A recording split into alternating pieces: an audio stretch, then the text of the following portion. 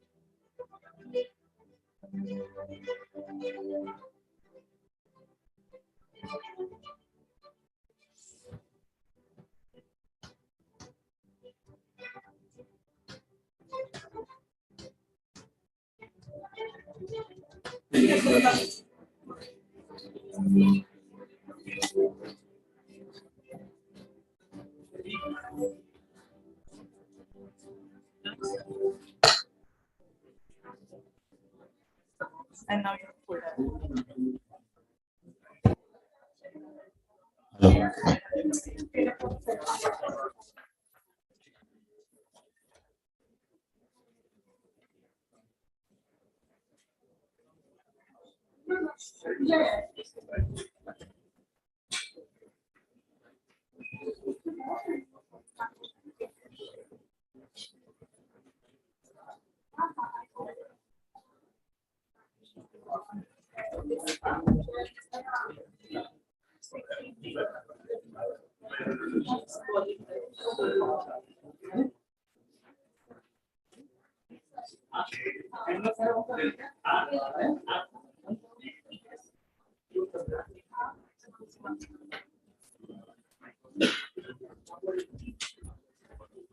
Good morning, all.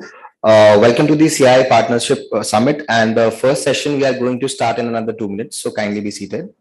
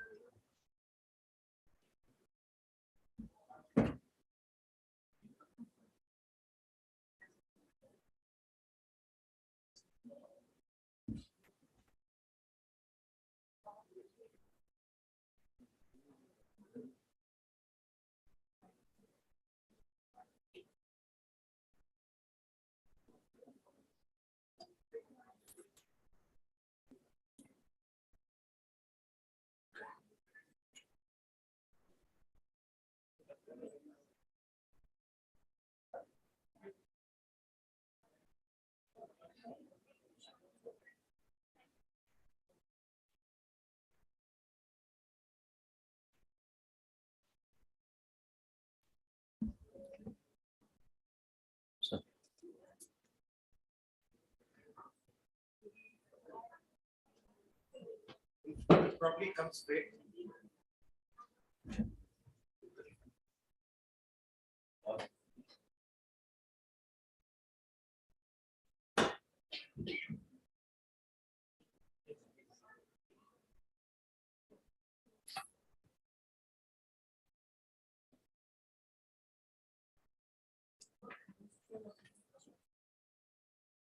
Good morning, all.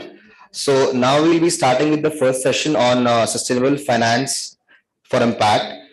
This session has immense potential in powering the movement that entails solutions to development challenges, climate conscious and sustainable decision making, and therefore holds the key to a sustainable future.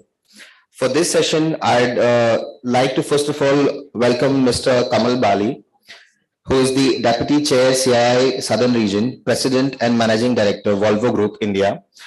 And I also welcome all the panelists on stage. Now I request Mr. Kamal Bali to kindly start the session. Thank you, sir.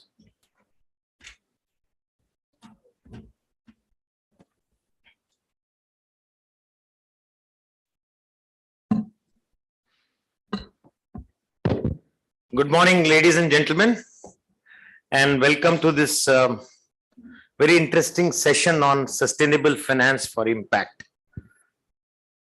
Friends, you will all agree that the narrative of sustainability is increasingly getting at the center of business strategy, as well as part of national agendas. It is no longer a peripheral or a good to have thing. It's at the very center of your strategy. The need to be holistically sustainable is driven not only as a result of climate action, but is spurred by a range of factors. Let me list some of them. One, the pandemic induced sensitivity to operate within the boundaries of this planet and reiterated the need of being humane. Second, resilience is a key factor in long-term progress. Sustainability thus includes aspects of safety, security, resource efficiency, circularity, livability of cities, responsiveness, and collaborative governance. Three, the new generation is connected, informed, expressive, and aspirational. It seeks higher purpose in our ambitions. So that's another very important element. Four, the need to be inclusive and being equitable, especially with regards to women and vulnerable sections of society. And five, the consequences of climate change and local emissions, of course, are very scary.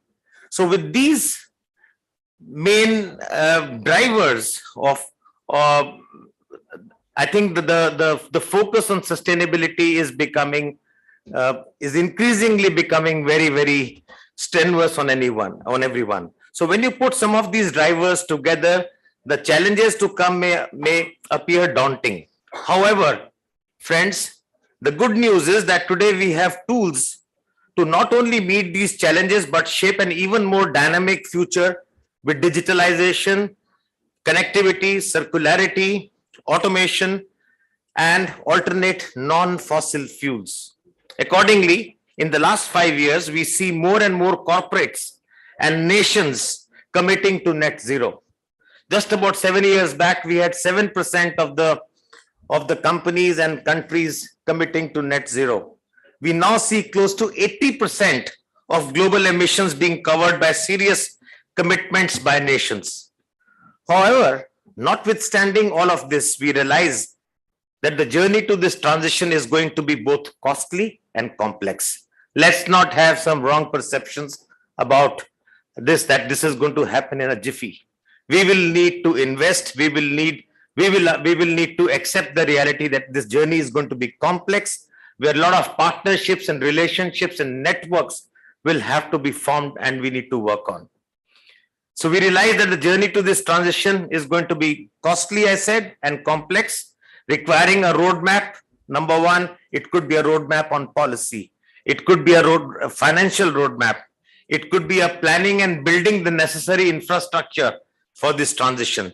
It could be a technology roadmap. What sort of technologies are we going to really use? Are we going to go fully when it comes to alternate energy? Is it going to be all electric and batteries, or is it going to be hydrogen fuel cells, or it's going to be hydrogen as a fuel, or it's going to be some other technology altogether. So I think that's another very important thing to note. And then, of course, how do you do carbon capture? And finally, the sectoral roadmap for mobility, for industry, for aviation, what different sectors of economy will use various tools. So I think the pursuit of and the growing demands for sustainability have significantly catalyzed the investment market to develop sustainability themed products. And I think a lot of my colleagues, at least a couple of my colleagues on this panel are going to talk about this in more in detail. But I think the global sustainable finance market size, which was valued at 3.6 trillion in 2021, is projected to reach 23 trillion by 2031. In another 8 years from now, is projected to reach $23 trillion of investment. In India, a report by Benori Knowledge revealed that sustainable investments by private equity and venture capital firms are expected to grow to $125 billion by 2026, a 5-year CAGR of 46%. That's the growth level we are talking of. This growing appetite for sustainable finance is one of the crucial keys and important levers to environment and societal transition.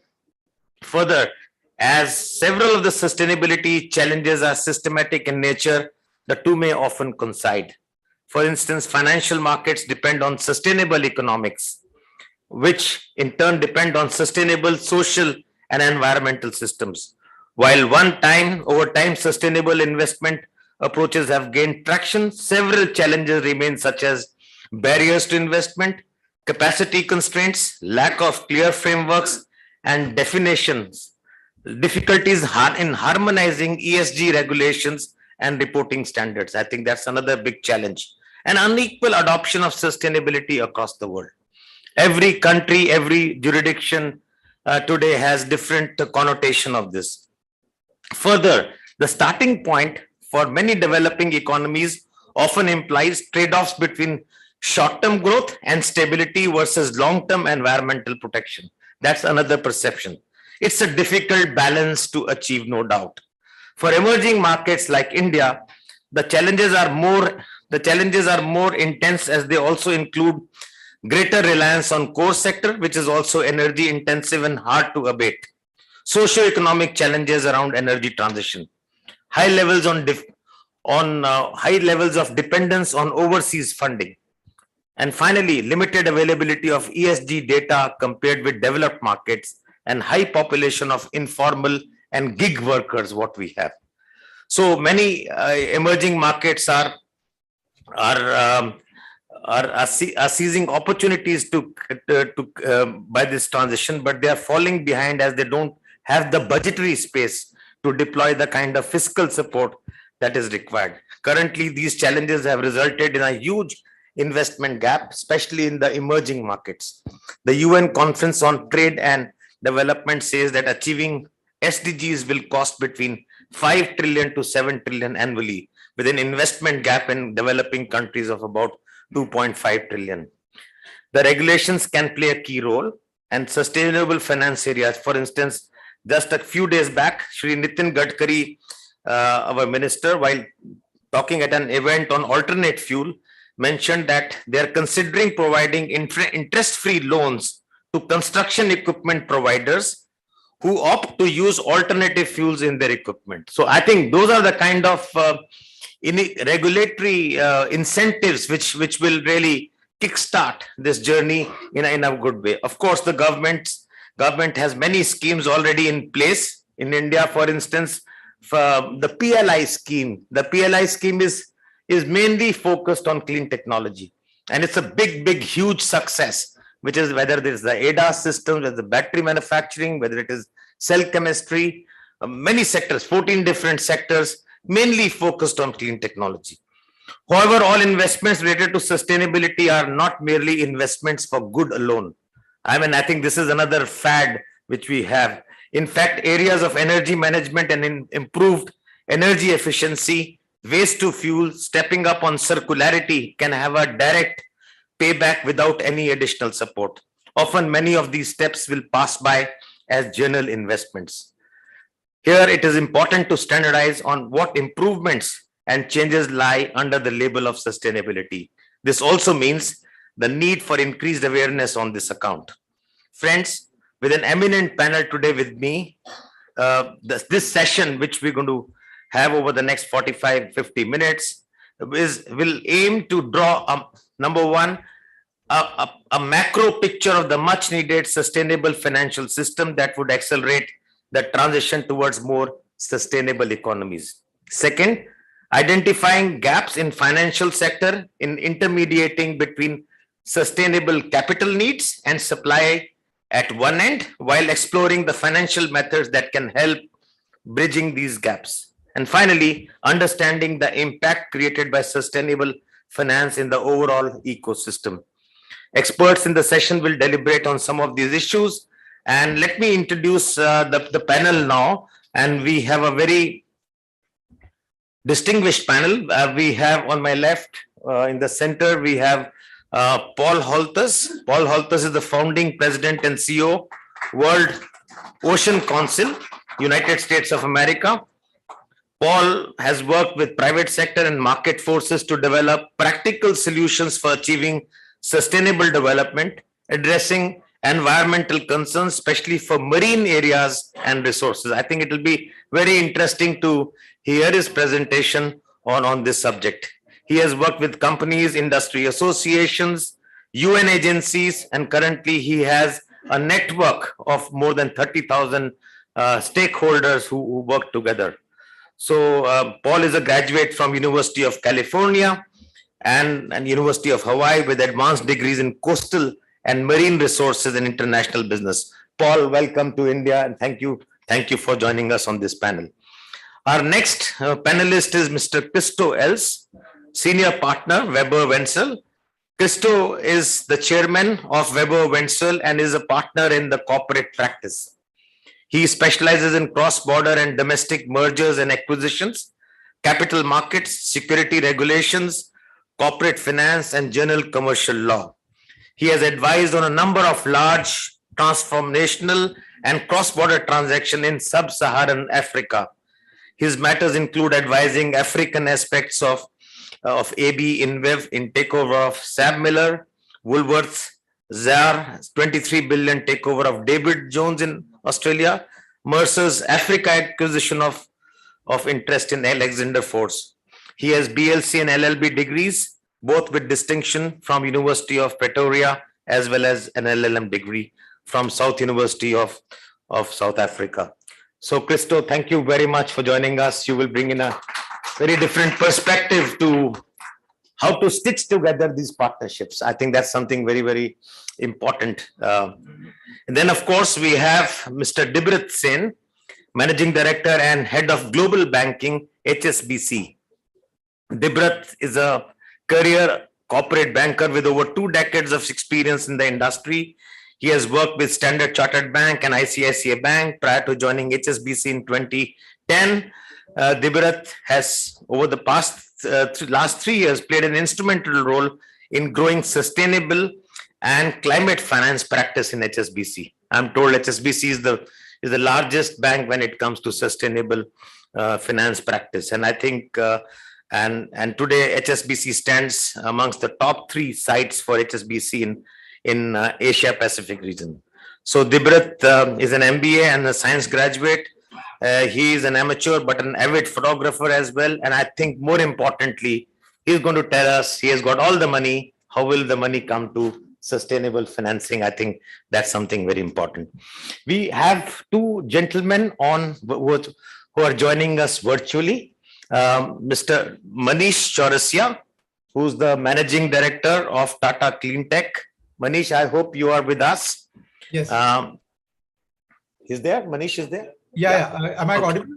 Yes, Manish, thank you. So Manish is a financial services professional with 24 years of experience in origination, credit risk assessment, syndication in Asia Pacific region.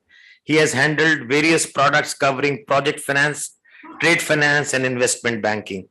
So Mr. Chaurasia is a mechanical engineer from IIT Roorkee and an MBA from Faculty of Management Studies. So as Managing Director of Tata Clean Tech, Manish is going to give us a perspective on how they finance on sustainable areas.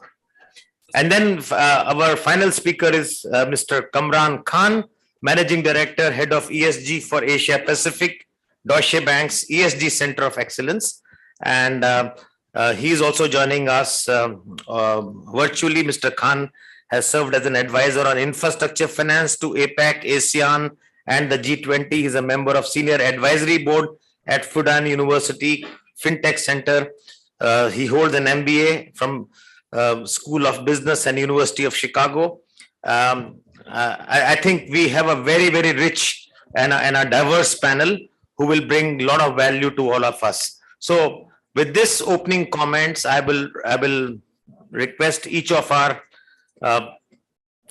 panelists to make opening comments just to set the context, and then if we have some time, we will get on to some questions and all. So let me start with by welcoming Paul, if you can come over and make your comments. Thank you.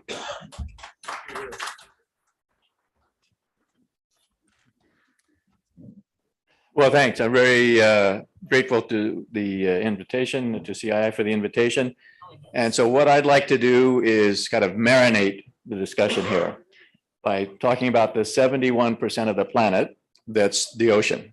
So I won't take 71% of the time, even though we've got that much of the planet to that we deal with. So I'm the founding president and CEO of the World Ocean Council, which is the global business and blue investment organization, ocean business and blue investment organization. So many of you have hopefully heard this term blue economy over the last few years, which has come to capture this idea, this imperative, this need to deal with the ocean economic development and sustainability, and sort of wrapping those things together. And a part of that, of course, is finance. So blue finance has now become a part of the lexicon along with the blue economy. So let me just spend a couple of minutes on what is the blue economy, and then talk about the finance aspects of that in keeping with our theme here today, and also link it directly to the size and complexity and opportunities of the blue economy here in India. So when we talk about the blue economy globally, talking about a level of ecosystem values and services, goods and services, and economic activity of 24 trillion per year. And if you look more specifically at direct economic activity, it's at least 4 trillion a year. So if the ocean economic activity was a country, it would be the eighth largest economic power on the planet, if we put all that as a national at a national level. And what that does, that affects all of us. So every economy, every kind of business, everyone is connected to the ocean somehow or another. 80% of international trade moves by maritime transport. 98% of international internet traffic, 98% goes via the ocean. So anybody that's on their phone right now, you're part of the ocean economy. That's the submarine cables, 1.2 million kilometers of submarine cables. That's the connectivity, especially for the finance community. And more cables are being laid in order to keep us more rapidly connected.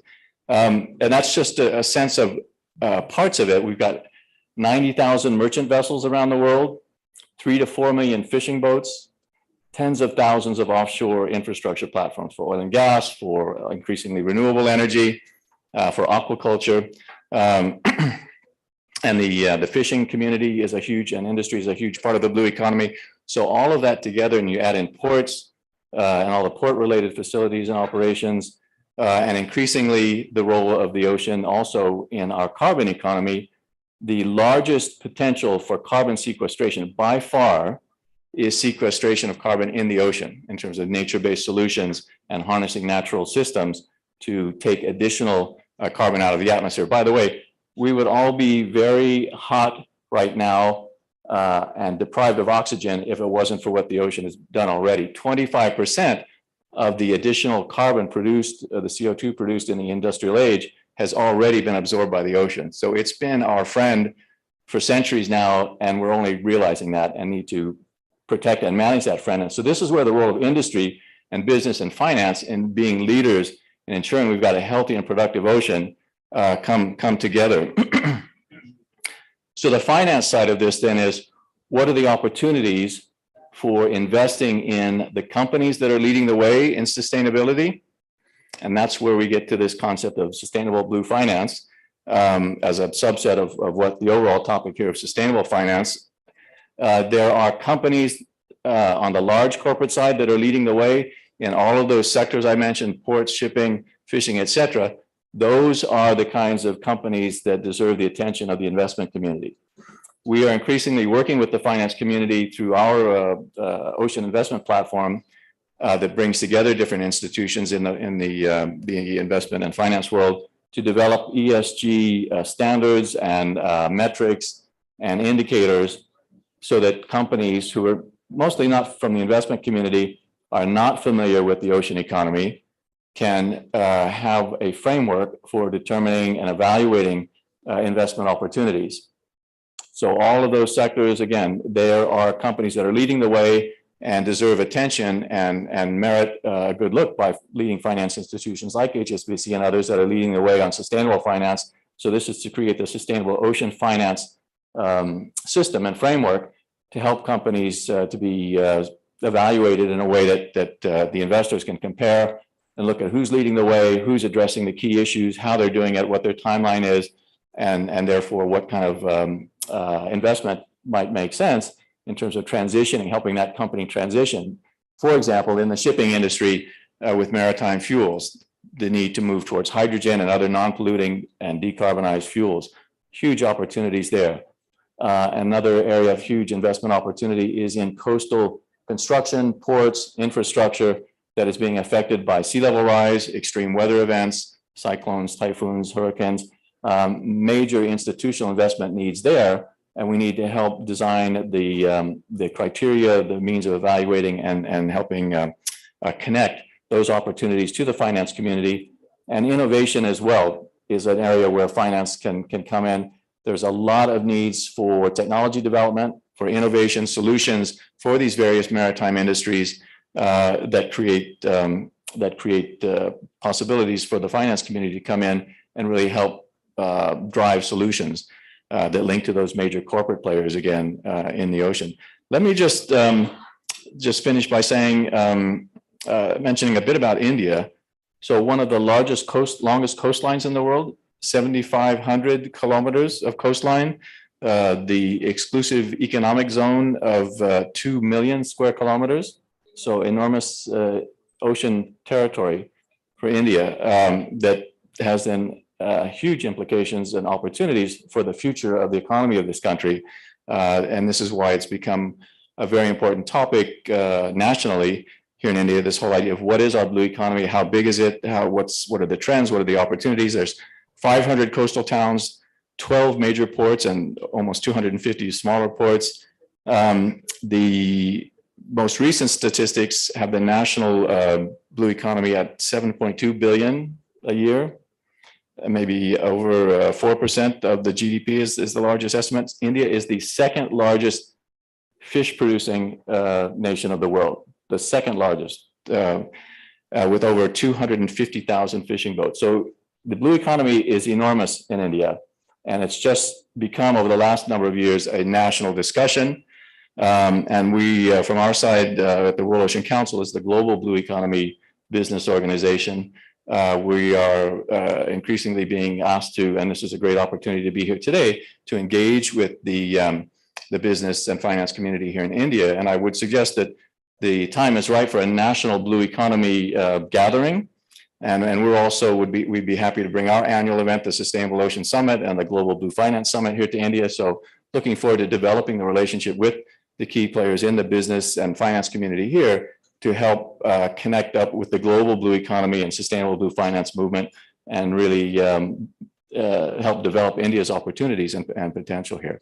So I'll stop there and really appreciate the opportunity to bring that sustainable blue finance piece into our sustainable finance discussion today. Thanks very much.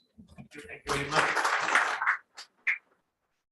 Thank you, Paul, for those very interesting comments, and you brought in a new dimension to the word blue economy, and I think that's very interesting. Thank you very much. And we can move to Dibrat. Dibrat, if you, from a banker's perspective, if you can tell us where we stand there. Thank you. Good morning, ladies and gentlemen. Uh, Thanks for having HSBC here today. We are always excited to talk about sustainable finance. Now, within the time allocated to me, which is 5-6 minutes, I'll try to provide a lay of the land with more specific context to India, because the audience here is quite elevated in terms of their overall understanding. And hence, I am expecting a certain level of maturity in terms of the broad understanding. So I'll try to focus my talk more about what's happening in India. Just to set the context, by estimates, $100 billion are required every year if India were to achieve its net zero target by 2070. It's a very large number. And if you compare that to what is actually happening on the ground, I think the overall investment that is actually getting channelized is not even 1/5. So there's a huge gap, which is very understandable, because the task we have set ourselves for is a very massive task. And as Mr. Bali pointed out, it is pretty complex.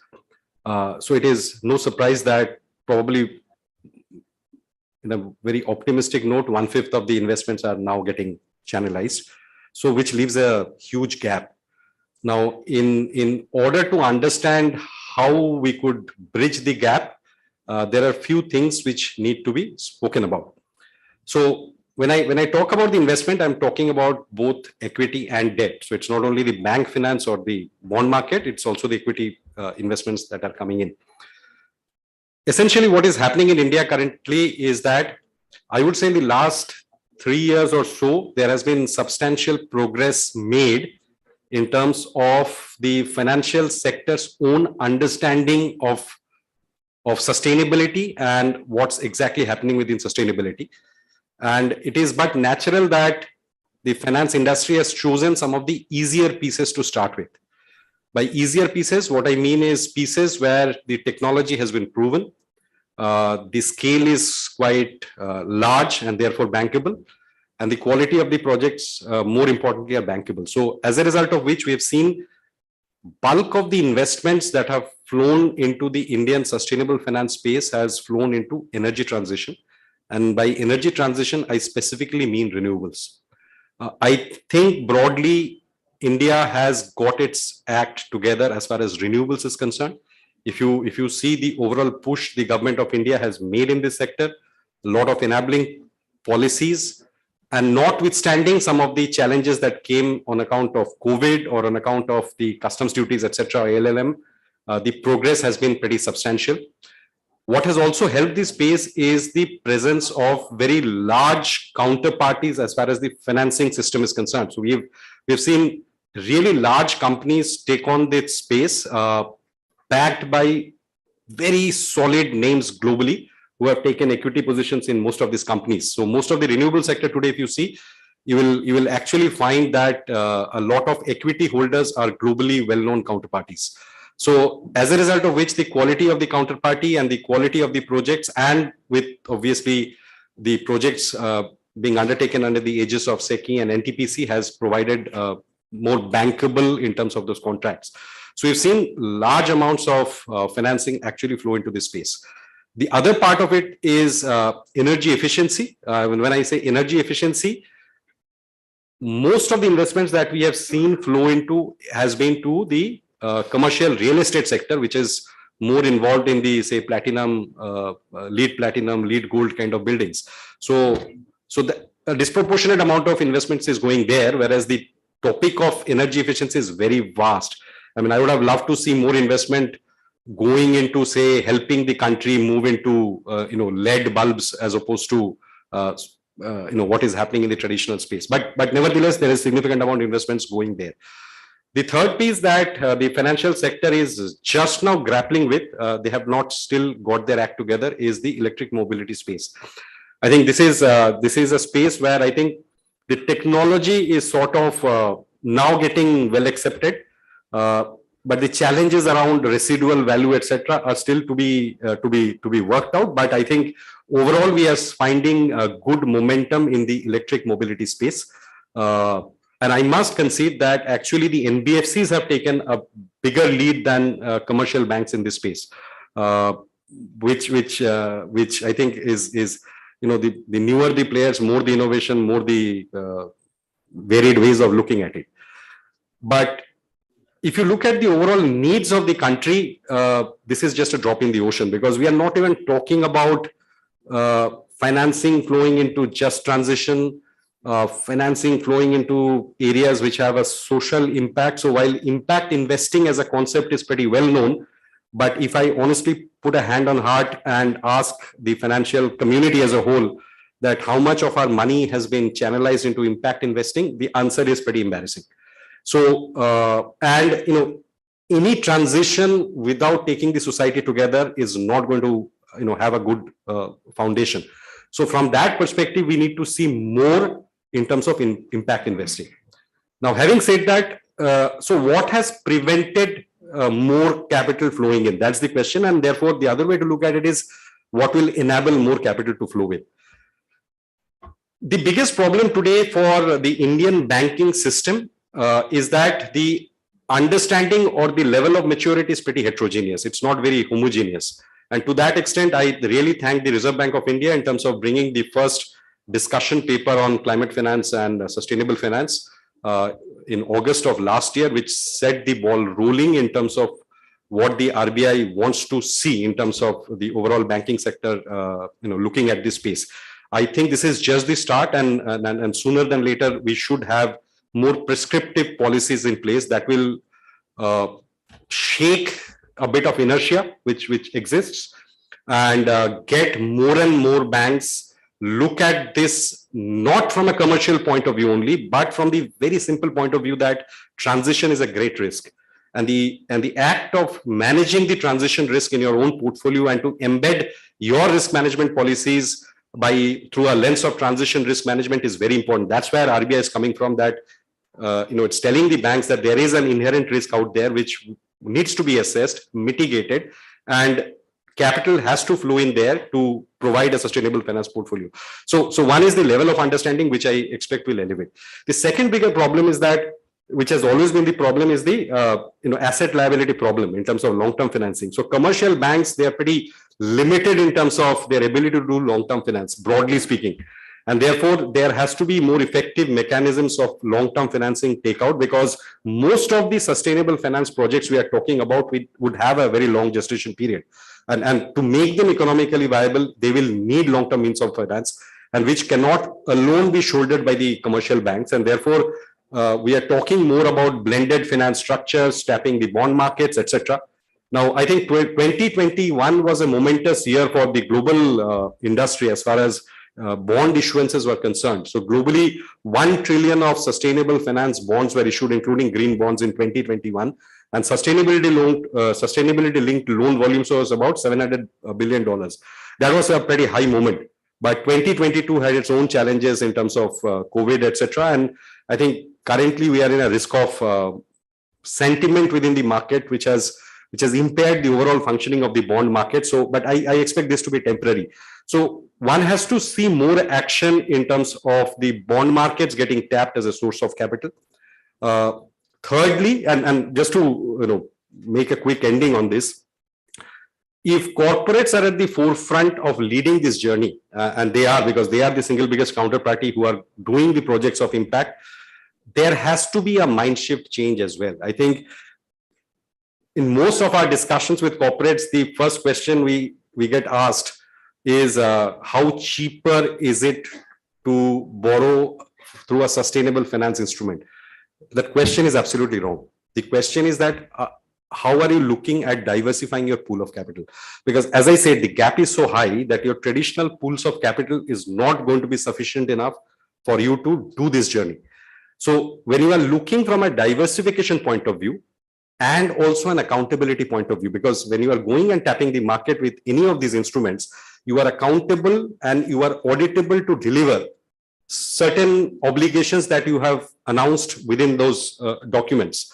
And therefore, the way you are going to conduct your business, you have to be more responsible and actually walking the talk, what you have, with which you have gone and taken money from the investors. So from that perspective, mind shift change at a boardroom is a need of the hour. It is changing, but we need to see more. So broadly, that's where we stand. To summarize, the gap is huge. There has to be more innovative ways on tapping the bond markets, both local and international. To that extent, I think the government of India's first move in February of this year to come up with their first green bond instrument is a welcome move because it sets the tone. It was quite successful. We also need to see more multilaterals working at more practical blended finance models. I've heard of certain models which are absolutely not practical. We are working with them to see how they can be made more practical. We have to see more financial inclusion extend to the overall sustainable finance space, which means impact investing has to be one of the criteria. And lastly, if there was to be an ask from the regulators, I would think a capital relief would definitely help, because if my capital weightage is the same as any other sector, then it becomes difficult because the capital is pretty scarce. So some amount of capital relief in terms of sustainable finance would definitely pave the way. I'm happy to answer more questions, but thank you. Thank you very much. Banker's perspective, and I think you added a couple of. I'm going to come back to you a little later. Let's then move to Mr. Manish Chaurasia, Managing Director of Tata. Manish, can we have you? Yeah, sure. Am I audible? Hi, am I audible, please? Yes, okay. Manish. Okay. Manish, So thank you so 4 much. minutes. Yeah, 3 to 4 minutes of your opening comments, and then we will come back to you again. Yeah. Okay. So thank you so much, and thank you for inviting me in this August forum. A lot has been said about the money which is required on sustainable finance, and I want to give my opening remarks, giving some comparisons. Now, if we go back last 8 years, when this journey has really started, and I'm confining my discussions to the environment part of it. So in the last 8 years, we have seen an investment of around 70 to 80 billion coming into this sector, mainly in the renewable energy and to some extent electric transportation, both debt and equity combined. But our estimates show that last 8 years is one thing, but if we go to next 8 years till about 2030, then the fund requirement is multiple times more. It is about 1.2 trillion US dollars. And this is not a small amount. This is about 15 times of what has already been invested in the last 8 years. So clearly this segment will show a lot of activities. Now, 1.15 trillion in isolation does not give very good picture. But just think of it, that today the total credit in the Indian market from the banking system is about 1.6 trillion US dollars. And the size of the Indian banking system is about 2.5 trillion dollars. And here we are talking about one segment, which itself will take about 1.15 trillion dollars. So this is not a small sum of money. So the challenge in front of all of us is huge. But the good news is that at least for the 2/3 of this investment, there is a business case, and these are viable investments. So I think instead of complicating this topic too much, the way I see it is that, if there's a business case, then the best way to ensure that the money comes is to see how we can create viable projects. And to create viable projects, there are certain must-haves. The first must-have is that we should have a country where contract enforcement is excellent. And this is one area where, we have to work. Because when it comes to the technology, the technology of tomorrow will always be cheaper than the technology of today. And the contracts in this sector is for as long as 25 years. So naturally, there's a tendency to renew the contract. So if we can ensure that we have proper systems in place so that contracts are enforced, that will make a huge difference. Second is that most of these technologies require large amount of land.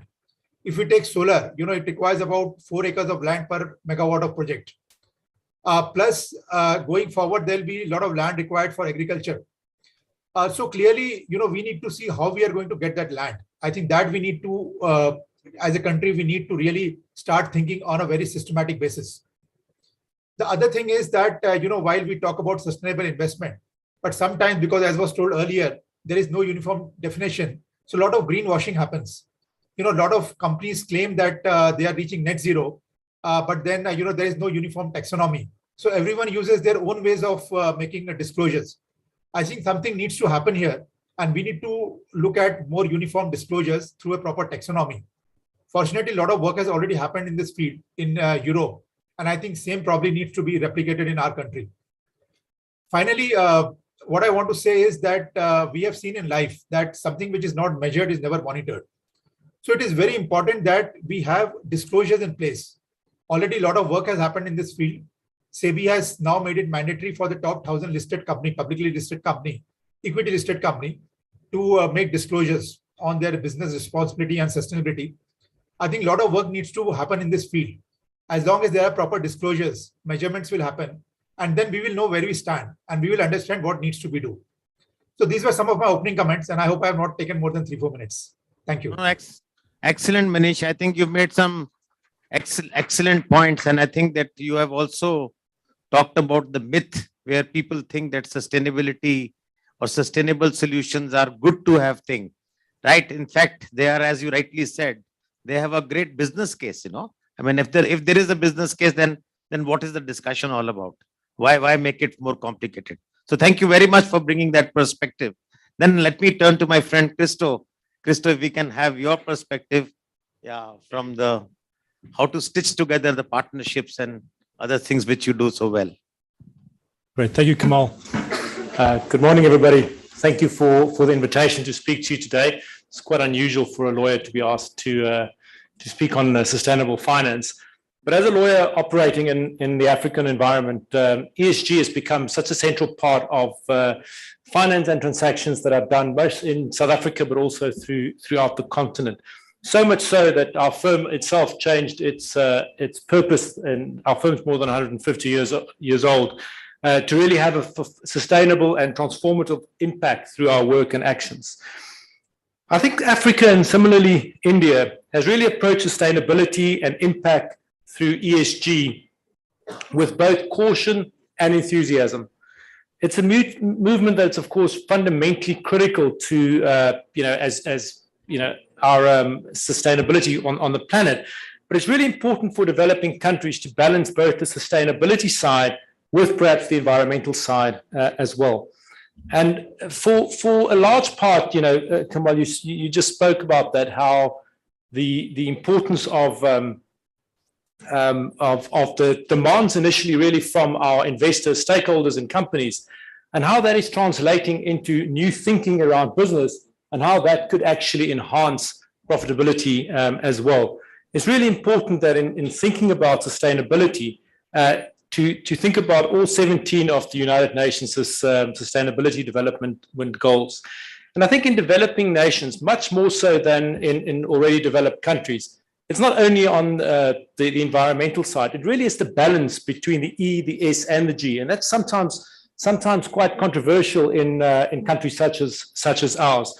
We see, for example, initiatives coming out of Europe, which they talk about an adjustment mechanism. They call it the cross-border adjustment mechanism, which the European Union are currently talking about, where they want to enhance their own carbon credits, of course, by introducing tariffs for importing into the continent products that have been produced using fossil fuels. Now, that's really problematic for countries such as South Africa or other African countries in India, which is perhaps not as far advanced in relation to the sustainable finance models. There's a lot of projects, of course, underway. For example, the Just Energy Transition Partnership that has been developed for South Africa, a similar one for Indonesia recently, and also the Loss and Damage Fund, which was announced at COP27. Those are really important initiatives, and I think they are a good start. There's a lot more thinking that is required in this regard. Also, developing countries, I suppose, in Africa and also India is really just at the start of this journey. If we think about the sustainable finance in green bonds, for example, it's such an innovative product, and yet in the last couple of years, less than 1% of the world's green bonds has been issued in Africa compared to the rest of the world. So, although it is starting, it really is still at the very, very early stages. But we've definitely seen an uptake both in green bonds, and Paul, you'll be very glad we're seeing the first couple of blue bonds being issued in Africa this year. But also very interesting new products such as sustainability bonds. In South Africa last year, a 150 million rand 5-year bond was issued by the International Bank for Reconstruction and Development, which is called a rhino bond. And the bond was created really to provide financing to protect and increase the black rhino populations in two very vulnerable areas in South Africa. Perhaps very soon we'll see tiger bonds in India as well. I just want to perhaps end with telling you one story that our firm has been involved in, which I think would really demonstrate the partnerships that can be created through sustainable finance. This is the story, we call it the Terragrin story. Some of you may have heard of the company.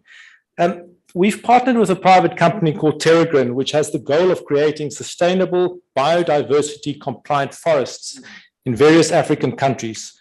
And they aim to deliver net zero emissions, but also social economic development through job creation and also the inclusion of much more or many more women entrepreneurs.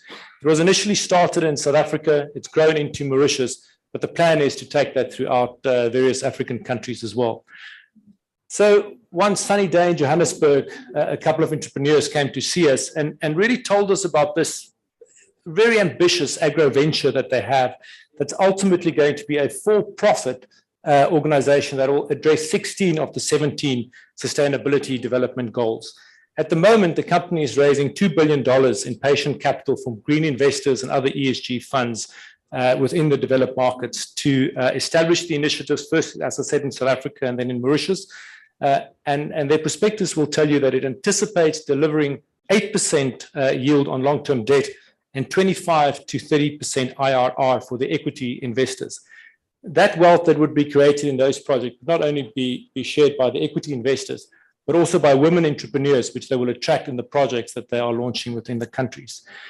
So by investing in these nature-based solutions, they will not only deliver on their positive impact through mitigating climate change, but they will also provide food security, employment, and social and economic projects. And those, I think, are the type of partnerships that is needed within sustainable finance. It provides for-profit. It's not a charity. It's a for-profit organization, and yet it balances those objectives with all the important social economic goals as well. A very similar project we recently heard of. Is you may be aware that there's a lot of energy challenges at the moment within South Africa as well. And one of the largest banks in the country will, unfortunately, I can't name them because they're going to launch it at their results presentation the next week or two. But they've worked out that there's an enormous amount of additional finance that can be provided on a non-collateralized basis to their own customers in relation to solar projects for private homes.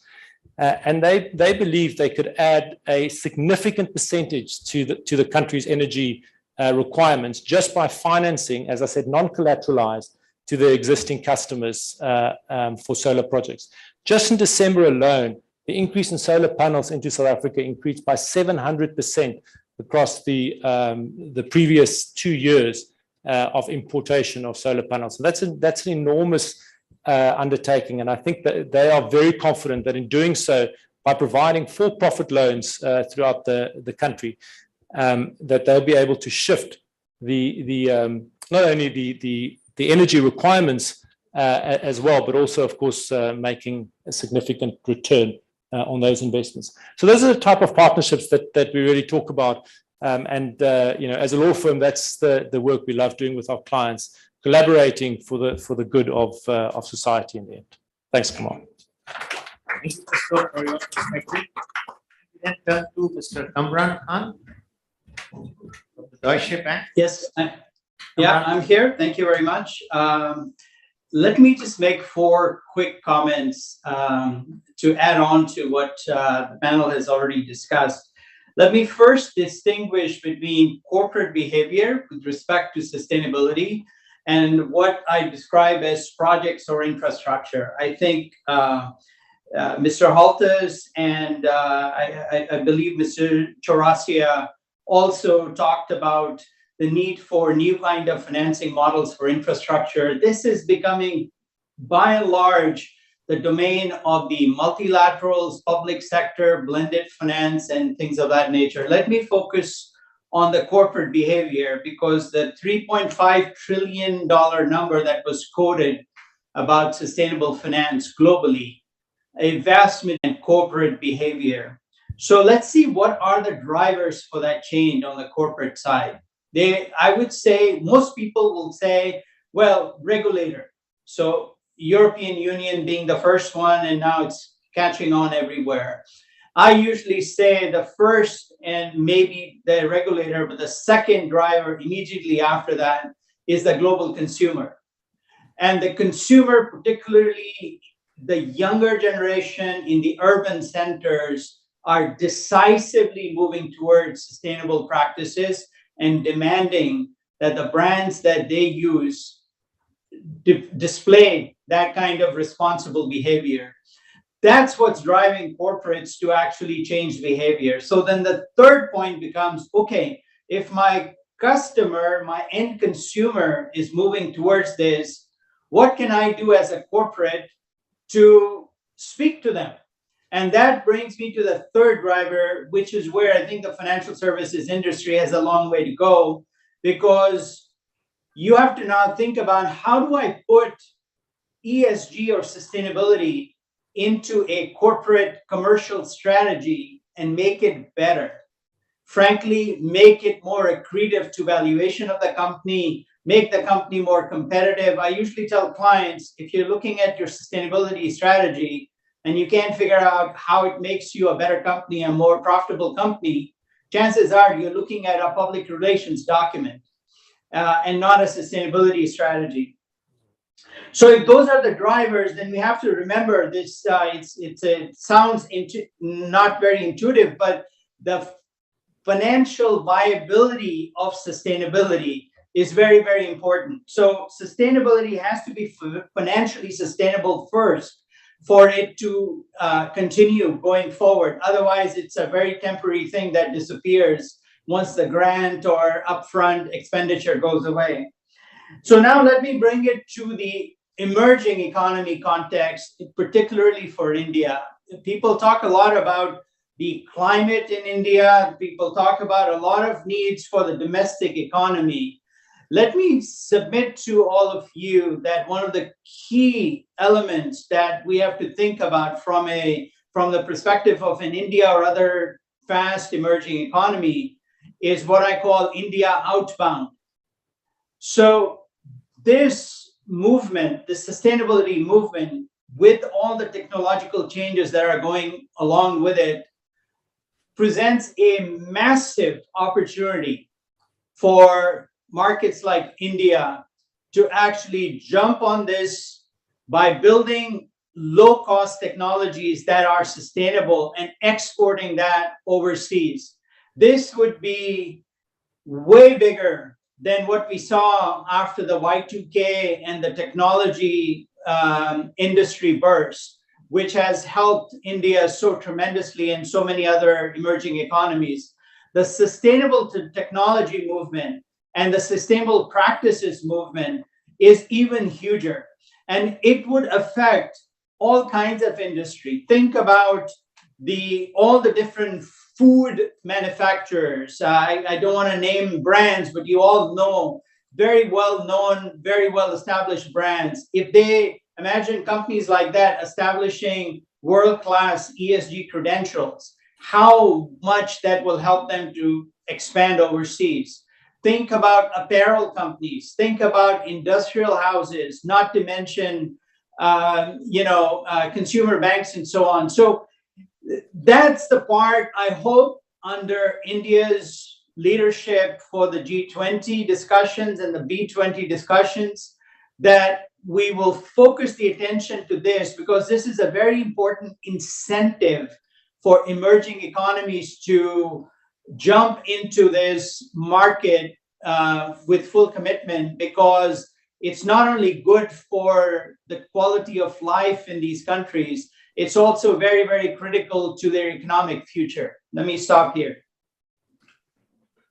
Thank you, Mr. Khan. Thank you for your perspective. We have limited time, but we will certainly take a few questions. Be ready with your questions. Until then, I will ask each of the panelists 2 questions. A quick one, maybe a quick one. One is that, what is on your wish list? One thing which you would want, which will really push this sustainable finance journey much faster, or fast track it. That is one. And the second thing, what is one thing which you would want it to stop? One thing you want to stop, one thing you want to start. So very quick one. Let me let me start with Mr. Chaurasia. If you can come up with your wish list on one thing which you would think it will fast track this journey, and another thing, a very quick one, another thing which will really, which you wanted to stop so that it gives a positive. Sure. So one thing which I would like to, given a lot of encouragement is the technology to develop green hydrogen. So currently green hydrogen is, there is a technology for the production of green hydrogen.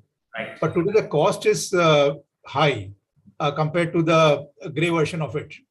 Now, why I'm saying this is that today, while we talk about renewables, but we have to remember that it is an inform power. Renewables can be produced only when the natural resource is there. And if we have very high renewable compared to the conventional power, then it will make the grid very unstable. So naturally, we need solutions for the storage of power. Right. And today, the main solution is in the form of batteries. But unfortunately, the battery requires rare earth metals, and those are concentrated in very few areas and controlled by very few countries. So your point is green hydrogen, right? Green hydrogen. So that is number one. And the one which needs to be stopped immediately is subsidizing fossil fuel.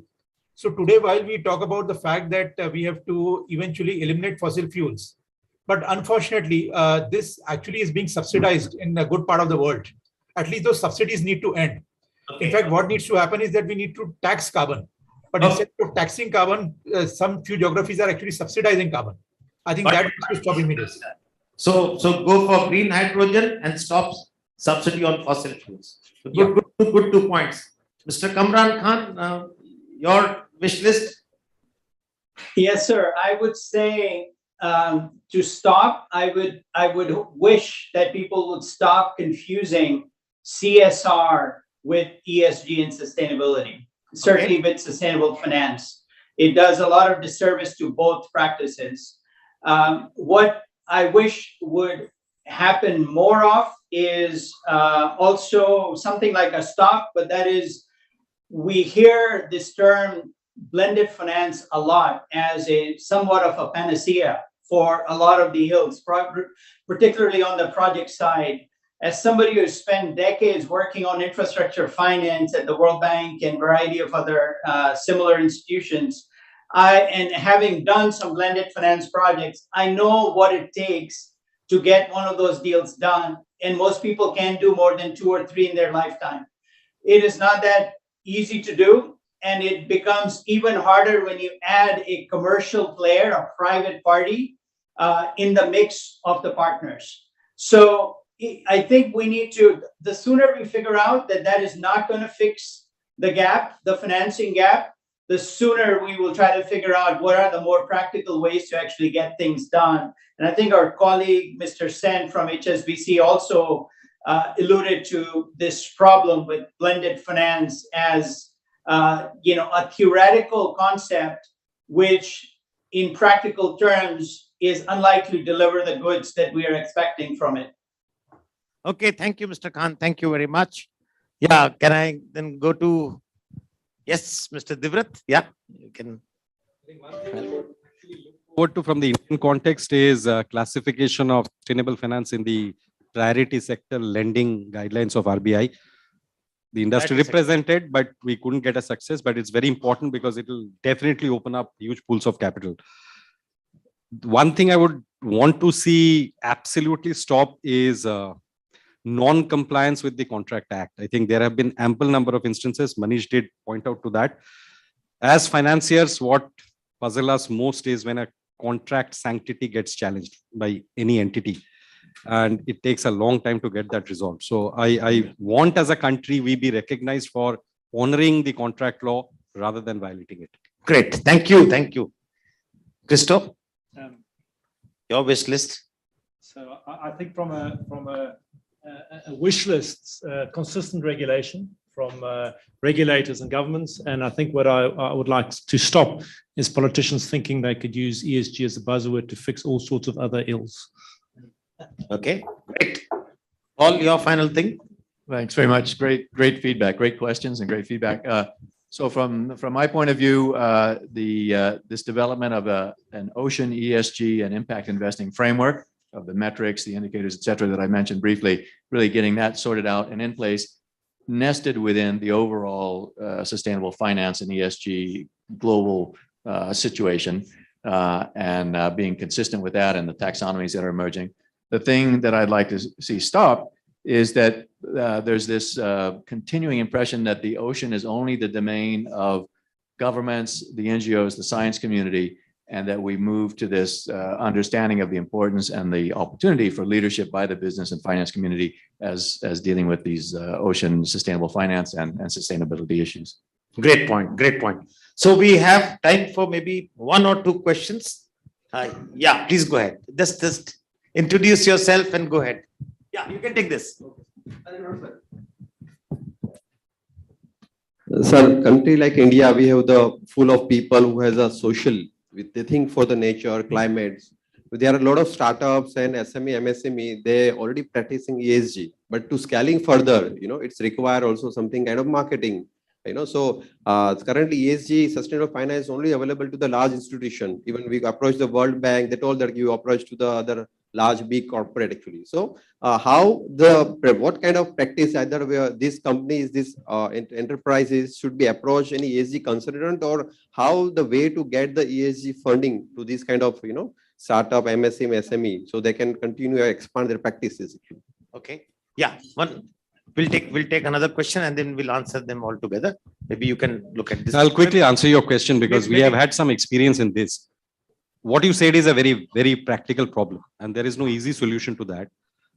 The method that we have seen work very well is when you approach it through the supply chain financing route of an anchor corporate. So essentially, if there are cases where you are supplying anything to some of the large counterparties, and we are constantly in talks with these large counterparties to do sustainable supply chain funding solutions. Globally, done it for Walmart, Puma. In India, there are quite a few cases which I can't talk in the public domain. That essentially helps you access financing at a rate which is cheaper than what you would on a standalone basis. It also aligns you with your anchor corporate's sustainability linked objectives and sort of puts you on the right path. So for the time being, I think this is one solution that could be looked at, but yes, it is not something which will solve for the broader issues. Thank you. One more, yeah. Anyone else? Yeah, please go ahead. You have the mic? Can somebody give us the mic? Yeah. Thank you. Introduce yourself and this. Well, I'm Neetu. I'm from, from a young German, company who is on the side of technology and innovation. And we are also getting, the solution on the side of circular economy and sustainability. So my question is to Mr. Kamal Bali. Yeah, sure. That, in the ecosystem of, where we talk about the small and a big company in terms of partnership, how we being as a, young company can collaborate and, fit into the ecosystem where we can, work with all. Yeah, I think that's a very good question. And I think it is getting a lot easier today to partner with large companies, because large companies themselves are looking at partnering with startups and maybe agile companies, fleet-footed companies, which can do things much, much faster than what large companies can do. I think the future leadership is all partnership. So, and therefore, all companies, I think irrespective of what sector you come from, all companies are much more eager to really partner with different parts in the ecosystem. So to my mind, just connect with the right people, persist. And I think it's not that difficult as it used to be earlier, because it's in the interest of both the large companies to also really benefit from the innovation. And India is known for that. You have 85,000 startups, which are actually, and of which 100 have already become unicorns. And they have actually been partnering with larger companies. So I think it's a great time And there are many networks available. I mean, I think this is one part.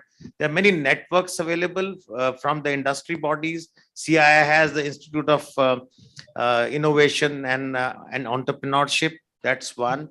The government has many such open Atal Tinkering Labs and so many other areas. PSA's office is running some programs. So I think there are many opportunities today to really connect and take things forward. So most welcome. And with regards to Volvo, please talk to me directly, no problem. Thank you, sir. Yeah.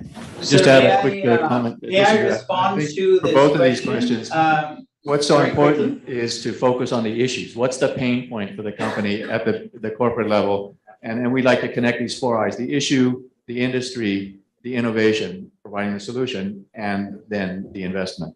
And so really, what do the corporates need, and bring their solution to them, and then you'll have an eager audience and partnership. With that, I would like to thank all of you, the lovely audience, and my co-panelists for really a wonderful session. A lot of insights, a lot of new learnings. Thank you all very much. Thank you. Thank you, sir. I would like to thank, I would request everyone to please be seated. I would like to thank the panelists as well as so you for the valuable session and the valuable insights that we had in the session. Now, I would request Mr. Kamal Bali to kindly present the token of appreciation to our panelists. I would also like to say that these gifts are one district, one product gifts. So first, I would request Mr. Paul Holters to please come and collect the token of appreciation from our end.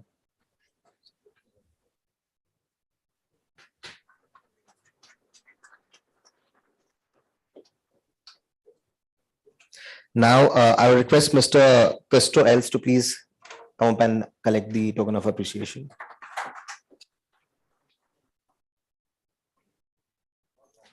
Now, I request Mr. Dibrat Sen to please collect the token of appreciation. I would also request Mr. Paul Holters to present the token of appreciation to Mr. Kamal Bali.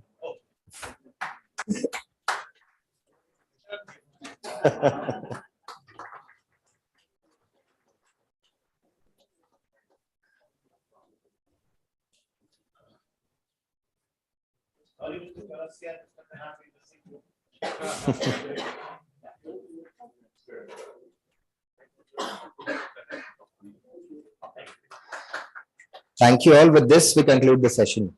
Thank you so much. Thank you, everyone.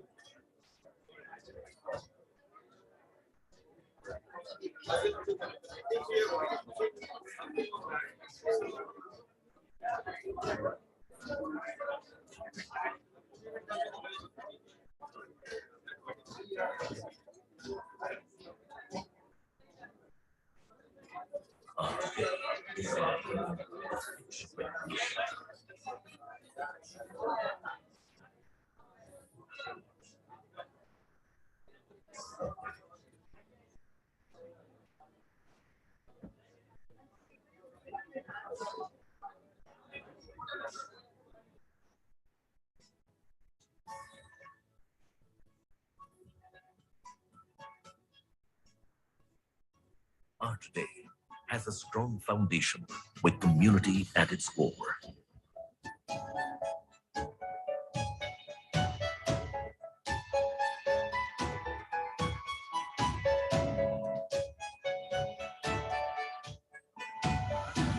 Art today is dedicated to the communities we serve.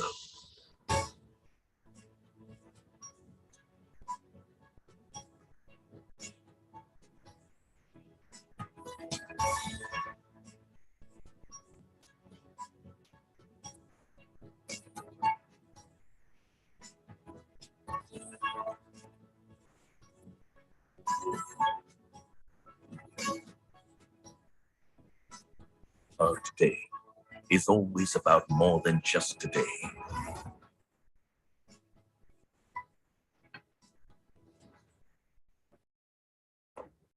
Art today is a continuous journey for a better tomorrow.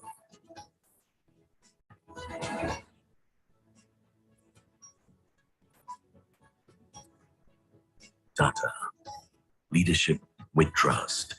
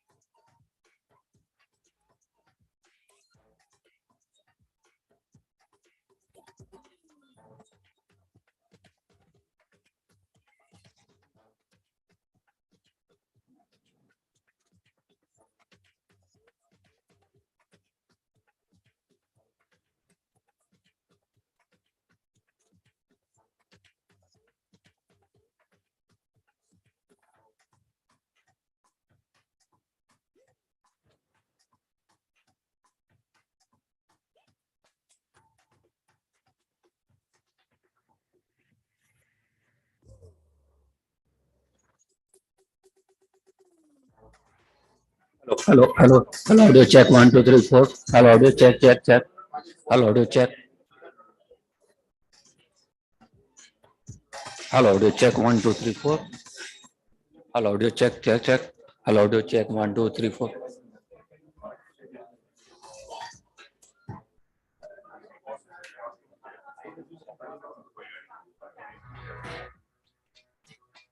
When you say faster, I just want to see how fast. Very exciting day.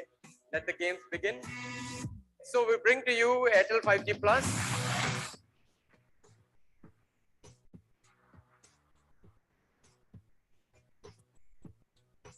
Next level है, मतलब अब तो मेरी video फटाक से एकदम से upload हो जाएगी। मुझे लेटेंसी की अहमियत पता है, मैं उसके लिए ज़्यादा excited. The technology we have chosen is the one which is widely used in the world. Every 5G phone will work on. SIM change करने का कुछ जरूरत नहीं था मुझे, नेटवर्क चेंज किया जाके and 5G enabled. Airtel 5G Plus is environment friendly. I think that is very important. क्या मस्त फील्ड है रे? It's revolution. Magic. Once you use it, you can't go back.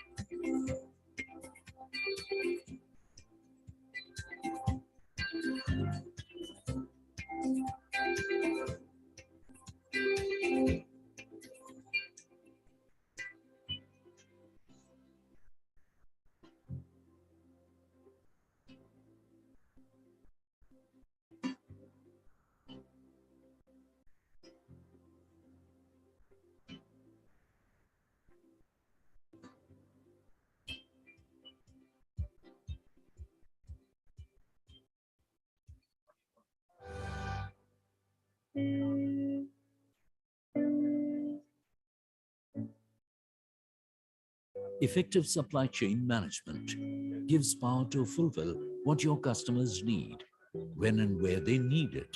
How will you ensure that your supply chain is reliable, flexible, innovative, and always strives for excellence? Since the past 2 decades, TVS SCS has been the trusted name in the supply chain industry. The legacy of TVS brand is more than 100 years old. We are trusted for the value that we have created. Our global presence with unmatched supply chain network pan-India, warehousing space of more than 19 million square feet, transportation network across 29 states, and a strong team of more than 10,000 professionals stand together to serve our esteemed customers.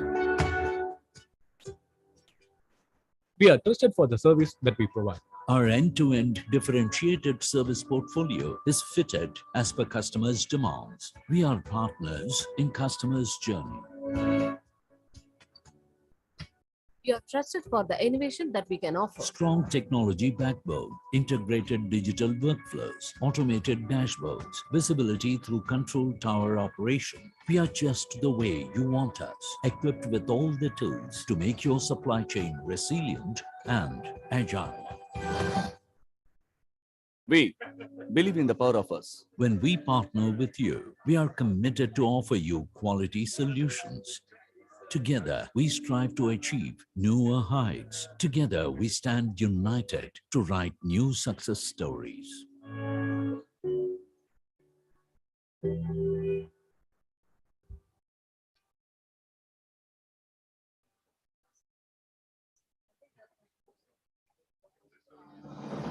For 28 years, the CII Partnership Summit has been driving India's global engagement. In 2023, as CII leads B20 India, the Partnership Summit will converge government and business leaders of the world and India with the theme of partnerships for responsible, accelerated, innovative, sustainable, and equitable businesses. The CII Partnership Summit will align with B20 India. Global dialogues are strategized around 10 tracks. Inclusive GBCs for resilient global trade and investment. G20. Financing global recovery. Future of work, skilling and mobility. Energy, climate change and resource efficiency. Financial inclusion. Digital transformation. Technology, innovation and R&D. ESG in business. African economic integration. With country sessions, B2B meetings, state sessions, and much more. The CII Partnership Summit 2023 is the world's meeting place this March. Partnerships for responsible, accelerated, innovative, sustainable, and equitable businesses.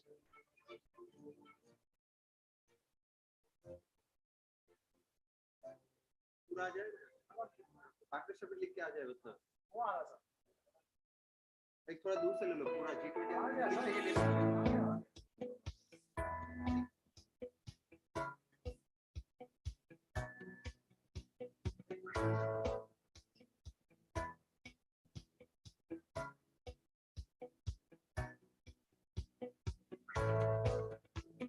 G20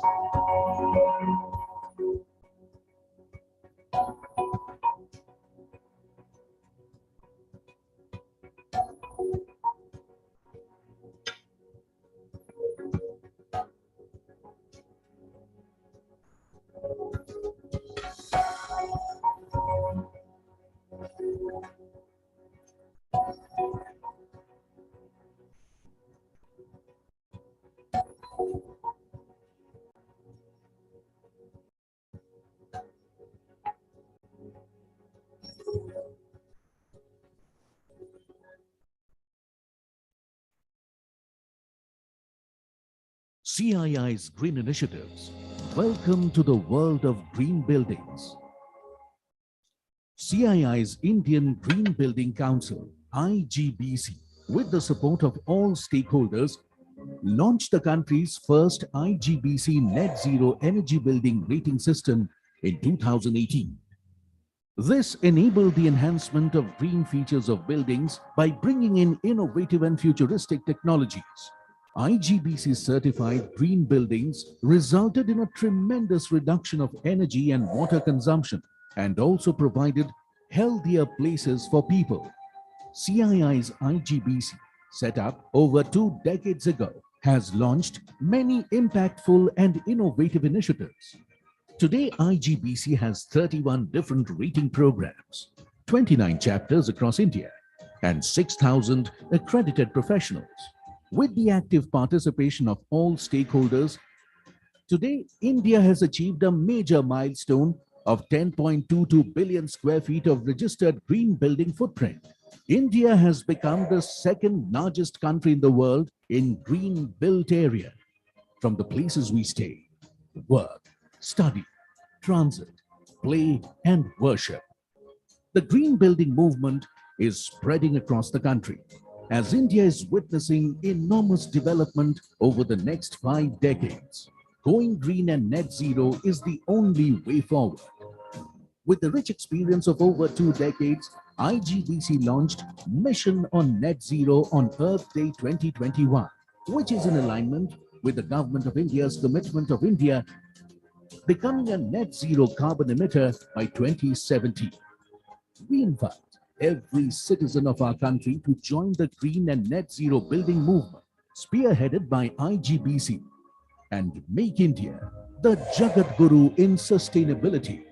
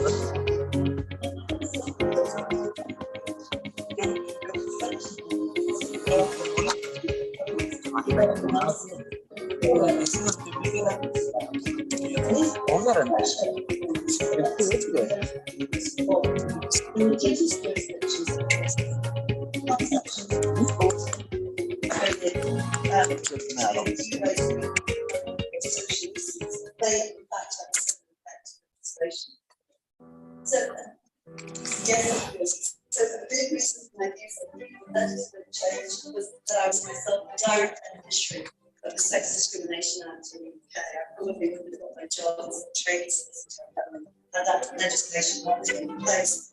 So my main message is that the leadership in relation to ESG must come from the top. The directors really need to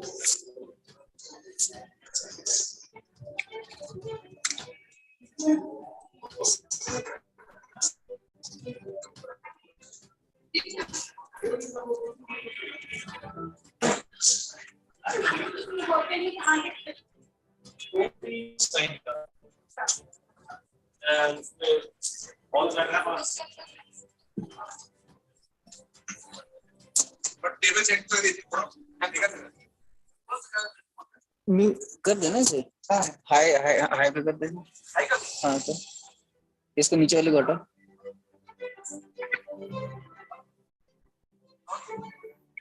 बस sir एक आ जाओ ये हम बाहर से login कर रहे हैं ठीक है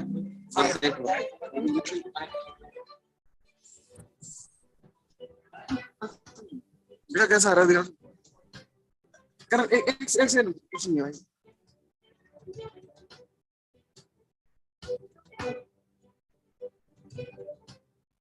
एक सेकंड इसका आउटपुट कितना रखा है जूम का आउटपुट रीमिक्स का आउटपुट कम करो इसको कम करो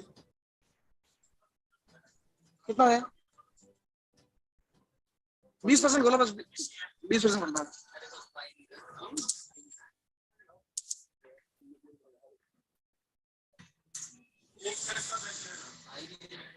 अब बढ़ाओ धीरे धीरे बढ़ाओ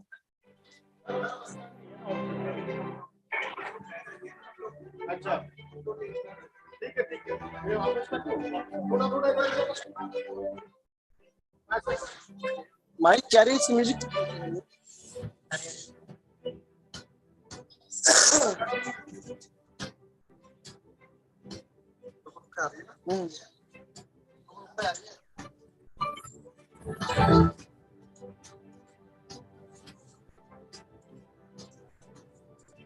आउटपुट चेक करके देखिए और मैं आपको बता डाले ऑप्शन रखा है ऊपर डाल के देख लें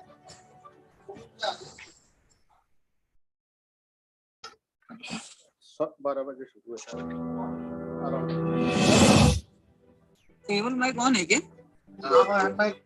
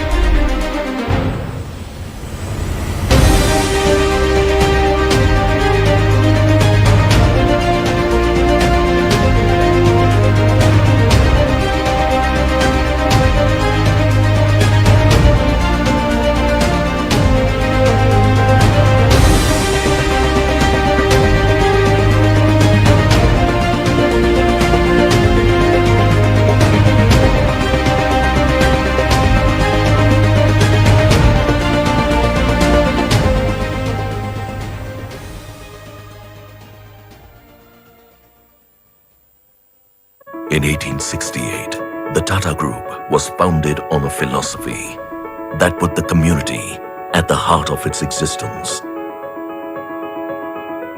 Today, we are a $100 billion global enterprise.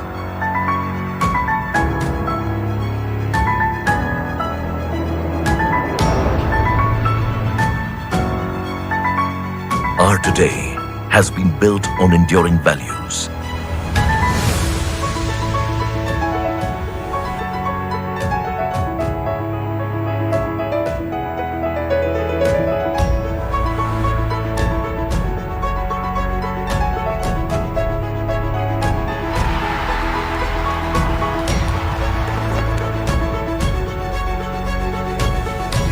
Our today is about delivering excellence across business sectors.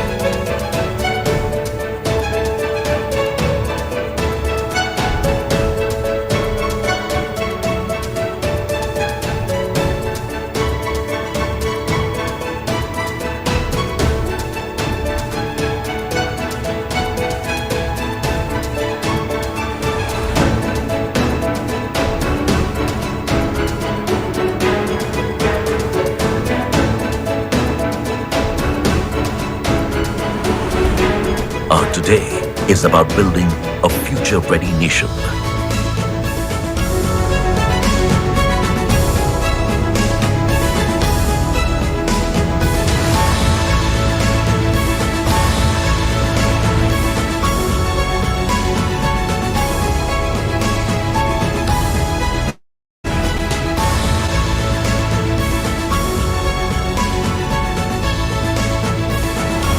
Our today has a strong foundation with community at its core.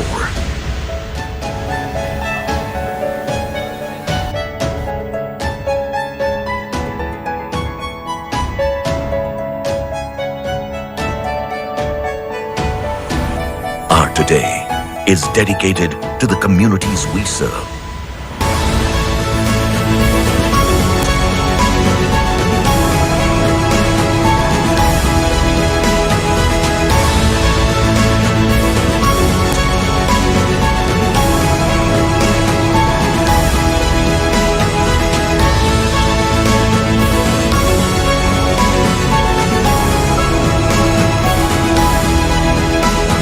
Our today is always about more than just today.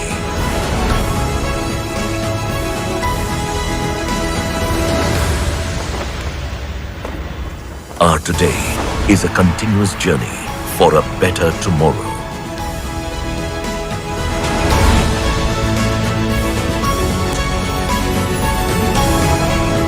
Tata, leadership with trust.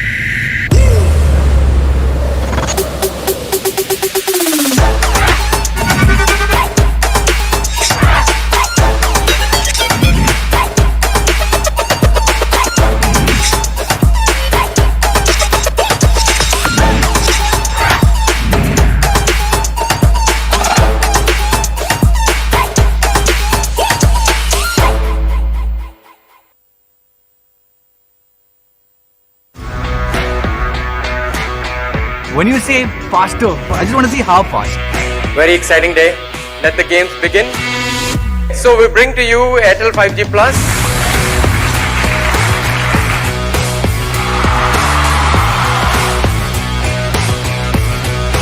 Next level है, मतलब अब तो मेरी video फटाक से एकदम से upload हो जाएगी। मुझे लेटेंसी की अहमियत पता है, मैं उसके लिए ज़्यादा excited. The technology we have chosen is the one which is widely used in the world. Every 5G phone will work on. SIM change करने का कुछ जरूरत नहीं था मुझे, नेटवर्क चेंज किया जाके and 5G enabled. Airtel 5G Plus is environment friendly. I think that is very important. क्या मस्त स्पीड है रे? It's revolution. Magic. Once you use it, you can't go back.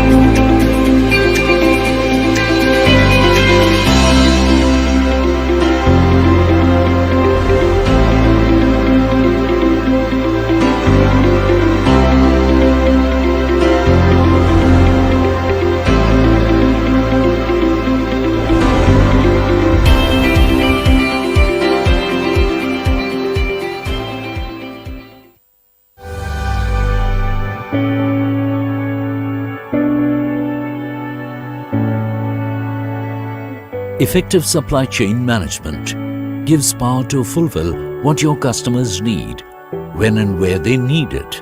How will you ensure that your supply chain is reliable, flexible, innovative and always strives for excellence? Since the past 2 decades, TVS SCS has been the trusted name in the supply chain industry. The legacy of TVS brand is more than 100 years old. We are trusted for the value that we have created. Our global presence with unmatched supply chain network pan-India, warehousing space of more than 19 million square feet, transportation network across 29 states and a strong team of more than 10,000 professionals stand together to serve our esteemed customers. We are trusted for the service that we provide. Our end-to-end differentiated service portfolio is fitted as per customers' demands. We are partners in customers' journey. We are trusted for the innovation that we can offer. Strong technology backbone, integrated digital workflows, automated dashboards, visibility through control tower operation. We are just the way you want us, equipped with all the tools to make your supply chain resilient and agile. We believe in the power of us. When we partner with you, we are committed to offer you quality solutions. Together, we strive to achieve newer heights. Together, we stand united to write new success stories.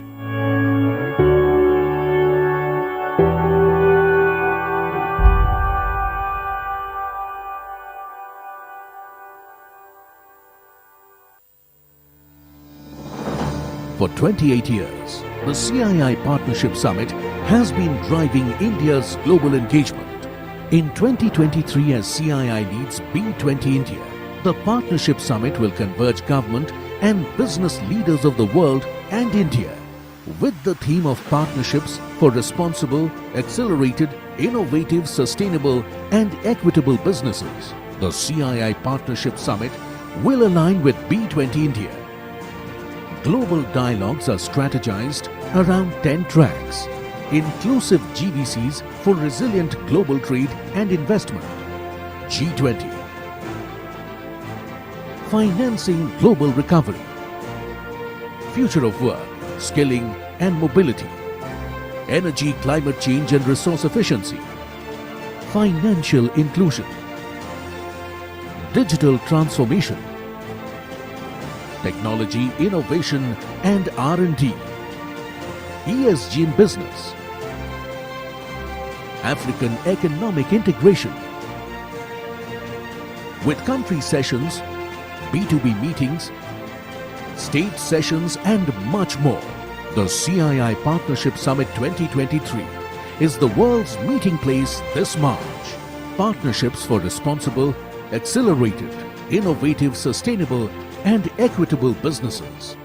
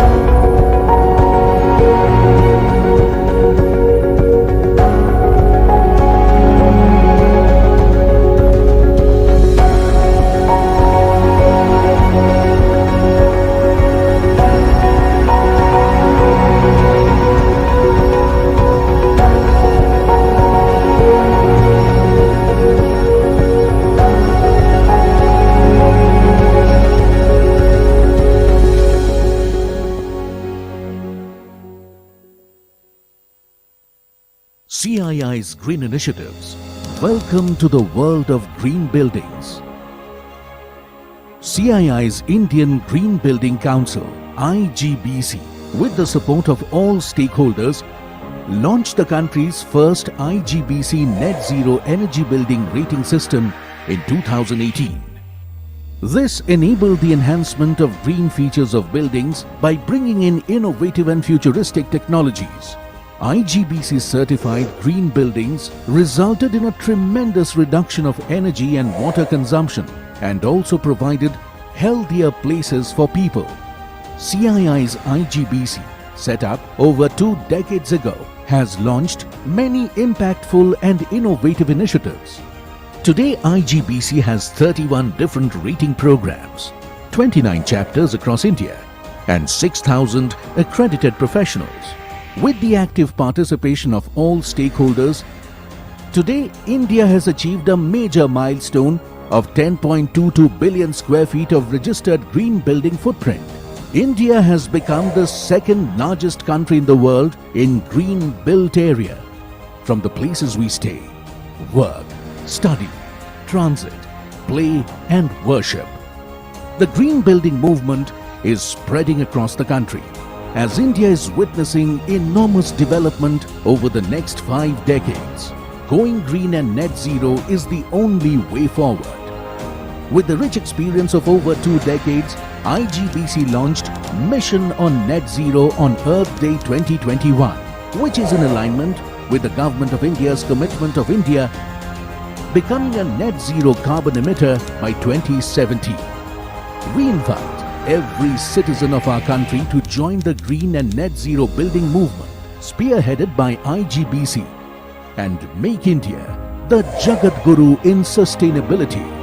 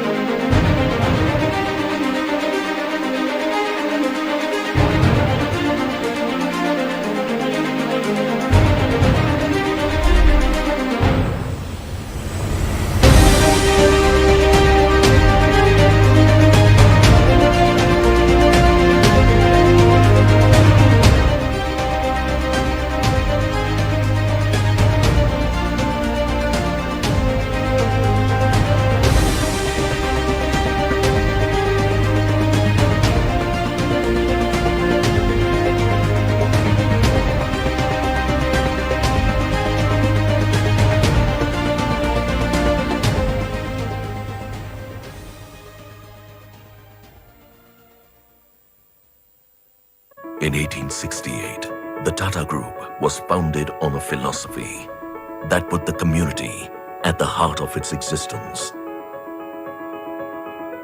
Today, we are a $100 billion global enterprise.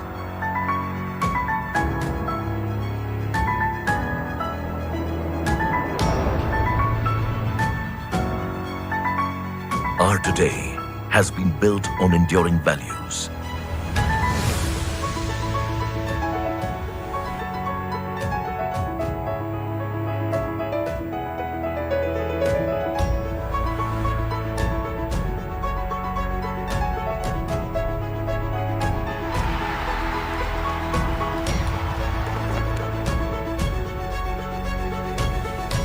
Our today is about delivering excellence across business sectors.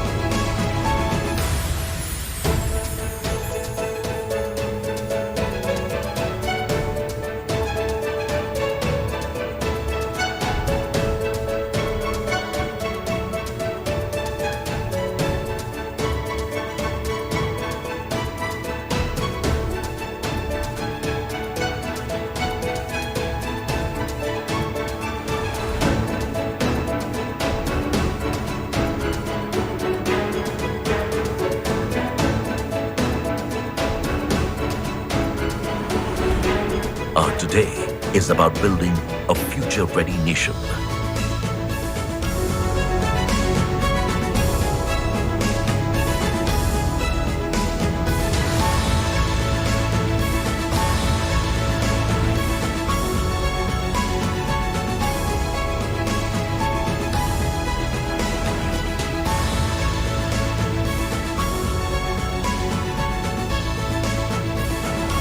Our today has a strong foundation with community at its core.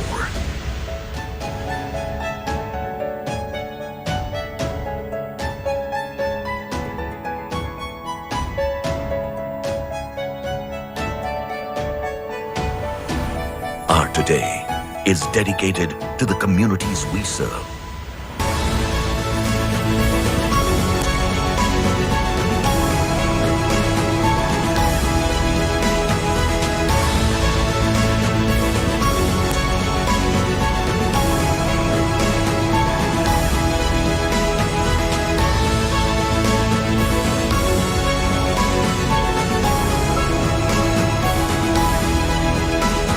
Our today is always about more than just today.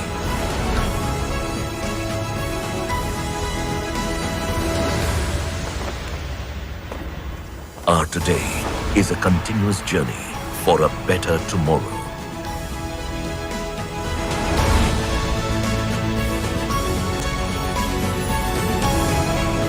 Tata, leadership with trust.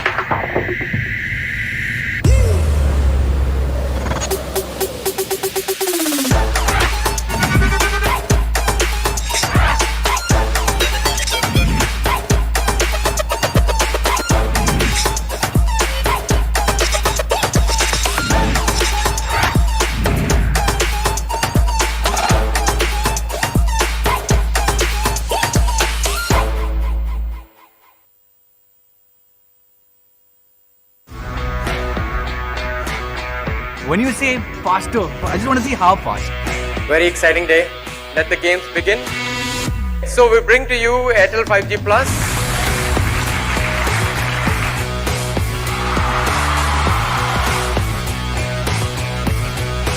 Next level है, मतलब अब तो मेरी video फटाक से एकदम से upload हो जाएगी। मुझे लेटेंसी की अहमियत पता है, मैं उसके लिए ज़्यादा excited.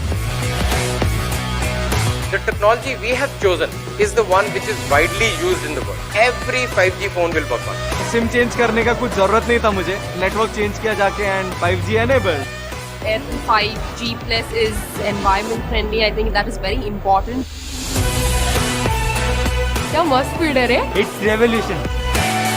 Magic. Once you use it, you can't go back.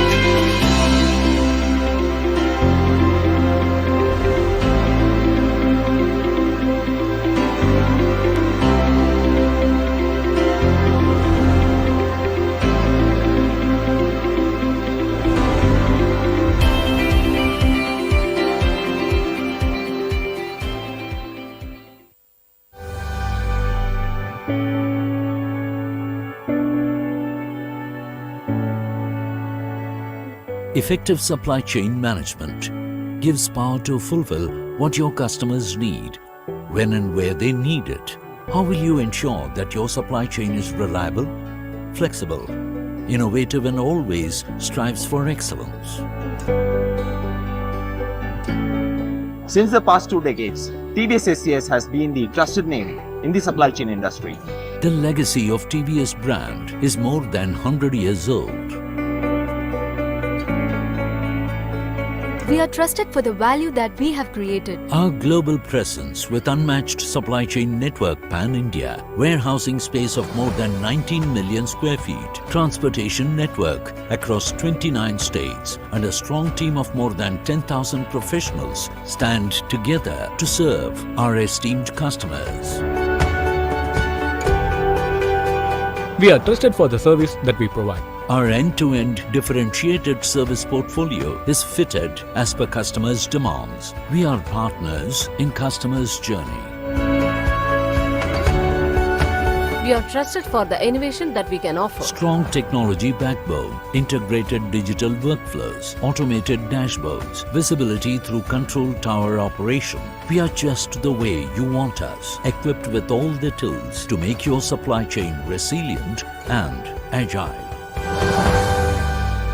We believe in the power of us. When we partner with you, we are committed to offer you quality solutions. Together, we strive to achieve newer heights. Together, we stand united to write new success stories.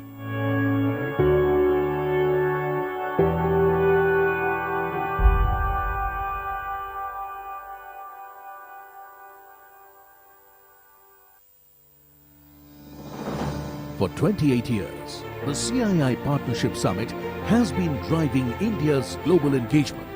In 2023, as CII leads B20 India, the Partnership Summit will converge government and business leaders of the world and India with the theme of partnerships for responsible, accelerated, innovative, sustainable, and equitable businesses. The CII Partnership Summit will align with B20 India.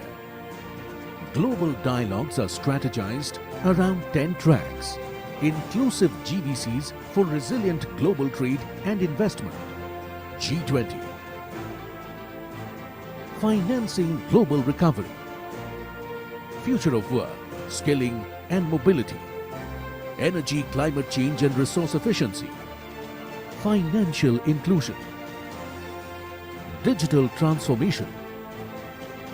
Technology, innovation and R&D. ESG in business. African economic integration. With country sessions, B2B meetings, state sessions and much more. The CII Partnership Summit 2023 is the world's meeting place this March. Partnerships for responsible, accelerated, innovative, sustainable and equitable businesses.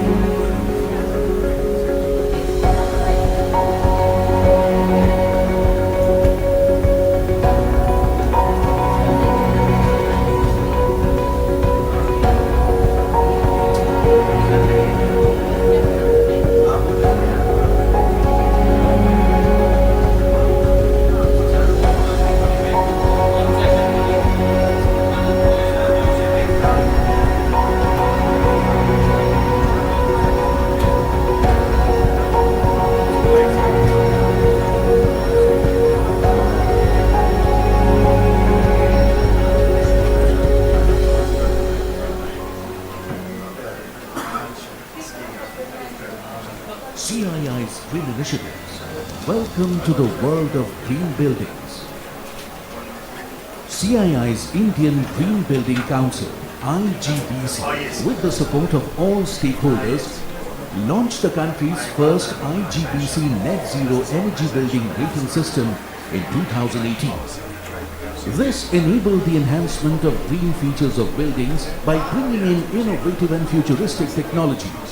IGBC certified green buildings resulted in a tremendous reduction of energy and water consumption and also provided healthier places for people. CII's IGBC, set up over 2 decades ago, has launched many impactful and innovative initiatives. Today, IGBC has 31 different rating programs, 29 chapters across India, and 6,000 accredited professionals.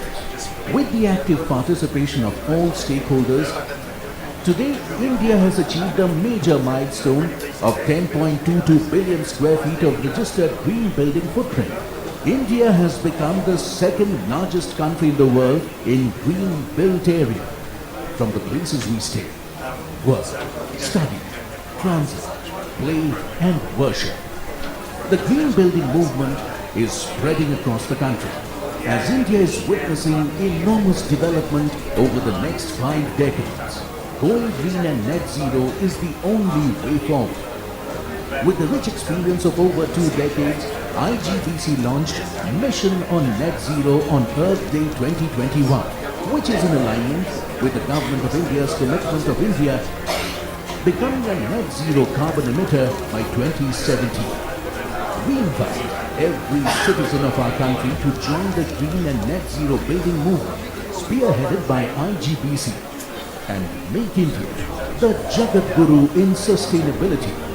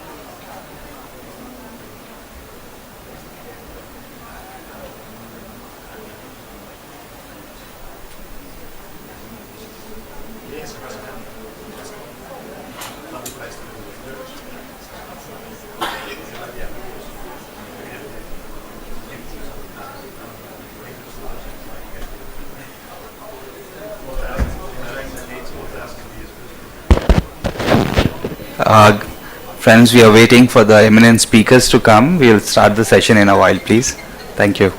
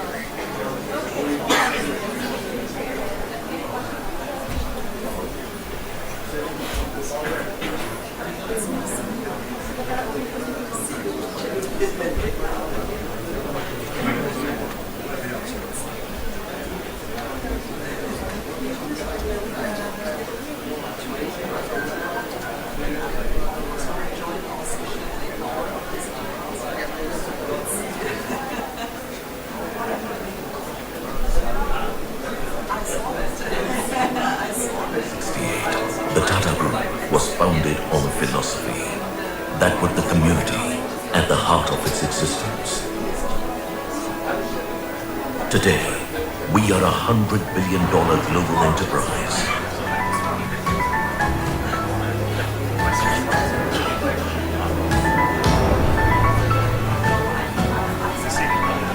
Our today has been built on enduring values.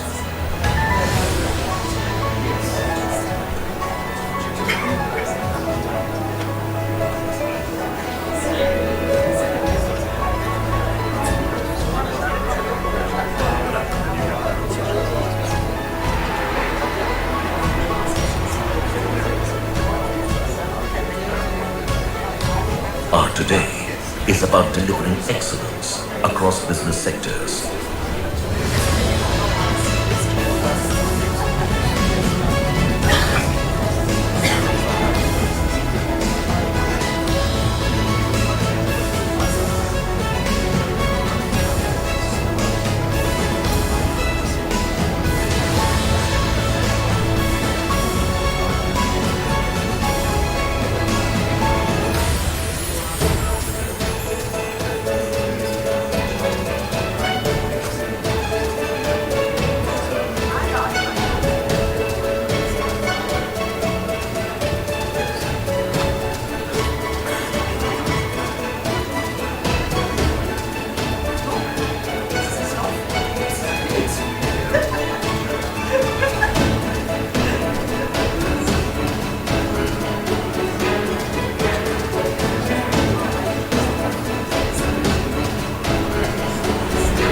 Our today is about building a future-ready nation.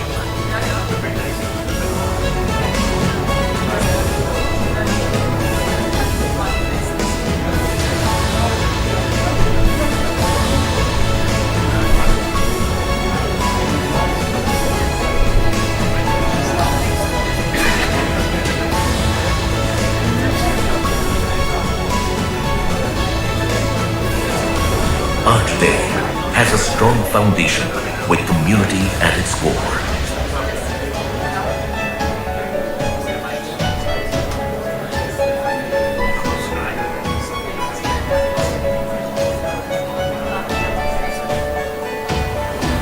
Our today is dedicated to the communities we serve.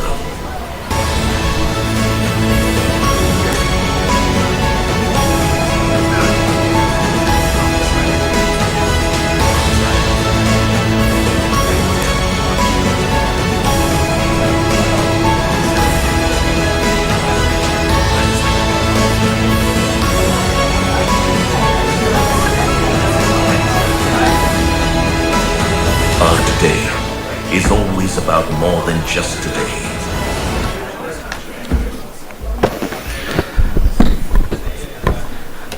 I welcome you all to the interesting session on competitiveness of nations. Can the G20 play a role at the Partnership Summit 2023?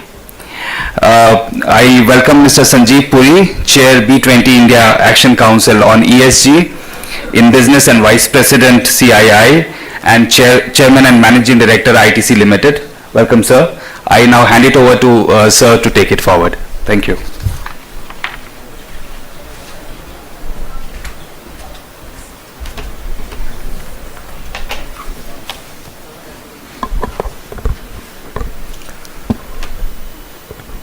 Distinguished guests, ladies and gentlemen, good afternoon, and I have privilege in welcoming you to this session, a very important session on competitiveness of nations. Can G20 play a role? I'm also privileged to introduce the very esteemed panelists that we have today, and may I extend a very warm welcome to all our speakers for the day. I extend a very special welcome to Mr. Amitabh Kant, the G20 Sherpa, who will shortly address the gathering to underpin the priorities of India during the G20 year. As you all know, Mr. Kant is a governance reformer and a public policy change agent for India, having driven key reforms and initiatives. He has been a key driver of some of the key flagship national initiatives such as Startup India, Make in India, Incredible India, Kerala, God's Own Country, and the Aspirational Districts programs. These initiatives have repositioned India and Kerala and have been widely recognized as being transformational. We're also privileged to have with us Mr. Michael Crisostomo, Chairman, Enel Group Italy amongst us. He's also the co-chair for the B20 India Task Force on Energy, Climate Change and Resource Efficiency.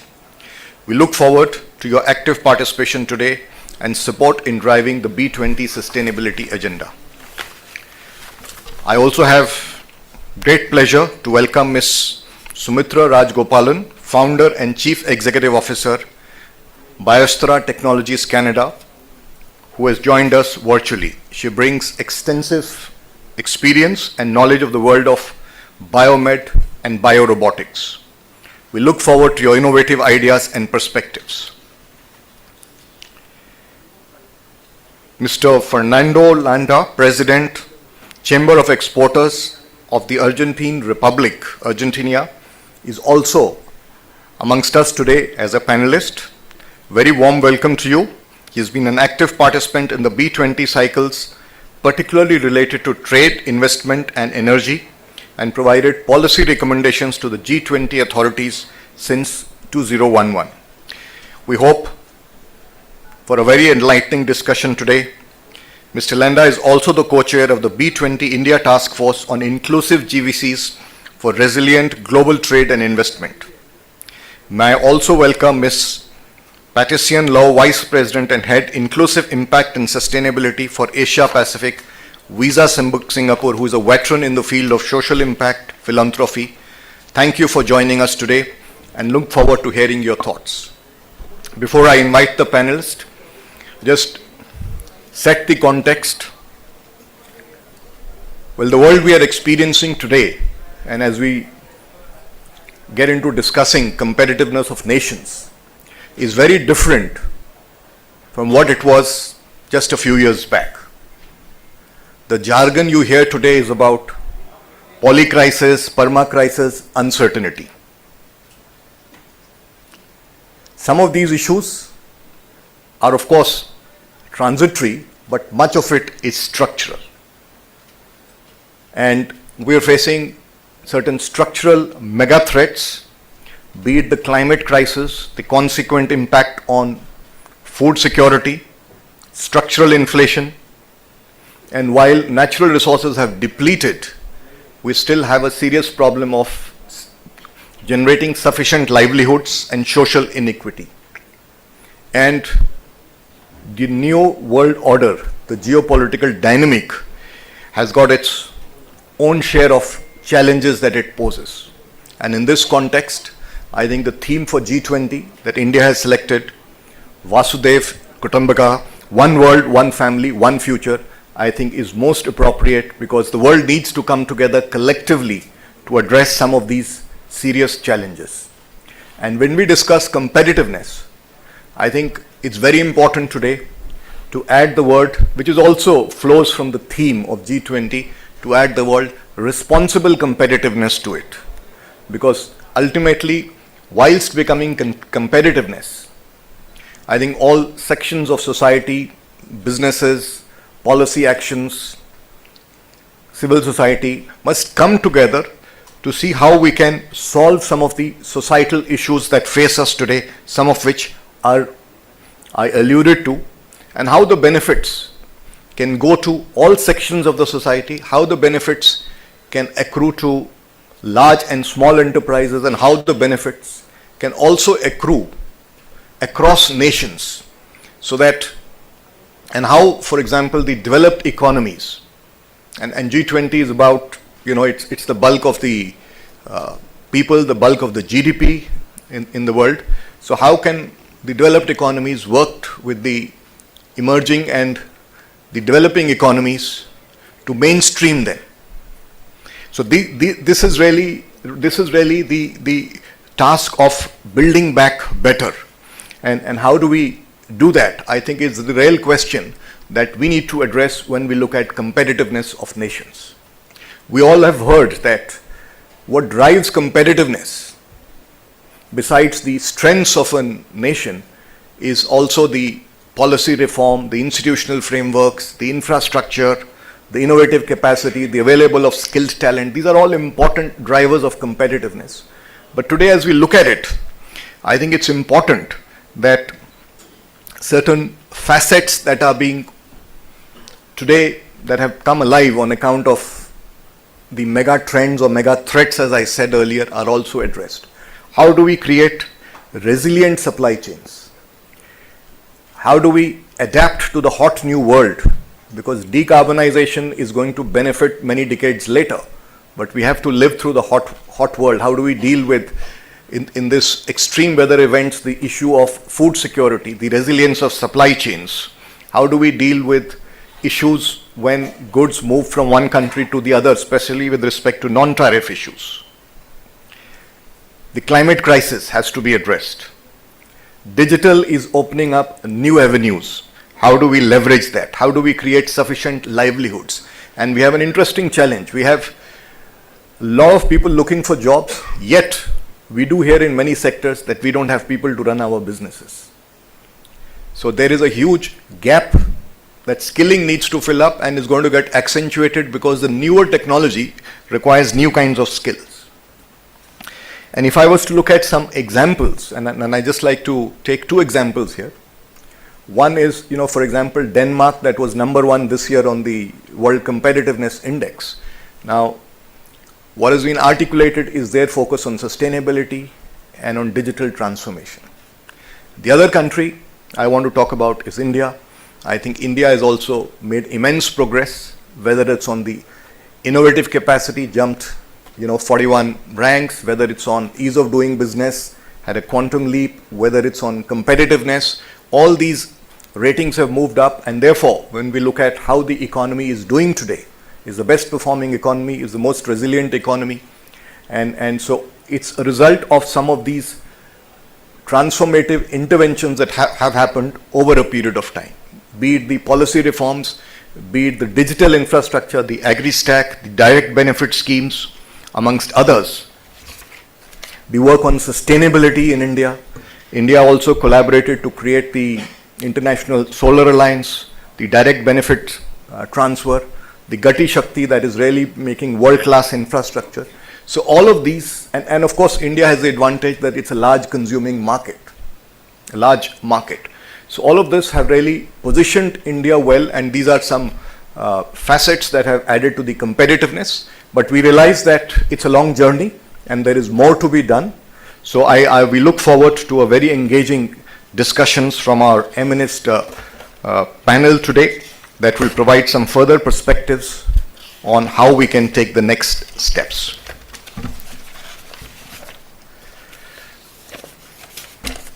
So, may I call upon first Mr.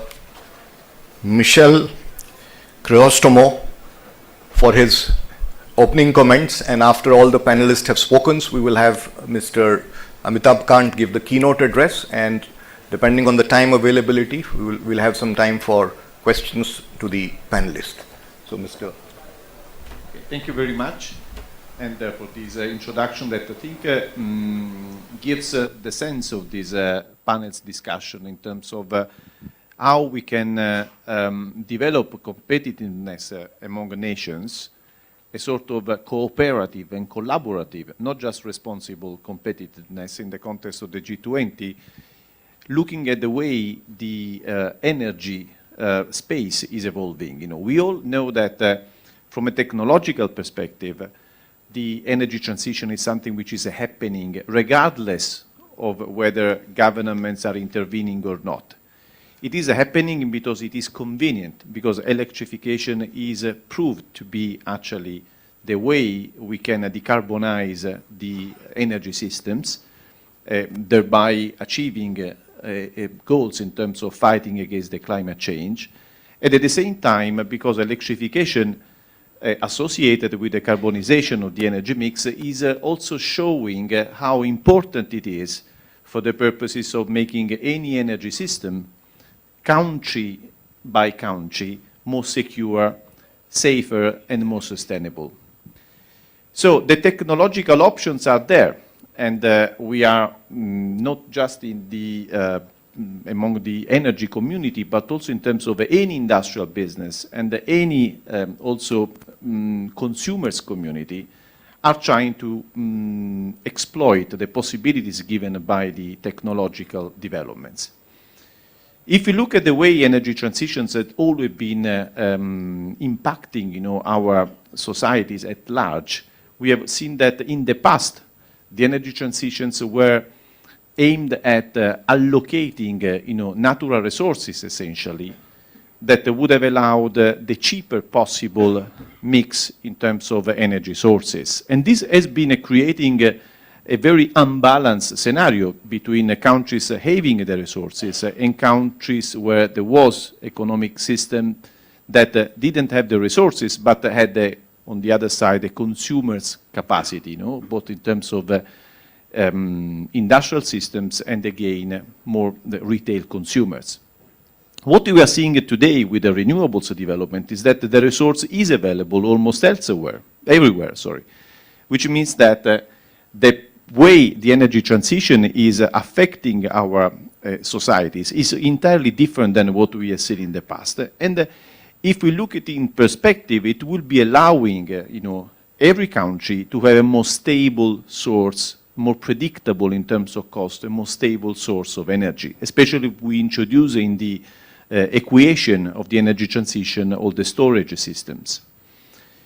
As reported by the latest IEA report, Energy Technological Perspective, the energy transition has created a sort of clean energy economy with a very, very strong impact on all our economies. Because if we consider the result of this very interesting study, we can see that this energy, the clean energy economy will be attracting something like 650 billion annually by 2030 in order to achieve the transition which underlines the goals in terms of reduction, or at least reduction of the increase in the temperature, you know, in line with the Paris Agreement. And there will be more than a doubling up of the jobs that will be created due to the transition from the 6 million today to 14 million by 2030. And major economies are already implementing industrial strategies with resources supporting these industrial strategies in order to allow the decarbonization of the economic system. If we think of the IRA in the United States, if we think of the Fit for 55 in Europe, and if we think at the scheme, the production-related incentive scheme that has been implemented here in India, all of these show how the public side commitment is going in the direction of allowing the energy transition. So, having said that, the major goals that the G20 should be pursuing, and this is, again, I think the sense of this discussion of what we would be suggesting to the G20 and, of course, to the Indian presidency in terms of priorities to be addressed in order to foster competitiveness, which is responsible among nations. I think that we can highlight at least three major topics. The first one is increase renewables penetration into the grid. So accelerating the capacity of the grids to host renewables is a key factor for the energy transition to concretely happen.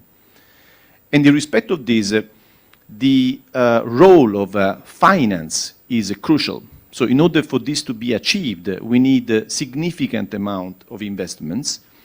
And I recall from the task force of the Indonesian B20 an important point that was raised, and I think this should be also reconsidered in the context of the B20 here in India for the purposes of recommending policies to the G20, was the fact that multilateral development banks should introduce more and more in the concrete actions the fact that they should be de-risking private capital for the purposes of giving financial support to investments into the transmission and distribution grids in order to create the technological and digital environment for renewables to develop. We should be incentivizing multilateral development banks, and I know that the Asian multilateral development banks is very active on this. We've been talking to them, and they are very active and sensible to this.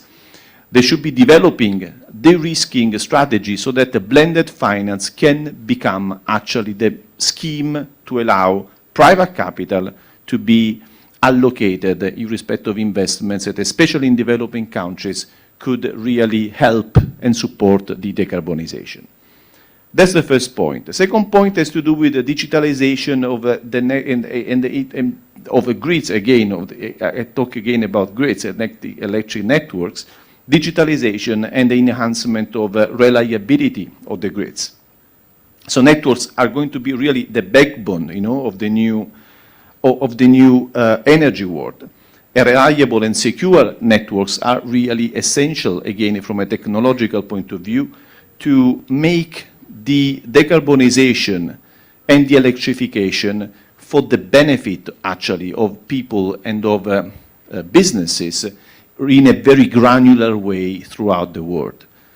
In this connection, I would like to mention an agreement that the Enel Group reached a few days ago with the Tata Power here in India, which for us is very significant because it shows how we can collaborate in order to create a value in different countries, and again, between Italy and India in this specific case, in terms of supporting the digitalization of grids. This agreement has very much to do with the fact that we would introduce some technical devices in terms of efficiency of substation in the electric networks and in terms of smart metering into the grid that Tata Power manages here in Delhi. So again, it's a very good example of how the energy transition will be supporting the competitiveness between nations in a cooperative and responsible way. The last point, and then I will end my talk, has to do with balancing and securing and making sustainable renewables supply chain. As we are all approaching an area where the renewables will be developing faster and faster, Of course, the supply chain issue is the major one.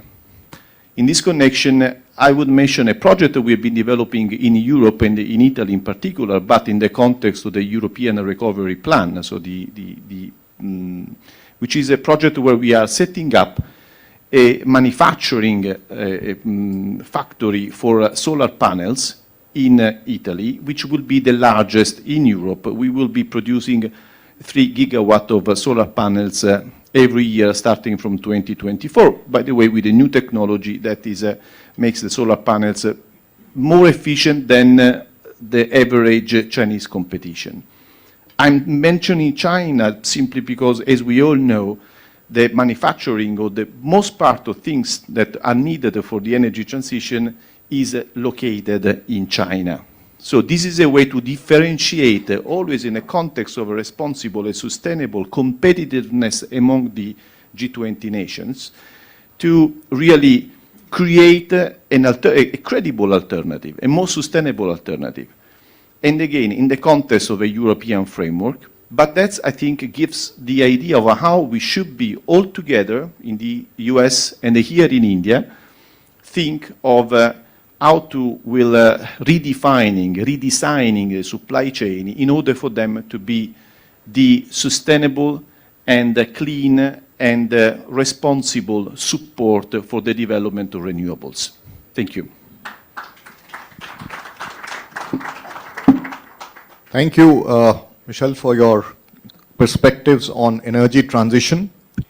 I have now pleasure in inviting Ms. Sumitra Rajgopalan for her opening comments. Thank you, sir. It's a pleasure. For those keeping track of time, it's 3:30. We're not able to in Montreal. hear you, so could you check if you're on mute or something? Yeah. No, I have unmuted. Right, so we can hear you now, so go ahead, please. Thank you. Okay. It's a pleasure to join you virtually. For those keeping track of time, it's 3:30 a.m. here in the East Coast in Canada, but I'm still delighted to be here despite the time difference and daylight savings that we had on Sunday. Canada is actually an interesting case study for India and for many in the G20. It seems to have all the ingredients to be number one on that list, instead or alongside or instead of Denmark. We have the most educated workforce in the G7, largely driven by immigration, but nevertheless. We have one of the most generous tax credit systems for research and development in the world. I'll get into that in a minute. And Canada consistently rates very high in the PISA index for school excellence, especially in math and science, in addition to be a terrific place to live and start a business. And yet Canada is a lagging country with respect to its counterparts in the G7. It's about 14 or 15 in the competitiveness index. What doesn't help is, I guess what helps and hurts is having a neighbor like the United States to the south. Despite this, the last year has seen quite a few bold and innovative steps in the field of policy making within Canada that would have repercussions both in North America and the G20. One of which that's of interest, obviously, to the Indian audience is the $2.3 billion Indo-Pacific strategy with tons of geopolitical implications, but I suppose, I guess, buried under those headlines is Canada and Canadian companies such as mine that have to not get into the habit, or I guess the condition reflects is to look south, both for markets and for partnerships. When I started my company 10 years ago, the reflex was to work with our US friends and partners, and 90 to 95% of the business was US bound. Obviously, the events over the past years have forced diversification on many fronts. The other part where I believe it resonates with some of the conversations having in the Indian ecosystem is the IP strategy. Now, despite Canada having a very, very generous tax credit scheme for technology commercialization and IP generation, just to give some statistics, 87%. I think it's in Ireland, it might be just one notch higher. 87% of all expenses in R&D done in any company, from the smallest to the biggest across Canada, comes in the form of reimbursable tax credits by the government, which is probably one of the most generous incentives worldwide to do R&D. Despite that, Canada lags seriously in actually capturing the value and leading to high-tech commercial products. The Indian market would not necessarily associate Canada with an exporter of high tech. Of course, there are planes and trains, but one would associate Canada likely with, commodities as well as the export of cereals and lentils. And that is an image that the Canadian ecosystem, the Canadian industry is trying to change with some lessons possibly for other countries within the G20. One of the most, depending who you're speaking to, one of the most exciting policies is the IRA from the United States Inflation Reduction Act, which could be either an opportunity or threat, depending on which side you're on. But that has incentivized Canadian industry and the Canadian ecosystem to come up with similar measures to consolidate our clean tech ecosystem here, be it investing in critical minerals or investing in companies like ours that are higher up on the value chain in value-added, environmentally friendly goods. There was a Canadian Innovation Corporation that was unveiled just weeks ago, and the interesting subtext, or rather, it's not even a subtext, the running theme in the corporation, that intellectual property generated in Canada should stay in Canada.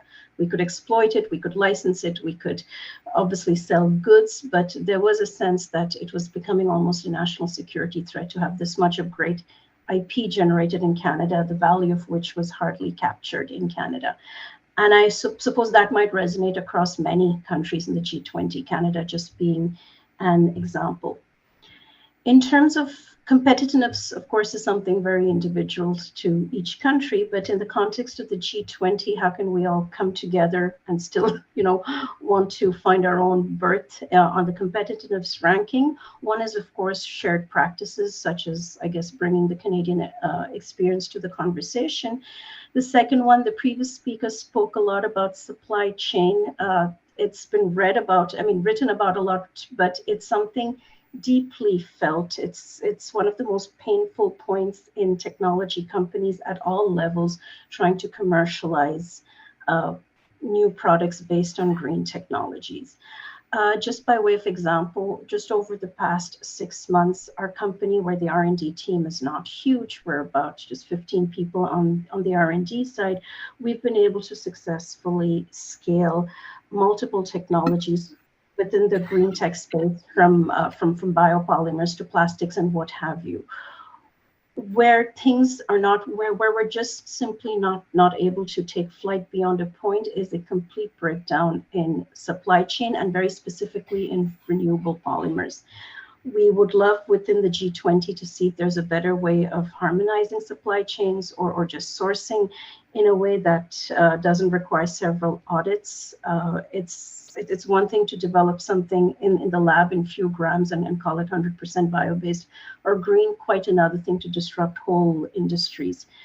The other challenge we face is it's all well and good to develop new technologies, but you're up against a manufacturing industry anywhere in the world that's quite conservative, with huge legacy equipment and looking for drop-in solutions. So I haven't found the right answer for this. I don't think anyone has cracked the code, except we're just still, soldiering on despite. And this is where forums like the G20, the B20, and this panel would allow us to, share best practices, expound on problems and potential solutions that we can all work together towards our common cause. Thank you.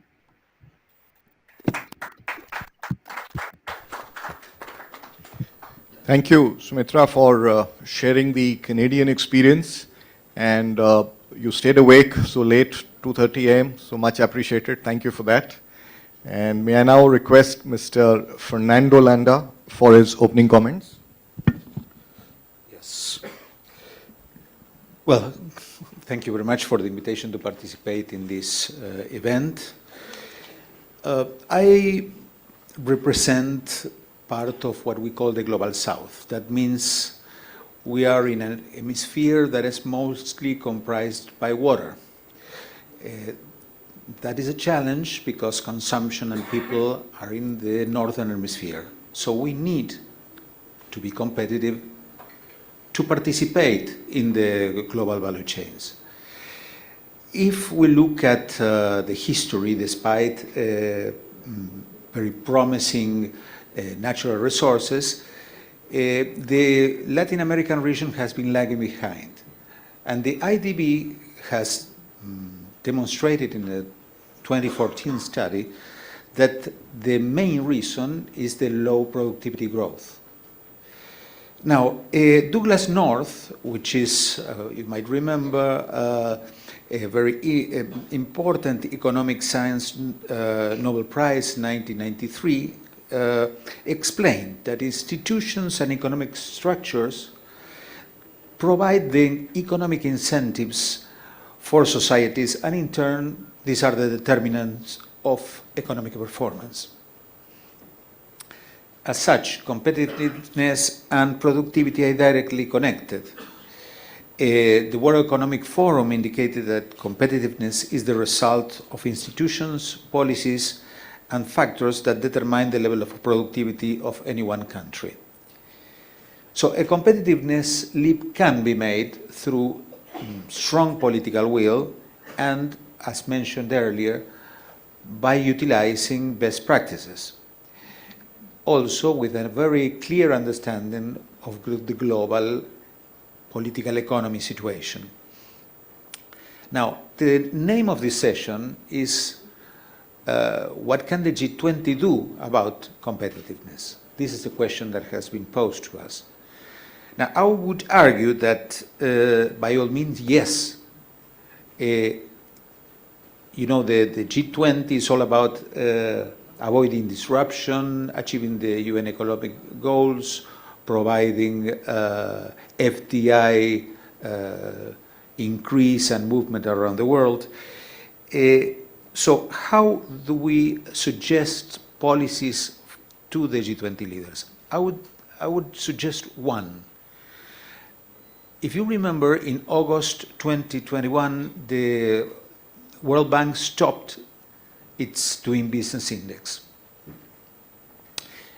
I would suggest that one step, the best step, is for improving competitiveness is to benchmark, to compare. And so if we consider that the G20 leaders represent 85% of the GDP of the world and 75% of the world trade, they should be able to request to the World Bank to reinstate that benchmarking. Now, we might, of course, recognize the issues and challenges of that index, but is probably the only index made by an international institution. And I think we can compare this index with the work that the G20 has done in comparing, for example, anti-corruption policies. So some might argue that, well, it's not a complete index, that we have the global competitiveness index by the World Economic Forum. It's a private index. We also have the Global Innovation Index by the World Intellectual Property Organization. We have the Social Innovation Index by The Economist. They all have different criteria, different methodologies, different points of discussion. But within our chamber, we have a think tank, and their study of this index show a very high correlation between those, between all of them. And of course, high correlation between GDP growth and the Global Competitiveness Index and doing business. If we analyze those indexes, we arrive to what we call the pillars of competitiveness, which are, first of all, institutions. What are the limitations? What are the incentives put forward by governments to society? And I would cite here the work of Mr. Acemoglu, which shows clearly the difference in how these incentives change completely the results. Second is innovation, the capacity to innovate, the scientific capacity linked directly with economic complexity. Capital markets and financial institutions, this translates in access to credit. Credit in Argentina is particularly very poor. I mean, how savings are translated to the private sector is probably one of the worst comparisons that we might have. We are in a number of 144 countries with 128, so we're very poor in this respect. And this ends up being related to how do we channel savings to innovation, and in turn economic complexity, like I said. Human capital is the fourth pillar, so access to continuing education, the learn to learn, what we call in our B20 cycle in Argentina, the continued education, the acquisition of STEM abilities, the digital abilities. Infrastructure, energy, of course, we talked about energy, transportation, digital, so physical infrastructure, but also services infrastructure. And finally, ease of doing business, which is also correlated with institutions. So when we bundle this in these pillars, we look at the different indexes, and we really find a very similar approximation. I mean, and I think one of the benefits of the Doing Business Index is that it not only measures institutions and financial structure as well as ease of doing business, but it did it in a very practical manner. No? So border compliance, time to import, what was the cost in dollars, documentary compliance, time and cost of operating a business, time required to pay taxes, percentage of results. Now, if I may say so, this is very different from what the WTO does in relation to compliance with the facilitation agreement. For example, I mean, and I'm going to speak about Argentina in this case. I mean, we have a very high rank in terms of compliance, but that does not translate in results. WTO does not measure results. And of course, when we look at facilitation, trade facilitation, we're looking for results. So, but as you know, the agreement itself has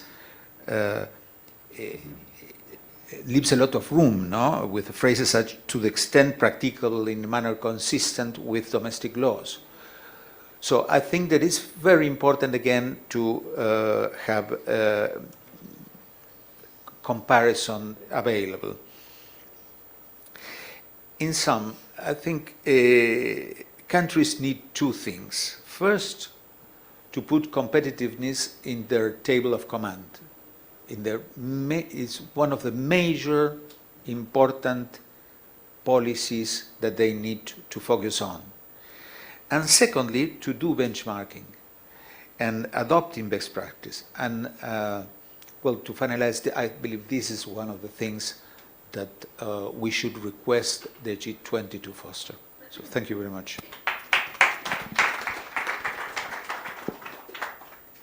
Thank you, Mr. Fernando, for your perspective on competitiveness and this very important suggestion on benchmarking.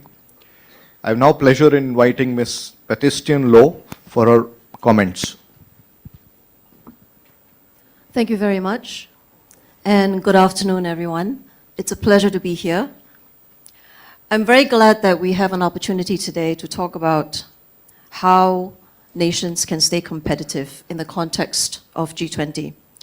I'd like to maybe hone in on a particular point that was raised with Mr. Sanjeev's opening remarks, which is about responsible competitiveness, and in particular looking at the two intersecting points of digitalization and the empowerment of small and micro businesses. In many parts of the world, especially in India and also in the emerging markets, small and micro businesses, we know, are a significant portion of the global economy. We also know that digitalization is an undeniable force. How do we then ensure that digitalization and small and micro business empowerment will continue to contribute towards the competitiveness of markets? I'm delighted to continue to have this conversation here. Around the same time last year, I was having similar conversations when the G20 and B20 activities were happening in Indonesia. And in the next 2 years, we are also going into Brazil and South Africa. So this is a very critical conversation for developing markets where micro and small businesses continue to play a very big role. So just to set some context, we know already that digitalization does boost productivity and competitiveness. There are statistics and research that tell us that approximately 70% of new value to be created in the global economy over the next decade will come from productivity gains that emerge from digitalization. And we also know that to be responsible for that equitable distribution of development and its outcomes, extending access of these technologies throughout the rest of the world is going to help us uplift everyone everywhere in an equitable and inclusive development of our economies. So for the unbanked in particular, digital financial transactions are often their first link into the financial system through sending or receiving of remittances, government assistance programs, and so forth. And digital payments are usually the gateway to other forms of financial services. We also know that digital payments can facilitate economic growth. The World Bank research tells us that moving from cash to digital payments can generate annual gains of anywhere from 1% to 2% of GDP. So when individuals and businesses have access to a transaction account, they are also more likely to use other financial services that come with that. Savings, credit, insurance, business financing, investment into education, and even further efforts around managing risk, building resilience so that they can further sustain shocks. Honing in on small and micro businesses, this is especially true. Digital payments can benefit businesses and merchants no matter their size. And we can see this already over the COVID pandemic, that digital financial transactions were key to the survival of small and micro businesses, as many had to move on to online transactions or contactless transactions as well. So Visa conducts a back to business report, which is a way for us to assess how businesses around the world are coming back to economic activity. And 73% of small businesses that were surveyed have already indicated new forms of digital financial transactions are fundamental to their growth. 73%. And we also find that among the small businesses that did pivot online through the pandemic, about half of that previously, before the pandemic, had no or minimal digital footprint. The first-time participant in the digital economies also saw that they could increase their sales from 20 to 30% compared to their peers who did not shift into digital presence. So all of this is to say that beyond actually also improving business, digitalization is able to ramp up the participation and engagement in the digital economy, which opens future opportunities for small and micro businesses and underserved communities to be part of the ongoing build towards being a competitive market. However, we also know that there is a bit of a gap now between having access to the digital economy and actually participating in it. Taking a parallel to what Mr. Sanjeev mentioned in his opening remarks about what has been observed between people that are getting the right kinds of education, and skilling, but yet companies and employers who are saying there's still lack of talent. There is still a gap to move access to the digital economy into participation in a digital economy. We also undertook research to understand from worldwide impact and development stakeholders, what does it take to move businesses and communities from just having access to actually participating and benefiting economically from the digitalization of our world. And they tell us that to make that move, we need three things. We need to continue to provide opportunity, so the continued ability to still have access is important. We also need to build skills, and we have to build trust. What does that mean? From an opportunity perspective, we know that there are ongoing initiatives around the world still to create access to digital finance systems and related tools. World Bank estimates of digital financial inclusion already say that 70% of individuals in the emerging Asian markets have either a bank account or a digital account. So we are making progress when it comes to access. Half of that would have undertaken at least one digital transaction over the COVID period. So that's good news, but that's also the other half that hadn't. So there's progress, but there's a lot more work to do. Closing the skills gap, on the other hand, continues to be something that we have to invest in, because the benefits of that compounds over time. As more jobs become digital in nature, as more value chains are getting digitalized, and we want to see more small and micro businesses and underserved communities not be left out of this economic revolution. We want to note here that skills gap is not only just in terms of digital skills, but also to see the lateral implications to other important skills for economic advancement.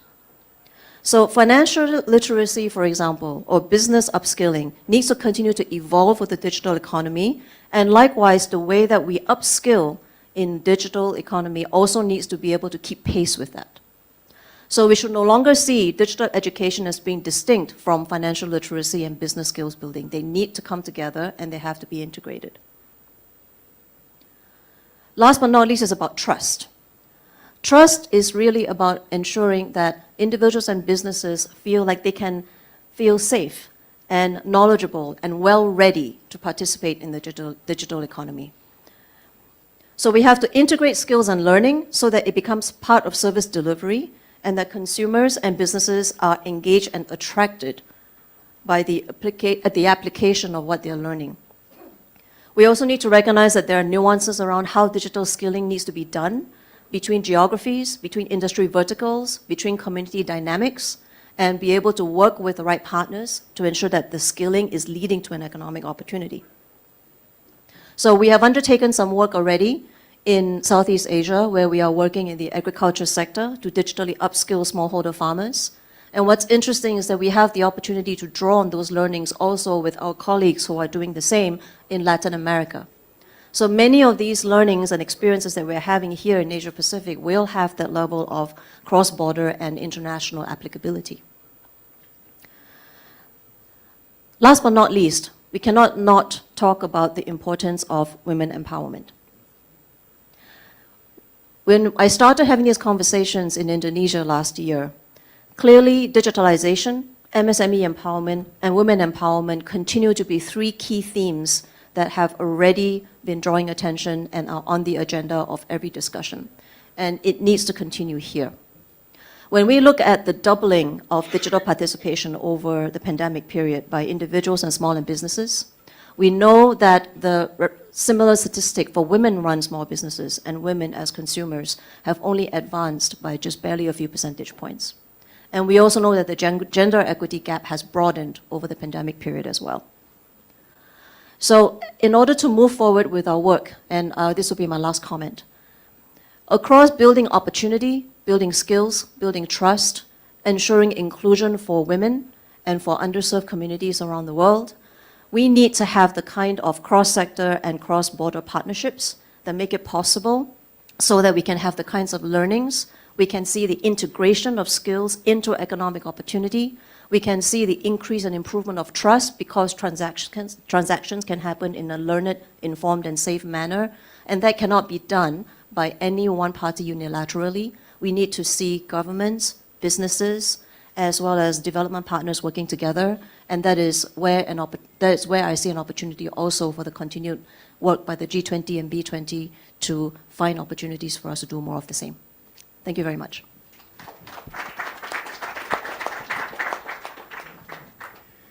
Thank you for those very insightful comments on role of digitization, skilling, and women empowerment. I now have great pleasure in inviting Mr. Amitabh Kant to deliver the keynote address. Thank you, Sanjeev, and thank you to my dear panelists. The topic of discussion today is competitiveness of nation and can the G20 play a role?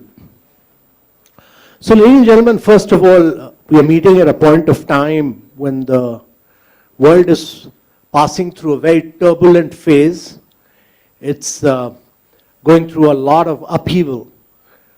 This is happening because 1/3 of the world is presently under recession. There are 75 countries of the world which are facing a global debt crisis. The post-COVID era has seen 200 million people go below the poverty line. Almost 100 million people have lost their jobs. There is a geopolitical war going on in Europe for over a year, and there are challenges of food, fuel, fertilizer. And on top of all this, you have a financial bank crisis through the Silicon Valley Bank starting day before in the United States of America, which can have a contagion impact across the world. So to my mind, when we talk about competitiveness of nation, the most important thing is that how does G20 bring in very inclusive, resilient, and sustainable growth at the heart of G20? Because without inclusive, resilient, and sustainable growth, we'll not be able to lift people above poverty line. When leaders of G20 meet, they are leaders because they must take care of the citizens of the world. And therefore, the primary task is to transform the lives of citizens across the world. And this would mean that you need to drive growth to be able to provide better literacy, better health outcomes, better nutrition to everyone. And this, to my mind, requires a few things. First and foremost, I think to drive growth, there has to be ease of doing business. And this needs to be driven across all countries, not merely G20, but across the world, because over the years, countries have brought in rules, regulation, procedures, paperwork. All this needs a lot of relook. It needs a lot of scrapping for growth to take place. Because I'm a believer that G20 countries can at best be, the governments can be best be facilitators and catalysts. And eventually growth has to take place through production and productivity by the private sector. And therefore governments need to scrap a lot of rules, regulation, procedures for the private sector to grow. And for that to happen, I entirely agree with what my panelists said, that there has to be data, there has to be ranking, it has to be put out in public domain, and countries need to be named and shamed on how they perform. I entirely agree that the World Bank ease of doing business, as Mr. Fernando pointed out, needs to be brought back in a more transparent, more competitive manner so that it pushes the boundaries of states to bring in ease of doing business. Secondly, I'm a believer that for growth to come back center stage, countries need to bring in a vast range of structural reforms. We've got used to status quo.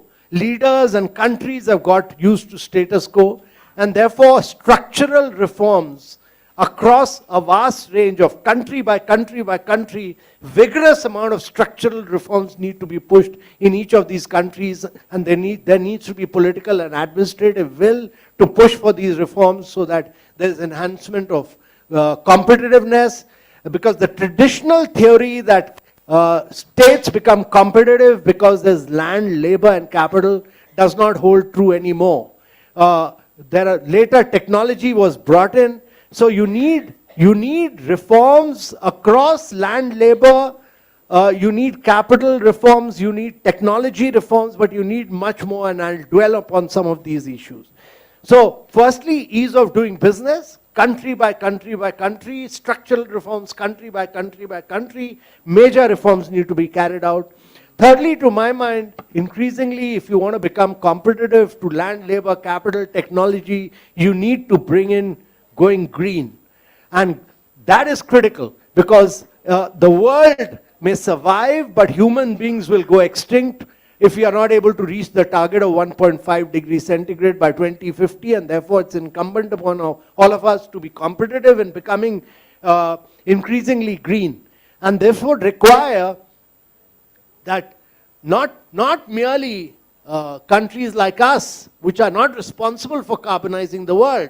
The developed world has industrialized, and while industrializing, they have carbonized the world, and they've occupied 88% of the carbon space. But irrespective of that, each country needs to push the limits of decarbonizing. And even though we are industrializing, India must take the lead and become the first country in the world to industrialize without carbonizing. We've occupied only 1.5% of the carbon space, whereas we are entitled to 18.5%. But irrespective of that, we should push for this. And we were the first and the only country to have actually achieved the NDC targets 9 years ahead of schedule. We've done about 172 gigawatts of renewable energy. We brought in the green hydrogen mission so that we are able to decarbonize hard to abate sectors like refineries, steel, cement, many more. And therefore, each country, and values of both companies and countries will rise only if they go green. And this is important. And as we push for this, I think there is a need for ranking countries on green and putting it in public domain. Second last, I want to point out that, to my mind, going digital is really the key. If you look at the last 2.5 decades, all innovation across the world have happened because of big tech. They've happened because of Google, Apple, Microsoft, Meta in US, and they've happened because of Tencent and Alibaba in China. To my mind, that phase of innovation in cloud and AI and many other areas where big tech could drive innovation will face a huge amount of challenge because of competition laws, etc. This will be questioned because of data they hold of individual citizens, which has allowed them to do technological innovations. And this will increasingly get questioned. And EU brought in the GDPR Act, which ensured privacy, but it impacted innovation. In India, we followed a totally different model where the track was created by the government, but on top of which we've allowed private sector to innovate and compete, and therefore we've created individual identity for all citizens, 1.4 billion citizens. Between 2015 and 2017, we created almost 500 million bank accounts. 55% of the bank accounts across the world were developed in India, created in India. That is, every second bank opened during that period second bank account in India was opened in India. Then we embedded them with identity, we embedded them with the mobile phone, and today we do 11x more digital payments than what Europe and America do. We do 4x more digital payment than what China does. And we demonstrated the power of this during the COVID period, because 500 million people could benefit directly because we were putting money straight into their bank accounts. Rightly, it was said by one of our panelists that going digital brings in huge productive efficiency and gives you huge gains. In over 600 schemes of the government, we put money straight into the bank accounts of the beneficiaries. There's not a single paisa of leakage, and therefore India has become a very productively efficient economy. During the COVID period, we developed the CoWIN. 2.2 billion people could get vaccination, which was totally digital. There was no paperwork involved. It was cashless. And I think we've done this across several digital public infrastructure that India has created, which are open source, open API, but they are interoperable, and therefore new startups have been able to innovate. Starting from payments, we've seen many startups doing credit, which is paperless, cashless, and you look at MobiKwik, Lending Card, Pine Lab, and then on top of that, you've seen many new startups, all unicorns, Zerodha, Upstock, Grow, all of them doing wealth management, stock markets. Zerodha does it all. He occupies now 28% of the market because of being totally digital and without paperwork. And then on top of that, we've seen a number of new unicorns like Digit and Acco doing insurance, end-to-end insurance. In just minutes, you can get 2 minutes, you'll get an insurance policy. So we've seen the digital transformation of India because of the layers of Jam Trinity, identity, bank account, fast payments.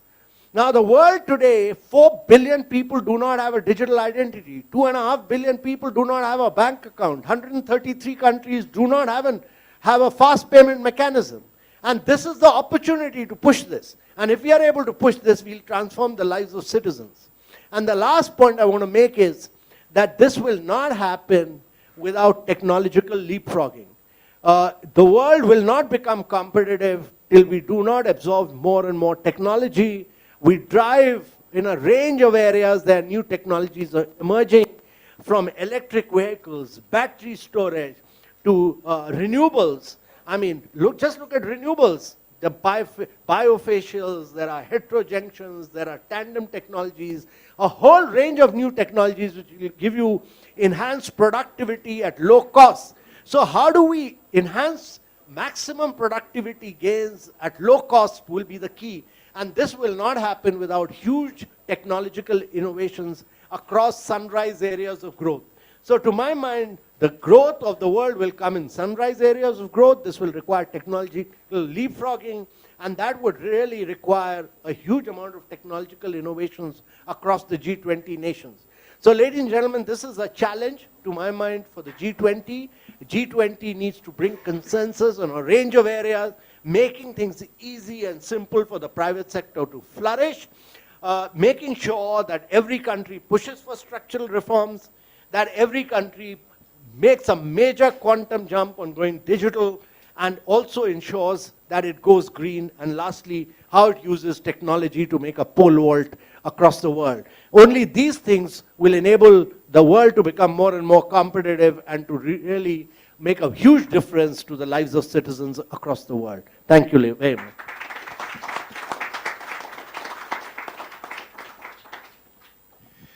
Thank you, Mr. Kant, for this very comprehensive perspectives on how nations can build competitiveness, and you covered a wide range of issues. I'd also like to thank all the panelists for their very insightful comments. We've had discussions on a wide range of issues, right from energy transition to skilling to women empowerment, to ease of doing business, benchmarking, structural reforms, technology induction, amongst others. So a lot of areas covered. So thank you again for being with us today and for your insightful comments. Can we have a round of applause for all the panelists, please? Thank you. I would like to thank all the speakers. I would request Mr. Puri to please present the token of appreciation to the speakers. Ladies and gentlemen, these are one district, one product gifts being presented.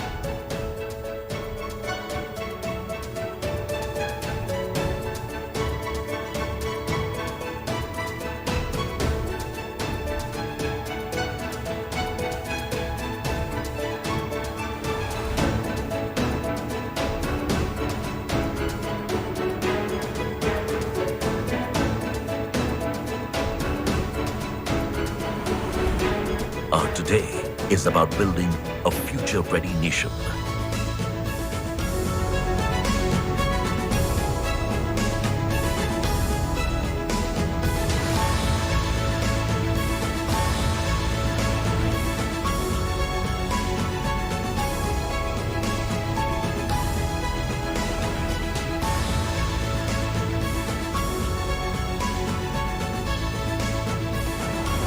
Our today has a strong foundation with community at its core.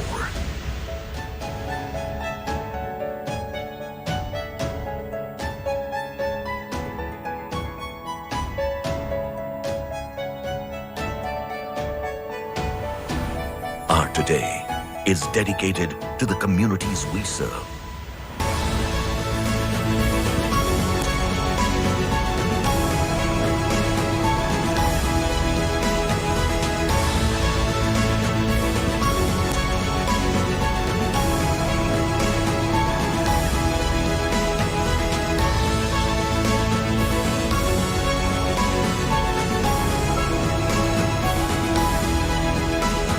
Our today is always about more than just today.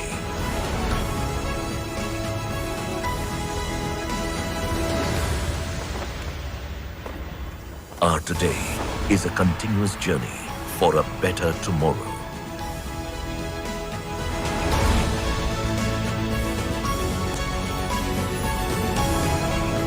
Tata, leadership with trust.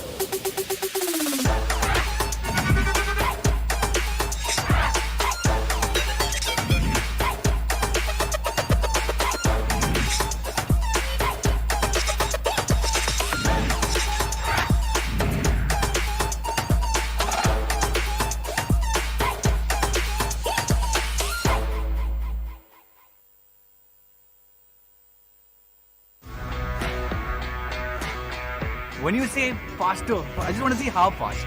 Very exciting day. Let the games begin. So we bring to you Airtel 5G Plus.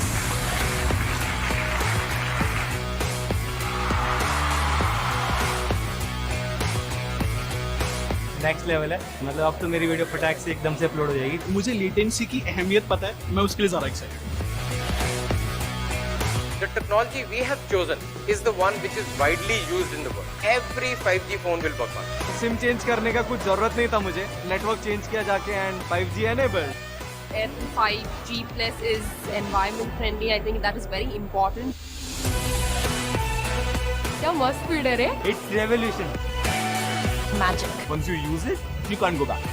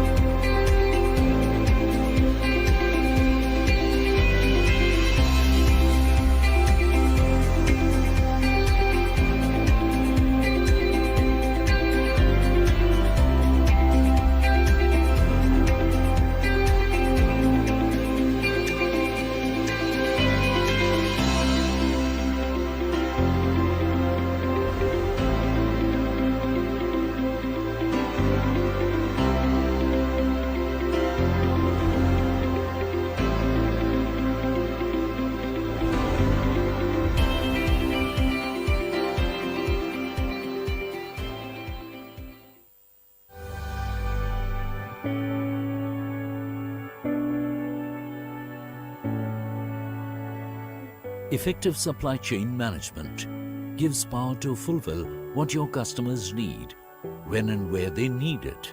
How will you ensure that your supply chain is reliable, flexible, innovative, and always strives for excellence?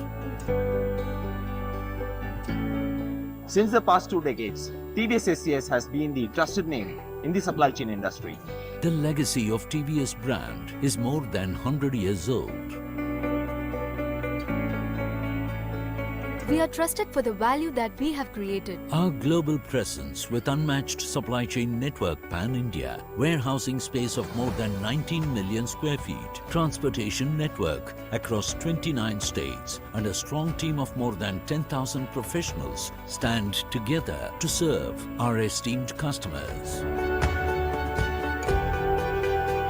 We are trusted for the service that we provide. Our end-to-end differentiated service portfolio is fitted as per customers' demands. We are partners in customers' journey. We are trusted for the innovation that we can offer. Strong technology backbone, integrated digital workflows, automated dashboards, visibility through control tower operation. We are just the way you want us, equipped with all the tools to make your supply chain resilient and agile.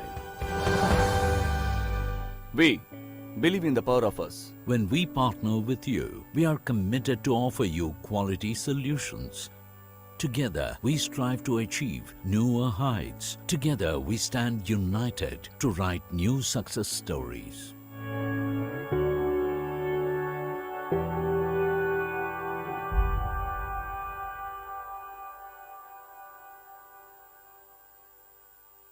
In 1868, the Tata Group was founded on a philosophy that put the community at the heart of its existence. Today, we are a $100 billion global enterprise.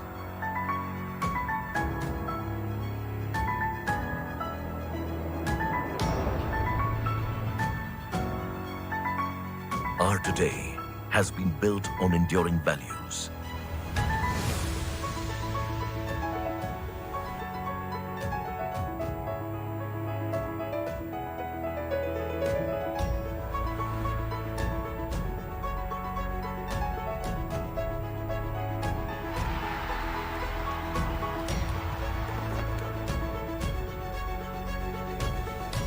Our today is about delivering excellence across business sectors.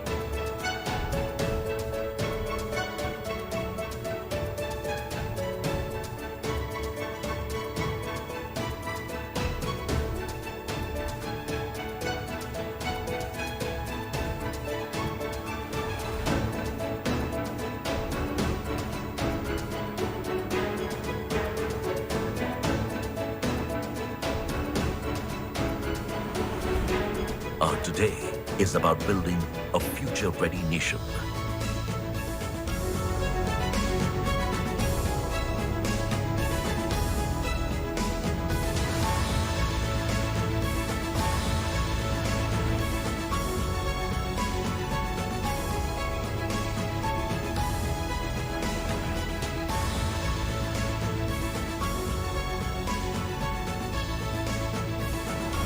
Our today has a strong foundation with community at its core.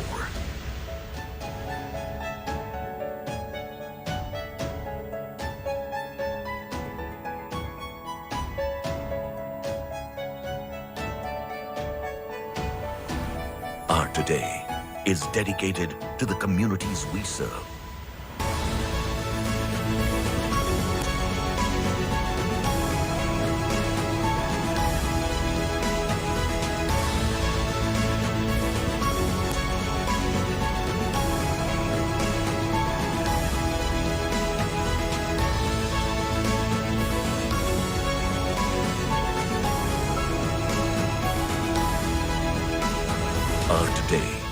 is always about more than just today.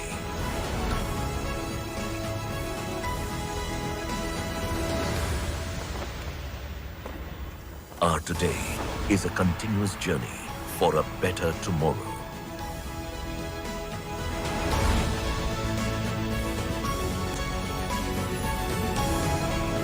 Tata, leadership with trust.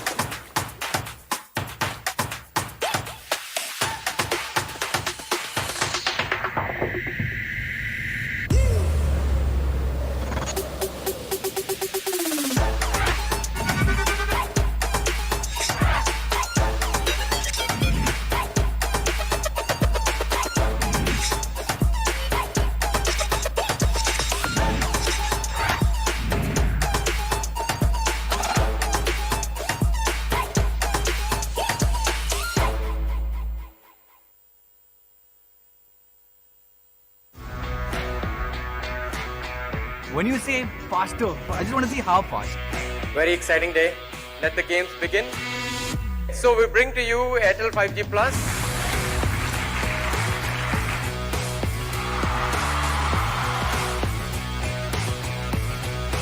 Next level है, मतलब अब तो मेरी video फटाक से एकदम से upload हो जाएगी। मुझे लेटेंसी की अहमियत पता है, मैं उसके लिए ज़्यादा excited. The technology we have chosen is the one which is widely used in the world. Every 5G phone will work on it. SIM change करने का कुछ जरूरत नहीं था मुझे, नेटवर्क चेंज किया जाके and 5G enabled. Airtel 5G Plus is environment friendly. I think that is very important. क्या मस्त स्पीड है रे? It's revolution. Magic. Once you use it, you can't go back.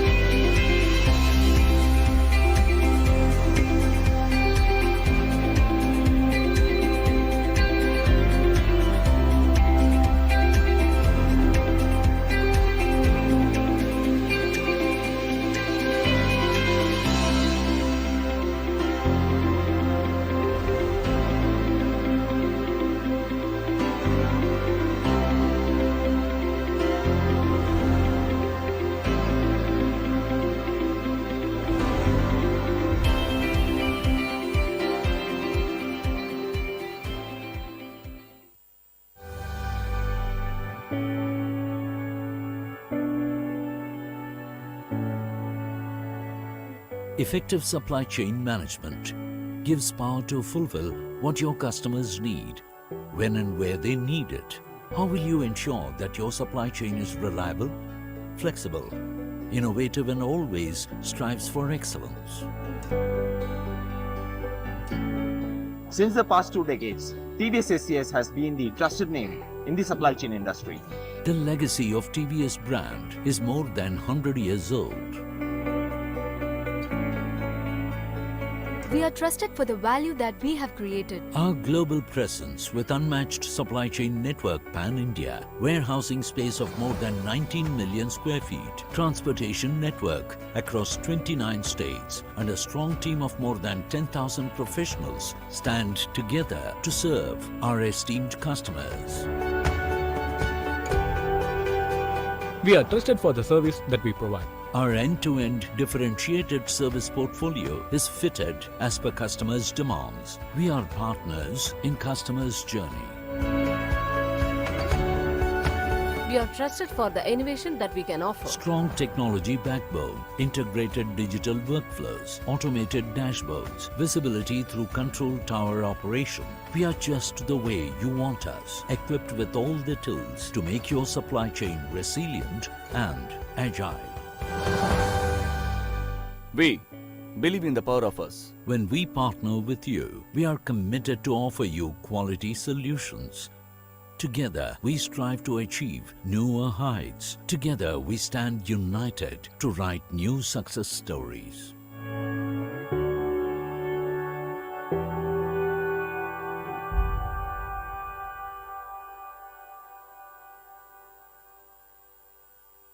In 1868, the Tata Group was founded on a philosophy that put the community at the heart of its existence. Today, we are a $100 billion global enterprise.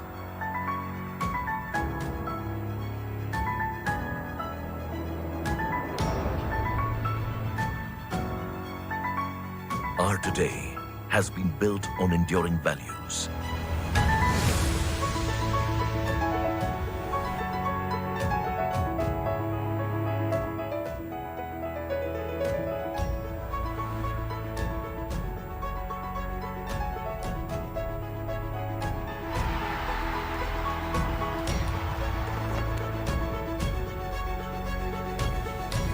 Our today is about delivering excellence across business sectors.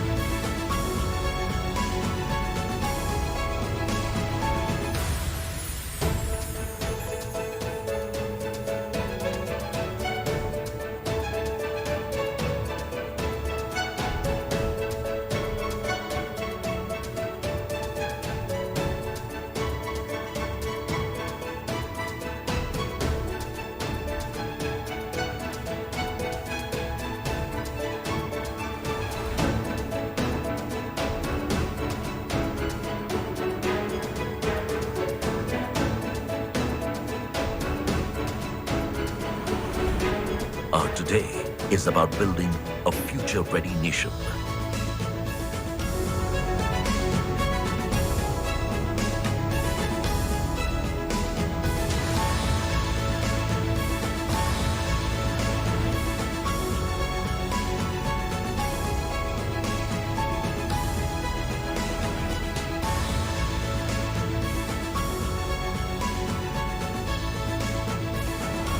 Our today has a strong foundation with community at its core.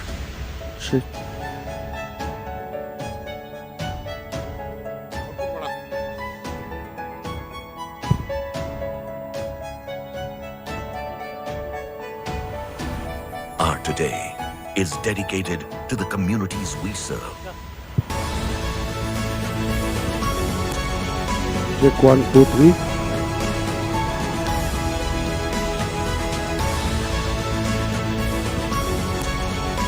Check 1, 2, 3. Hello, check 1. Hello, check 1, 2, 3. Mic check 1. Check 1, 2, 3. Hello. Is always about more than just today.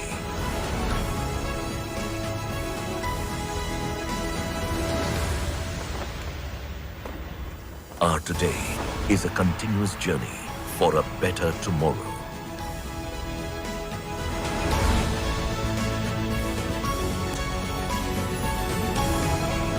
Tata. Leadership with trust.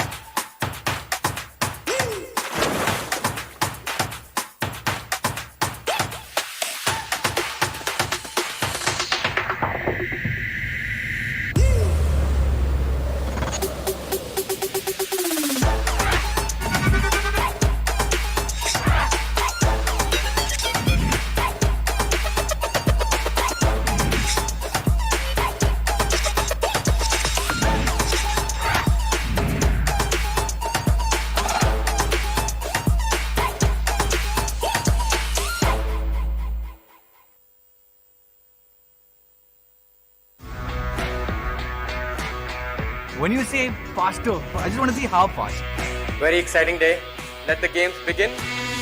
So we bring to you Airtel 5G Plus.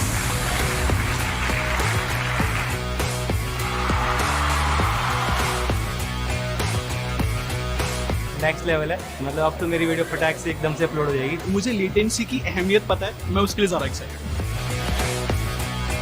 The technology we have chosen is the one which is widely used in the world. Every 5G phone will work on. SIM change करने का कुछ जरूरत नहीं था मुझे, network change किया जाके and 5G enabled. Airtel 5G Plus is environment friendly. I think that is very important. क्या मस्त स्पीड है रे? It's revolution. Magic. Once you use it, you can't go back.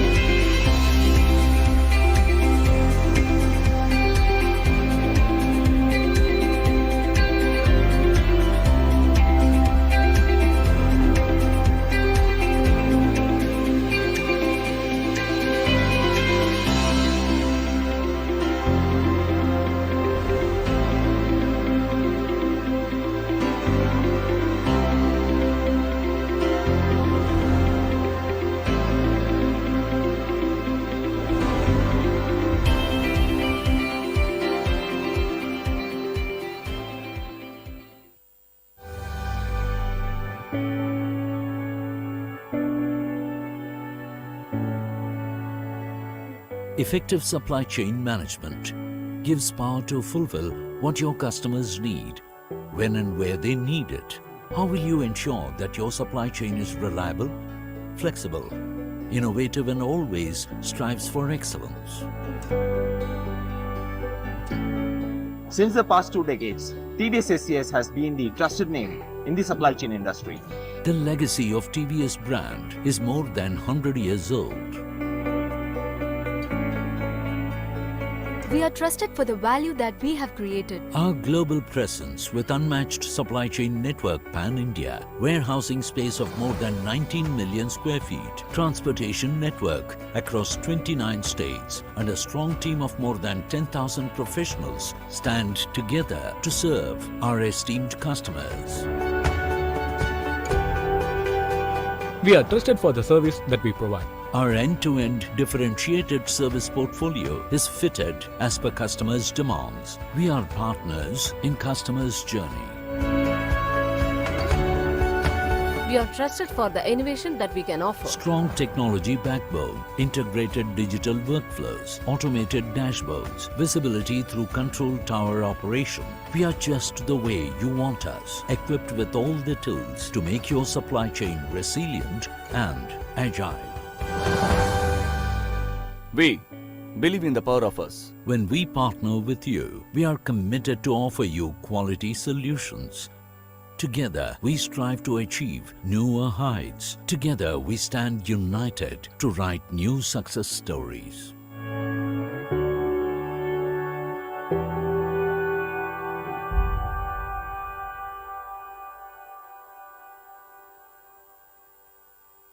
In 1868, the Tata Group was founded on a philosophy that put the community at the heart of its existence.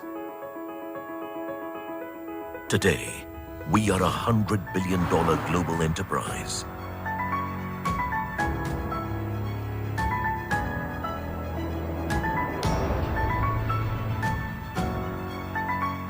Our today has been built on enduring values.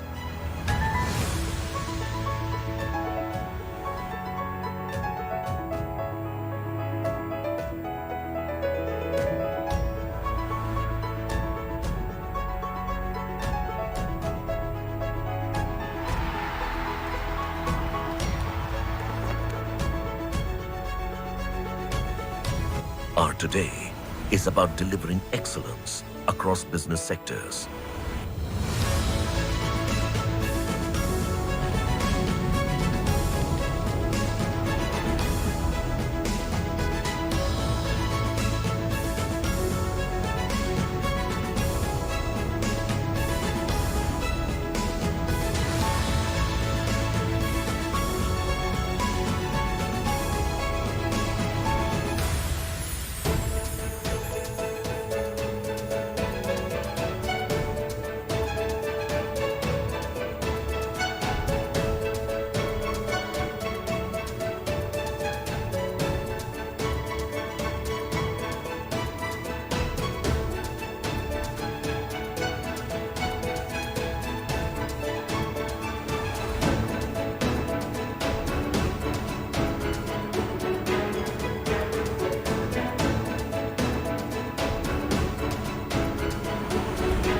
Our today is about building a future-ready nation.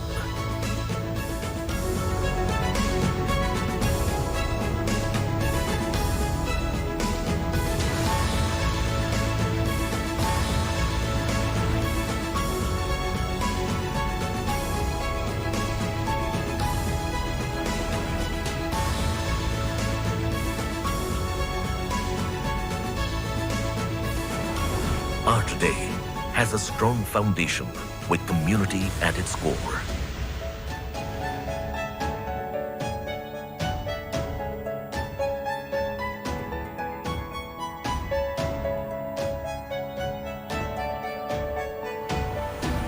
Our today is dedicated to the communities we serve.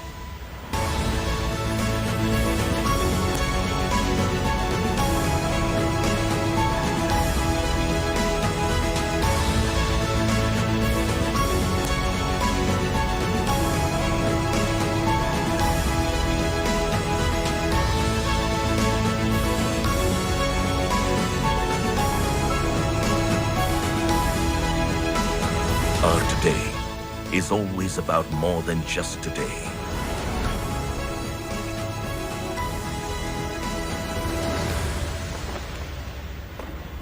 Our today is a continuous journey for a better tomorrow.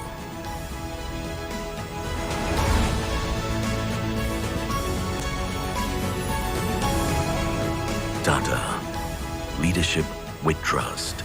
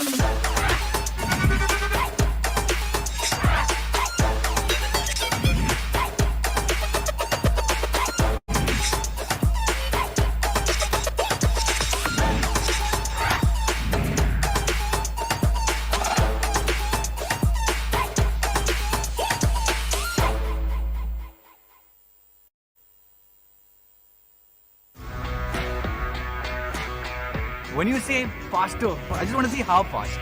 Very exciting day. Let the games begin. So we bring to you Airtel 5G Plus.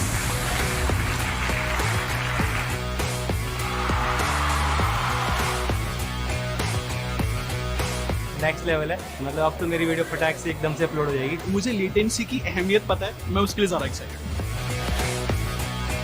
The technology we have chosen is the one which is widely used in the world. Every 5G phone will work on it. SIM change करने का कुछ जरूरत नहीं था मुझे, network change किया जाके and 5G enabled. Airtel 5G Plus is environment friendly. I think that is very important. क्या मस्त स्पीड है रे? It's revolution. Magic. Once you use it, you can't go back.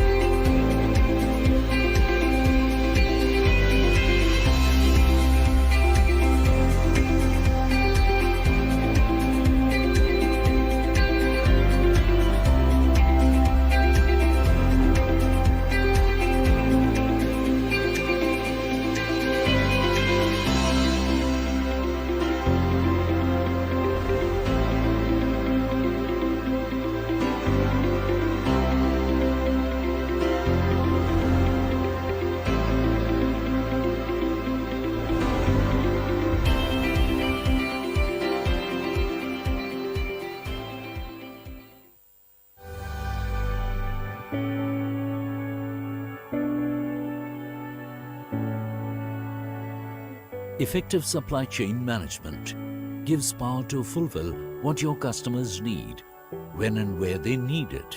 How will you ensure that your supply chain is reliable, flexible, innovative and always strives for excellence?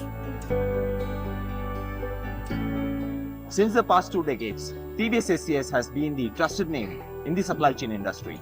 The legacy of TVS brand is more than 100 years old. We are trusted for the value that we have created. Our global presence with unmatched supply chain network pan-India, warehousing space of more than 19 million square feet, transportation network across 29 states, and a strong team of more than 10,000 professionals stand together to serve our esteemed customers. We are trusted for the service that we provide. Our end-to-end differentiated service portfolio is fitted as per customers' demands. We are partners in customers' journey. We are trusted for the innovation that we can offer. Strong technology backbone, integrated digital workflows, automated dashboards, visibility through control tower operation. We are just the way you want us, equipped with all the tools to make your supply chain resilient and agile. We believe in the power of us. When we partner with you, we are committed to offer you quality solutions. Together, we strive to achieve newer heights. Together, we stand united to write new success stories.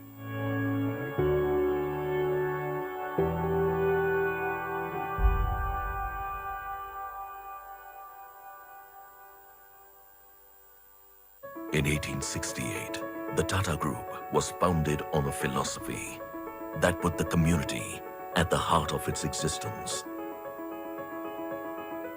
Today, we are a $100 billion global enterprise.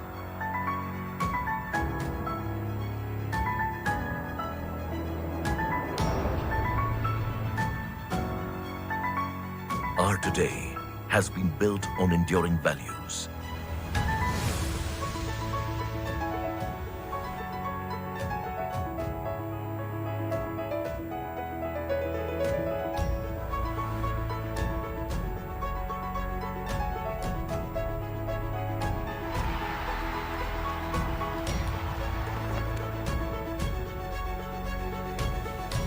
Our today is about delivering excellence across business sectors.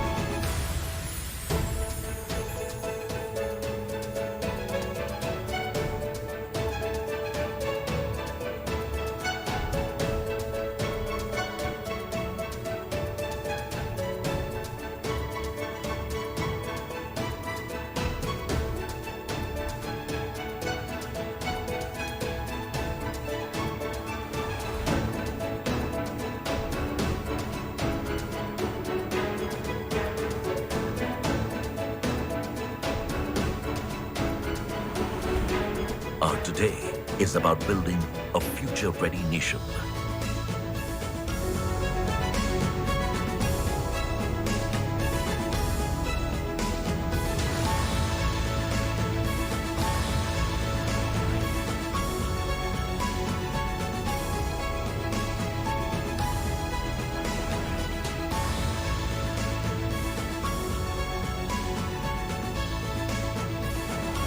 Our today has a strong foundation with community at its core.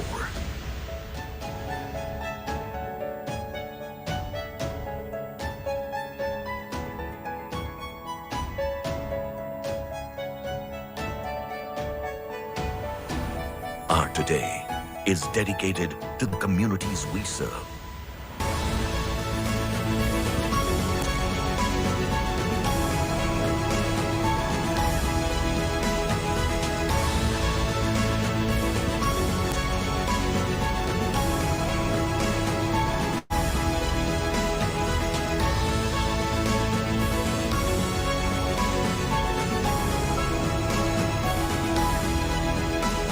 Our today is always about more than just today.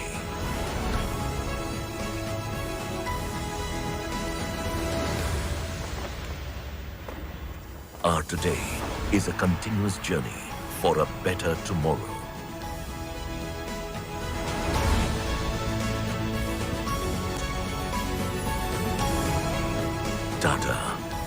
leadership with trust.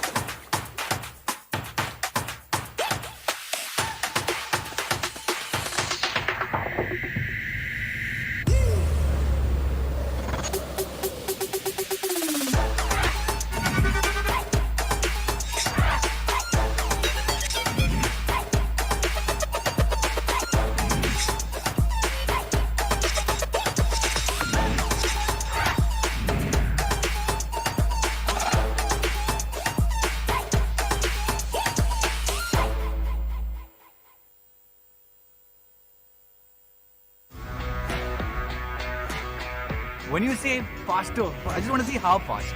Very exciting day. Let the games begin. So we bring to you Airtel 5G Plus.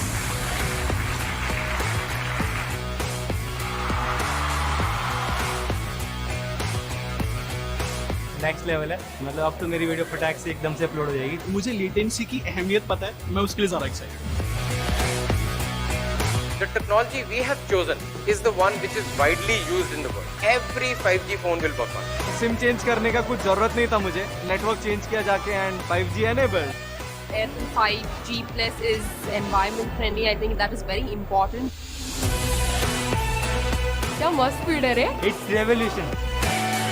Magic. Once you use it, you can't go back.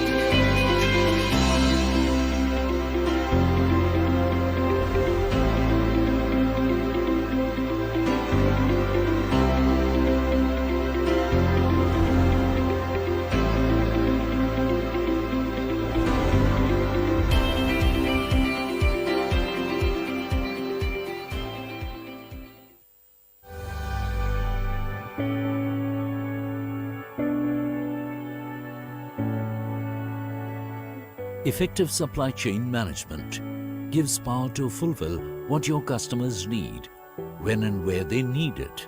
How will you ensure that your supply chain is reliable, flexible, innovative, and always strives for excellence?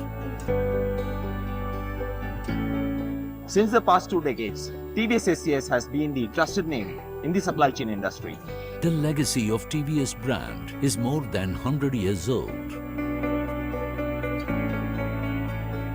We are trusted for the value that we have created. Our global presence with unmatched supply chain network pan-India, warehousing space of more than 19 million square feet, transportation network across 29 states, and a strong team of more than 10,000 professionals stand together to serve our esteemed customers.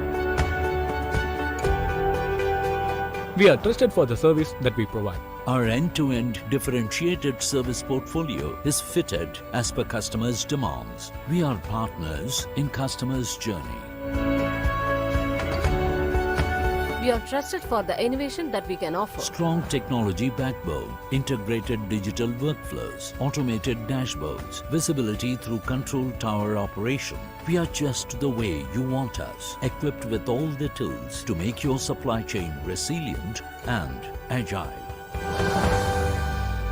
We believe in the power of us. When we partner with you, we are committed to offer you quality solutions. Together, we strive to achieve newer heights. Together, we stand united to write new success stories.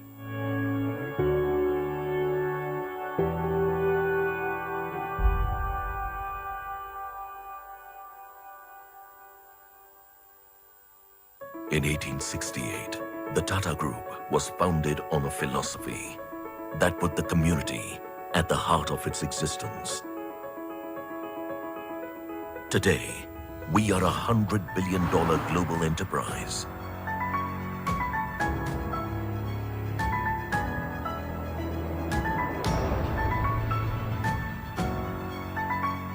Our today has been built on enduring values.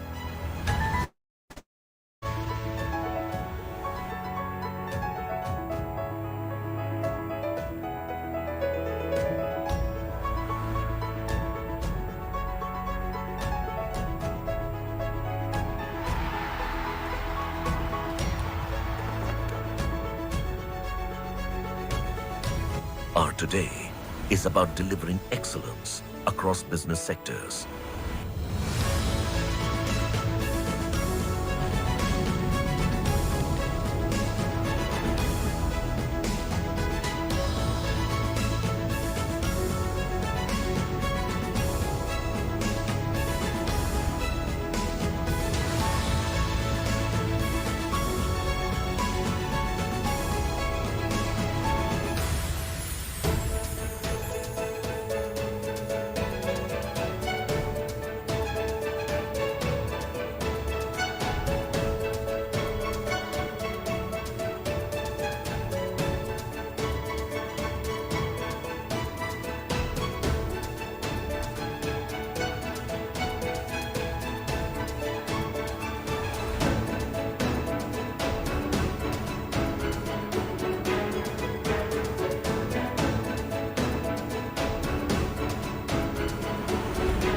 Our today is about building a future-ready nation.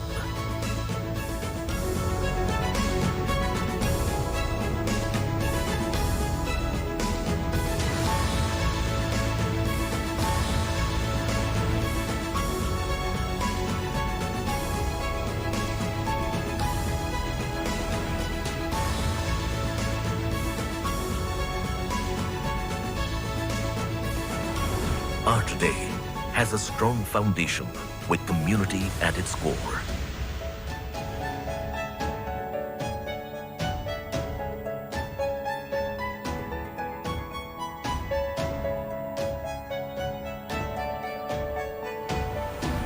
Our today is dedicated to the communities we serve.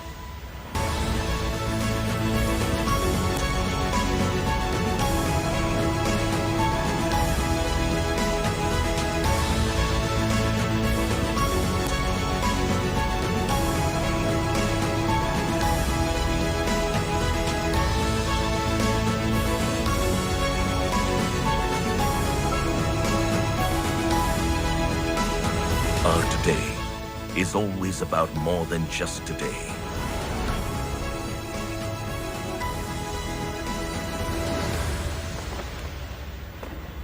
Our today is a continuous journey for a better tomorrow.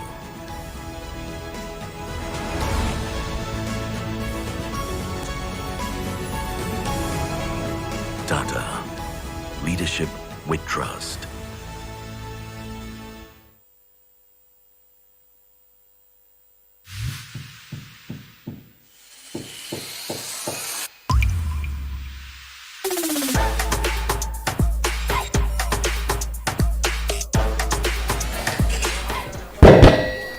Yeah, good afternoon. Good afternoon to the post-lunch session on the country session on Cuba. We'll be just starting the session in another couple of minutes. Just an announcement that some of the speeches will be in Spanish. So there is a simultaneous translation which has been arranged. So those who want to pick up the headsets can pick up the headsets from the... Thank you.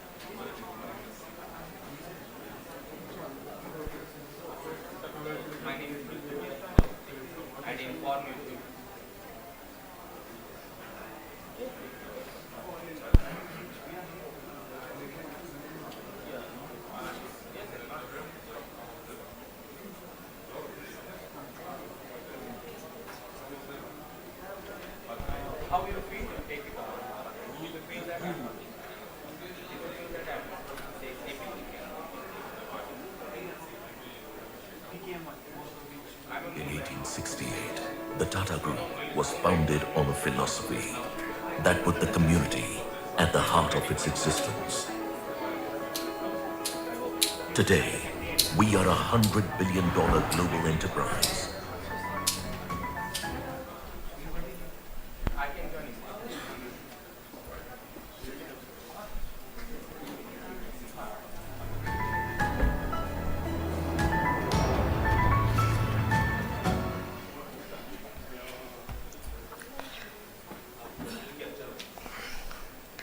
Ladies and gentlemen, a very warm welcome to each one of you to the country session on Cuba. For this session, I'd like to invite on stage His Excellency Mr. Alejandro Simancas Marin, Ambassador to the Republic of Cuba to India, His Excellency Mr. Rodrigo Melmerca Diaz, Minister of Foreign Trade and Foreign Investment, Republic of Cuba, Her Excellency Ms. Deborah Rivas Saavedra, Deputy Minister, Ministry of Foreign Trade and Foreign Investment, Republic of Cuba, and Mr. Ovel Concepcion Diaz, Head Renewable Energy Resources, National Electric Union. And finally, Mr. David Roger Curbelo Rodriguez, Head Business and Marketing, BioCuba Pharma. Ladies and gentlemen, can we hear it for this extremely exclusive panel who are going to be presenting Cuba to you in the next 45 minutes to an hour. I'd like to begin the session by inviting the Ambassador of the Republic of Cuba to India, His Excellency Mr. Alejandro Marin, to address us, please.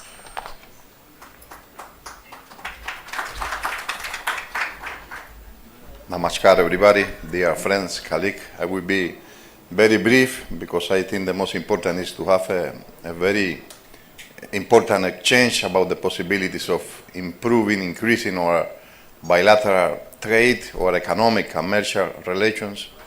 So it's a pleasure to have here with you our Minister, the Honorable Minister of Foreign Trade and Investment, Rodrigo Malmierca, together with his Deputy Minister, Deborah Rivas, and a group of representatives from the sector of the biopharma, agriculture, and renewable energy from our country. I just would like to express our gratitude to the Confederation of Industry, to all its authorities, to all the people who has made possible to have this meeting today, this important exchange, and reaffirm our commitment to continue working always together, to continue by reinforcing our bilateral trade or economic relationship, reinforcing the friendship between our countries. So thank you very much. Thank you.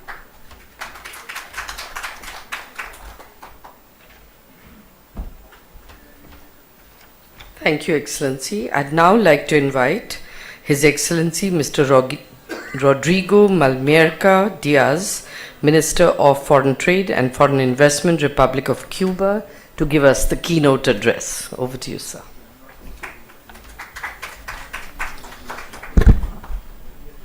Thank you, and good afternoon. I would like to recognize the organizer for inviting us, and I am going to be held by a kind of presentation in PowerPoint. I don't know if it's available. And mainly I'm going to talk about the possibilities to invest in Cuba. We have a vision of economic and social development based in developing the international insertion of the Cuban economy, diversifying our commercial links. We believe that to make our economy more efficient is very important to consolidate our social achievements, but for doing so, we need resources, so we need to increase our exports. We need to attract foreign capital and resources from the international cooperation. And there are great opportunities to stimulate the economic relations, trade, investment, and cooperation, especially with countries like India that have a very good relation with Cuba, historical one, but at the same time there is potential among the enterprises to work together with us. We are in a process of updating our Cuban economic model, and this is based in the National Development Plan until 2030. It's something that is linked to the Sustainable Development Goals approved by the United Nations. We are promoting the science, technology, and innovation as a pillar for the economic development. We are pushing forward the existence of private, small and medium enterprises together with cooperatives. And at the same time, we maintain the idea that the public sector is very important, but we need to separate the state functions from the entrepreneurial ones. So the enterprises being public, let's say the owner is the state, but we need those enterprises to function in an efficient manner, to make their own decisions, and the state can't be day by day at the entrepreneurial level, making decisions. And we believe very much in the diversification and the interaction of the different economic actors in our economy. We consider the foreign investment one crucial objective to finance the development of our economy. And in this case, we would like to explain to you how we're working with this. In 2014, we update the regulatory framework. We approved the Law 180, that is the Foreign Investment Act. But this law is supported by a complete complementary legal framework and with policies approved by the state that are not only general policies, but we have also in each sector defined the policies that we want to pursue. And the other thing we did was create the special economic zone of Mariel. This zone is, we can pass to the other one, is a big special zone, 465 square kilometers. And then we are given more incentives for the foreign capital than those that we are giving in the rest of the country.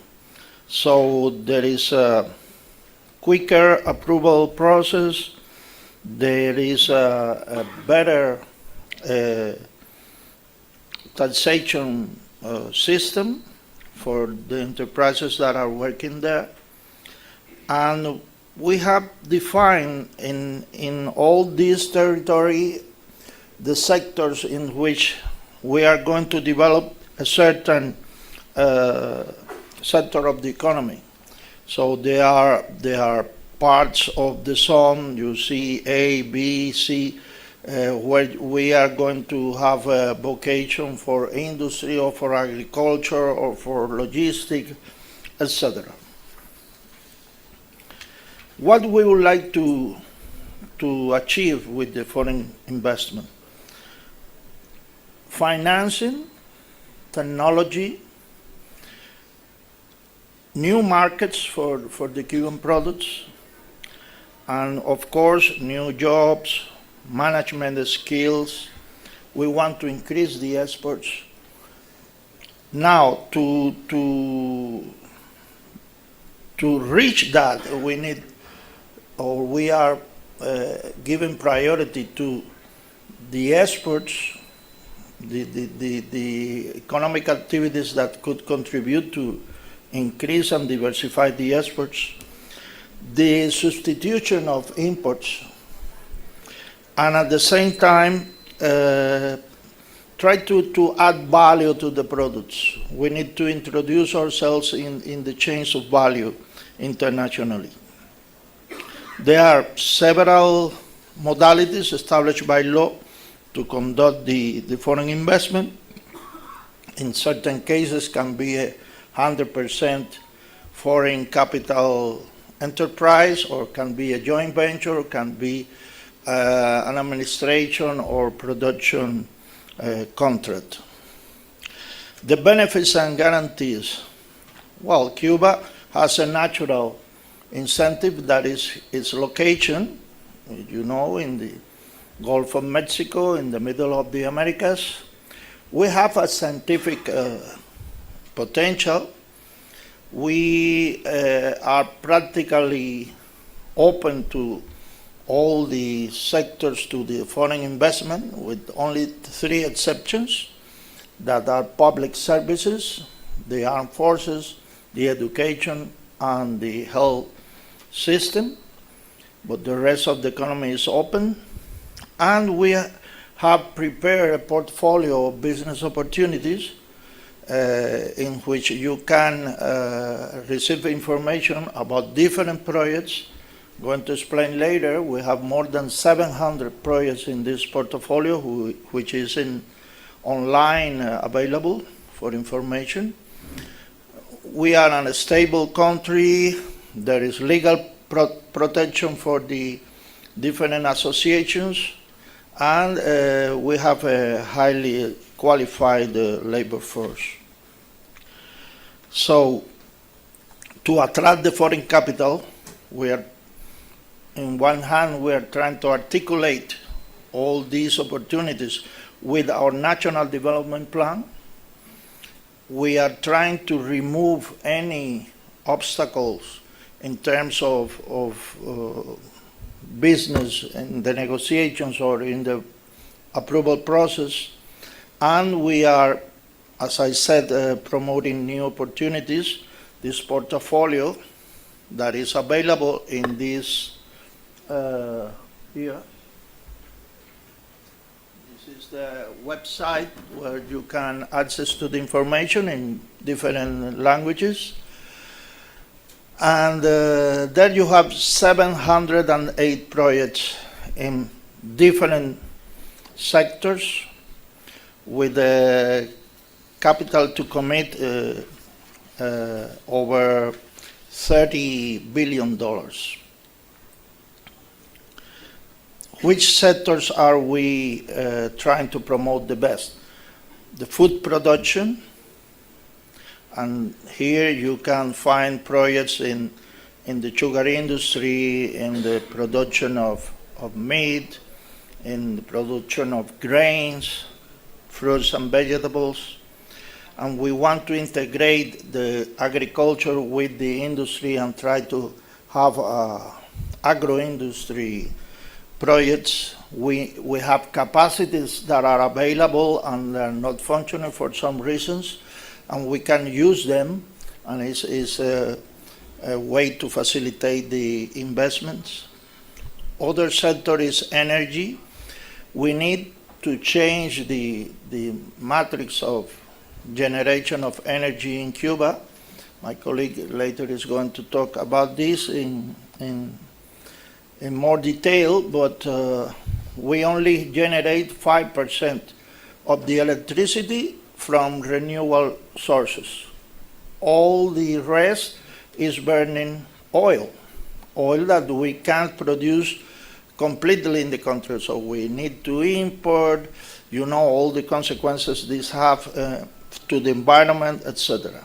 So this is something we are very engaged to promote.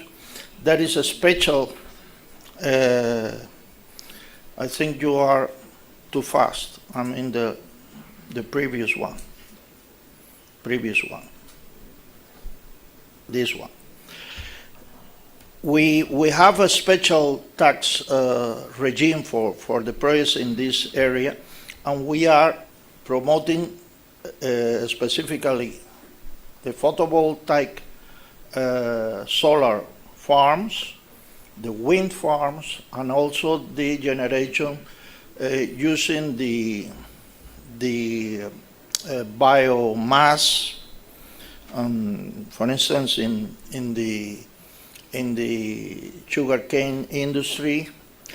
And on the other hand, we have also the possibility to explore and to prospect oil onshore, but mainly offshore. We have in the Gulf of Mexico a special zone that is ours in the United States area and in the Mexican area. They are producing already, but we are not. So we need to explore.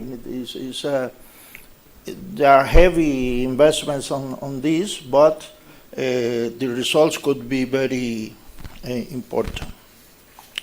So now the other priority is knowledge-intensive industries. We believe very much in technology and innovation to achieve good economic results. So we have some facilities that we could use. Also, my other colleague is going to speak in detail about the biotech industry of Cuba and the possibilities we have to create new products and commercialize them. So, we continue.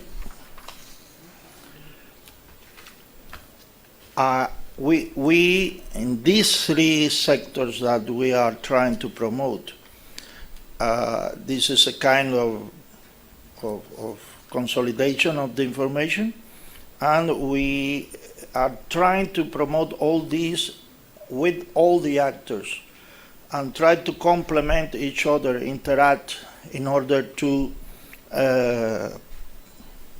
promote the new projects. The one-stop shop for foreign investment is an effort to try to simplify the tramits.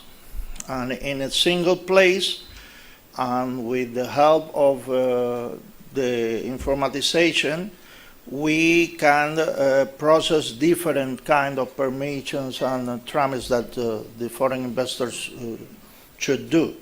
So this started more or less 2 years ago. We need to consolidate these. Now there are more than 15 Cuban entities working, cooperating in this one-stop shop.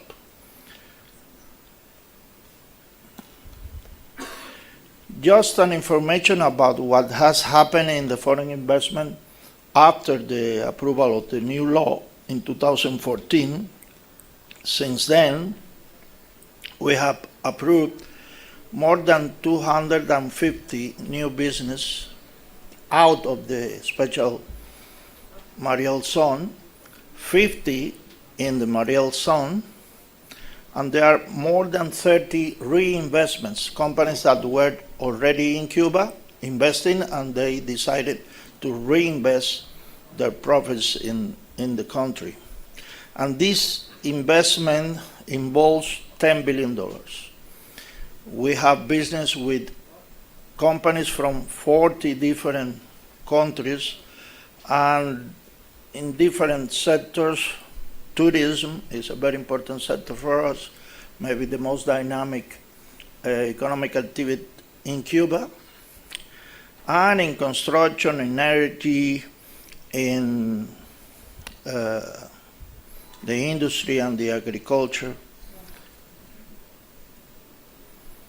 And in this moment we have negotiating 50 new projects that involve $9 billion of capital. Projects in different sectors that are in advanced negotiation process. About the policies, I told you we have general policies, but we have policies specifically for the 14 sectors that we are promoting, and this is something we are updating continuously because we need to adapt to the moment. For instance, recently we approved the possibility to associate foreign capital with non-state enterprises. We are allowing the foreign major participation in most of the sectors, only with the exception of natural resources that are not renewable. We are simplifying and making more flexible the methodology to prepare the technical economic studies. The restrictions to operate bank accounts abroad was released too. And we are also opening the possibility to invest in the domestic trade sector. So in conclusion, we believe that despite the difficulties, Cuba has favorable conditions for foreign investment. The biggest obstacle to promote the foreign investment in Cuba is the American economic blockade against us. But even so, you have seen how companies from many countries are present in Cuba. And we have business opportunities available in practically all the sectors. And in the special zone of Mariel, we will continue generating actions to make Cuba a better place for foreign investors. And we believe that there is a big potential, specifically with the enterprises in India. Since I arrived here a few days ago, I have met with many entrepreneurs, with several chambers of commerce, and there is a lot of interest, and we are very optimistic about this. There is a last one, I believe. These are three institutions that could help the interested enterprises. BUINEX is the one-stop shop for foreign investment. ProCuba is an agency that promotes trade and investments.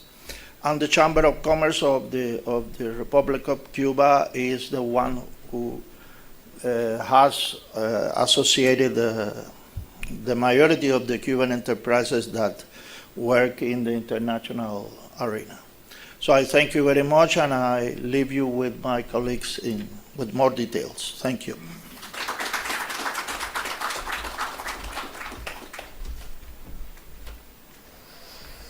Now I may call upon stage Mr. Oval Concepcion Diaz, Head Renewable Energy Resources, National Electric Union.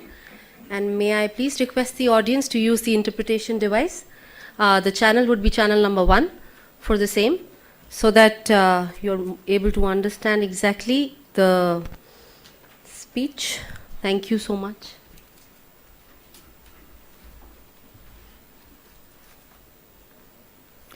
Buenas tardes, mi idioma es el español.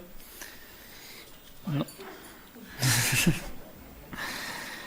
Agradecemos la posibilidad y la invitación de participar en esta sección dedicada a Cuba dentro de Partnership Summit. Nosotros queremos compartir con ustedes el programa de transformación de la matriz energética de nuestro país. Como pueden ver en la pantalla, las principales fuentes de generación de nuestro país dependen de los combustibles fósiles, fundamentalmente las plantas termoeléctricas, las turbinas de gas, motores diésel, motores fuel, tanto ubicados en instalaciones en tierra como en plantas móviles. Cuba es un país que está electrificado más del 99,9% y tiene unos 4.300.000 consumidores de electricidad.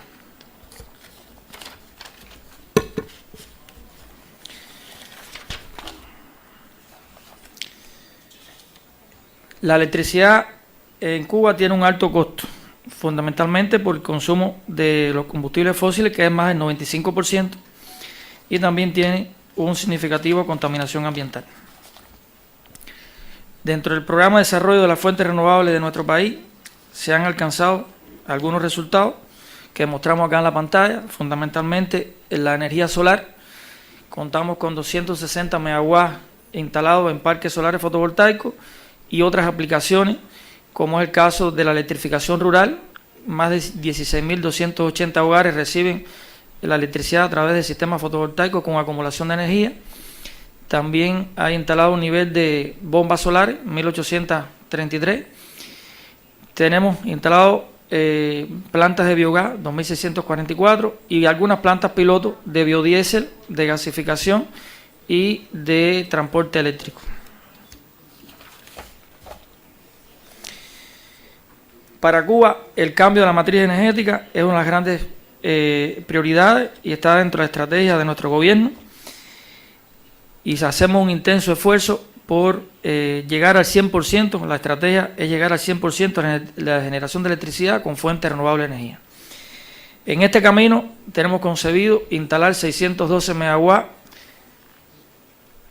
de plantas con biomasa cañera, biomasa forestal, 1.800 megawatts en parques eólicos, 13.000 megawatts en parques fotovoltaicos con acumulación de energía y 56 megawatts en centrales hidroeléctricas. Aunque hemos concebido una primera etapa de 37%, con el objetivo de poder llegar en el 2030 al 37% de la matriz energética a partir de las fuentes renovables de energía. Cuando analizamos el potencial solar que tiene nuestro país, por la ubicación geográfica de nuestro país, tiene un alto potencial solar. Por cada metro cuadrado en nuestro país se reciben 5 kilowatt-hora, lo que en el año representa 1.800 kilowatt-hora. Quiere decir que todos los proyectos de energía solar fotovoltaica en nuestro país tienen la ventaja de tener el sol con alto nivel de incidencia en todo el territorio nacional. En cuanto a los proyectos fotovoltaicos, en Cuba tenemos áreas identificadas ya con todos los estudios técnicos preparados para instalar más de 2.324 megawatts en diferentes proyectos y en el proceso final de la transformación energética tenemos que instalar más de 11.000 megawatts y esto llevaría otros 2.000 megawatts en acumulación de energía. El potencial eólico, como pueden ver en el mapa, es en la zona norte oriental. Hoy contamos con 15 proyectos eólicos en la zona oriental y de esos proyectos vamos a instalar unos 800 megawatts y tenemos identificado en la zona central occidental otros proyectos que pueden sumar una potencia superior a los 1.000 megawatts, pero necesitan de hacer el estudio de medición de viento, además de preparar los proyectos. En esta gráfica se muestran los 15 proyectos que ya tenemos adjudicados en los territorios. Ahí está la ubicación en los territorios donde están los proyectos y 12 de ellos se ejecutan con la participación de la inversión extranjera. En los proyectos con biomasa tenemos identificado 12 proyectos con más de una potencia superior a los 430 megawatts, donde hay oportunidades de invertir en Cuba. Estos proyectos combinan la instalación de nuevas bioeléctricas y la modernización de la industria azucarera y el fomento de la caña de azúcar. Quiere decir que estos son proyectos integrales. Cuba presenta un ambiente favorable de negocio. Tenemos oportunidades de realizar negocios en fuentes renovables de energía, como explicó nuestro ministro. Hoy estamos nosotros promoviendo la creación de empresas de capital totalmente extranjero. También pueden ser empresas mixtas, asociaciones económicas internacionales, comercialización de equipos y recursos en consignación. Quiere decir que nosotros también, los inversionistas, pueden depositar en Cuba, en almacenes y en tiendas para la venta de equipos que utilicen la fuente renovable de energía. Y así también cómo poderla vender en el comercio mayorista y en el comercio minorista. Ahora nosotros necesitamos consolidar proyectos y poder instalar en los proyectos que hoy tenemos identificados, poder desarrollar proyectos fotovoltaicos con acumulación de energía, más de 11.000 megawatts, quiere decir que tenemos muchas posibilidades de invertir en el fotovoltaico en Cuba. También hemos identificado más de 900 megawatts que pueden ser instalados en techo, en las diferentes instalaciones. En las viviendas aisladas, nosotros también tenemos un potencial de poder instalar sistemas fotovoltaicos conectados a red y también en las viviendas aisladas, fotovoltaicos, inversores, baterías con acumulación de energía. Bueno, también tenemos los 12 proyectos en bioeléctrica que explicamos anteriormente y sistemas de concentración solar para producir agua y vapor en los procesos industriales. Cuba tiene un ambiente favorable de negocio, también como explicó nuestro ministro, existe un marco legal seguro y transparente. Hay diferentes leyes, no las voy a mencionar. Hay una ley de inversión extranjera que ofrece garantía a los inversionistas y también hay incentivos para los inversionistas extranjeros, sobre todo a la hora de importar los suministros y los equipos para la construcción, están libres de impuestos y una vez que termine la inversión las tasas de impuestos sobre las utilidades están expuesta los primeros 8 años y después solo el 20% en vez de 35% como es para el resto de las empresas. En esta gráfica le mostramos ejemplos de negocios que estamos promoviendo para Cuba. Bueno, crear capacidades de construcción en parques fotovoltaicos, quiere decir poder en Cuba establecer empresas que creen capacidades para el fomento de los parques fotovoltaicos, tanto inversiones que sean con capital nacional o con capital extranjero. La instalación de parques fotovoltaicos que sean propiedad de las empresas extranjeras, ya sea una empresa mixta o otra modalidad de inversión extranjera. En cuanto al sector industrial, también estamos promoviendo la creación de empresas que puedan promover la fabricación de paneles, la fabricación de inversores fotovoltaicos, la fabricación de baterías y otras tecnologías. Por último, con la India nosotros venimos trabajando en 3 grandes proyectos. Un primer proyecto fotovoltaico de 1.150 MW con 150 MW en acumulación. En este proyecto la empresa consultora ha sido la empresa NTPC, National Thermal Power Corporation Limited, respaldada por la Alianza Solar Internacional. Este proyecto en los próximos días se lanzará a la licitación, su primera etapa. Tenemos un segundo proyecto de 75 MW fotovoltaico en 5 provincias de nuestro país, que es financiado por el Exim Bank. Este proyecto está en preparación y próximamente se realizará la licitación para seleccionar la empresa consultora y la empresa EPCista. Y tenemos un tercer proyecto que es la instalación de un parque eólico de 50 MW que tiene financiamiento del Exim Bank de la India, que ya cuenta con toda la preparación. En estos momentos está contratada la empresa consultora y estamos precalificando la empresa que se va a seleccionar como EPCista, que hay posibilidades de participar en este proyecto. Las empresas interesadas pueden participar en este proyecto. Hasta aquí nuestra presentación. Muchas gracias.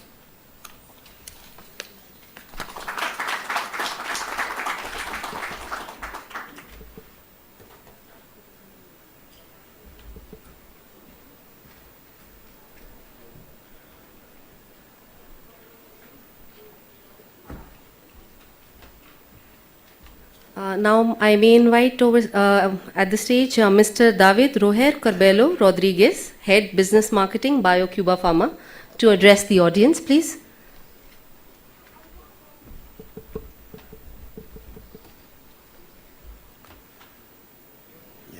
Okay.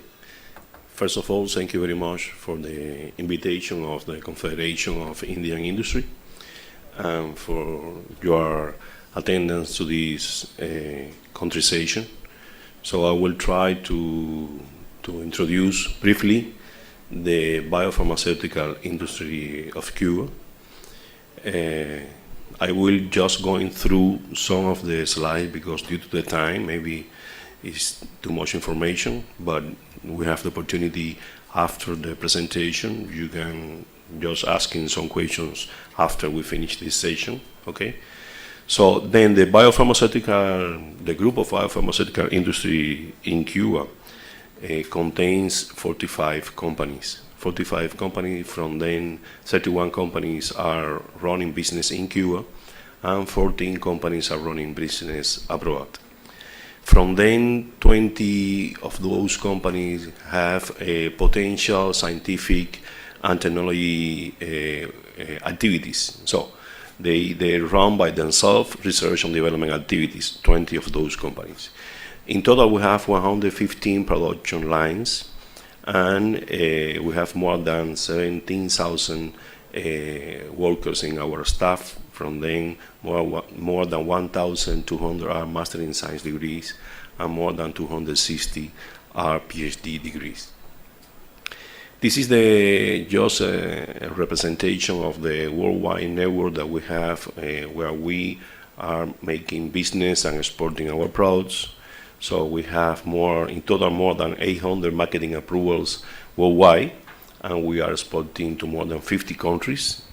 In some cases, we are just running a kind of exportations activities, but we are also having some kind of manufacturing facilities abroad, running production activities in China and in Thailand, for example, and in Spain.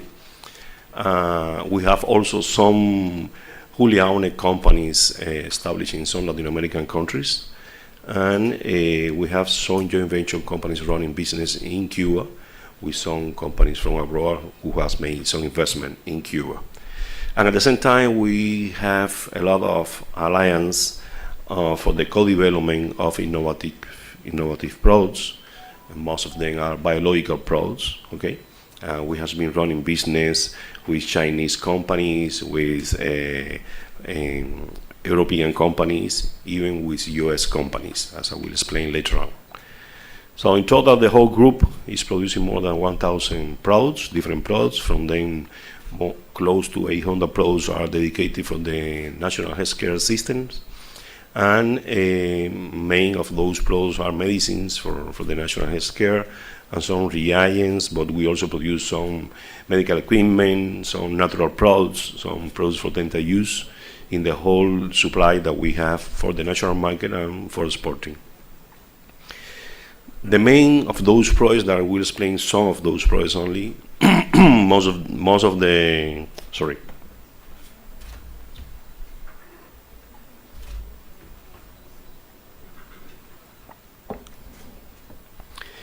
of the products that I will explain now are already on the market. So these are related to some technology for diagnostic of different diseases in different stages of the life, and these have been allowing us to be recognized by WHO as the first country to be to eliminate the vertical transmission of HIV between the mother and the child. Okay, so we produce also our own vaccines. We have two companies within the group: the Center of Genetic Engineering and Biotechnology and the Finland Vaccine Institute. Those centers are dedicated for the production of vaccines. We produce more than 60% of the vaccine that we use in the immunization program in Cuba. And based on the experience that we have for more than 25 years producing vaccines, we have been able to produce our own COVID-19 vaccines. So those institutions has been producing 5 different candidates of vaccine. From them, 3 of them already reached the market with a medicine use authorization.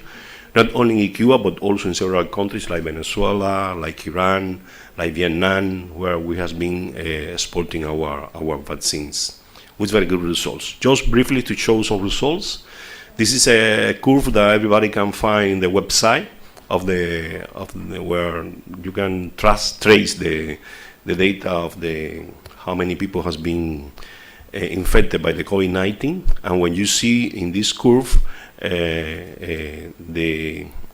we can here see how good the vaccines, the Cuban vaccines, are against the Omicron variant of the virus.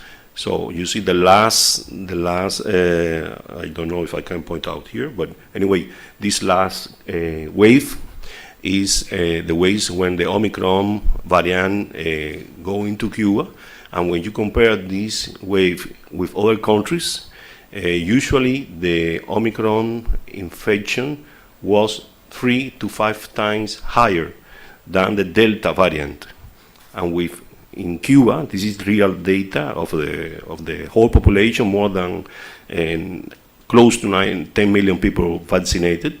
So we have demonstrated that the Omicron variant has been controlled, and the infection was lower than the Delta variant, so showing that the vaccine is very effective. So we have other products for diabetes treatment, and so for sure we have our own system for diagnostic of glucose and so on that our companies produce, but the most well-known of those products are the Everprop-P. The Everprop-P is a product that is used for the treatment of ulcer on the foot of diabetic patients.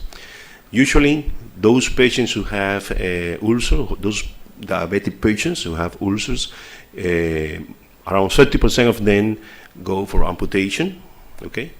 And we have been demonstrating that with the use of this product, we can avoid 75% of the amputations.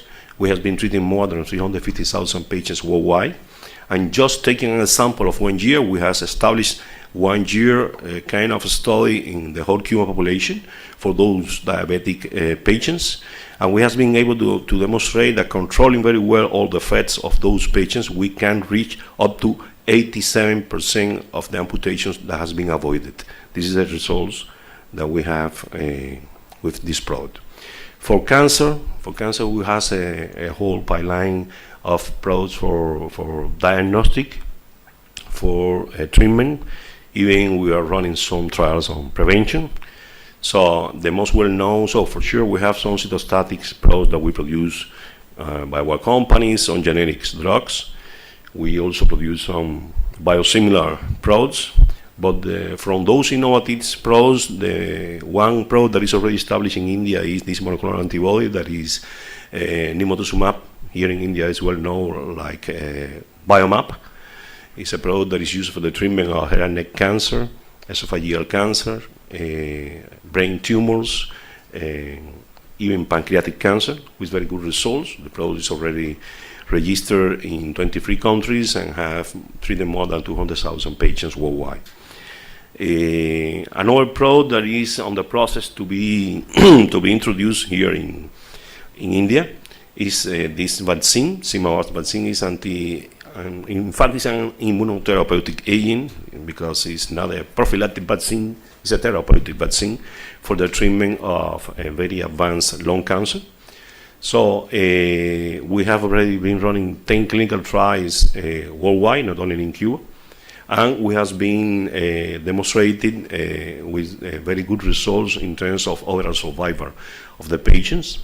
So just usually lung cancer patients used to have a survival of 6 months, around 6 months, and we have already demonstrated that with the use of this product, we have a huge amount of patients living more than 5 to 7 years.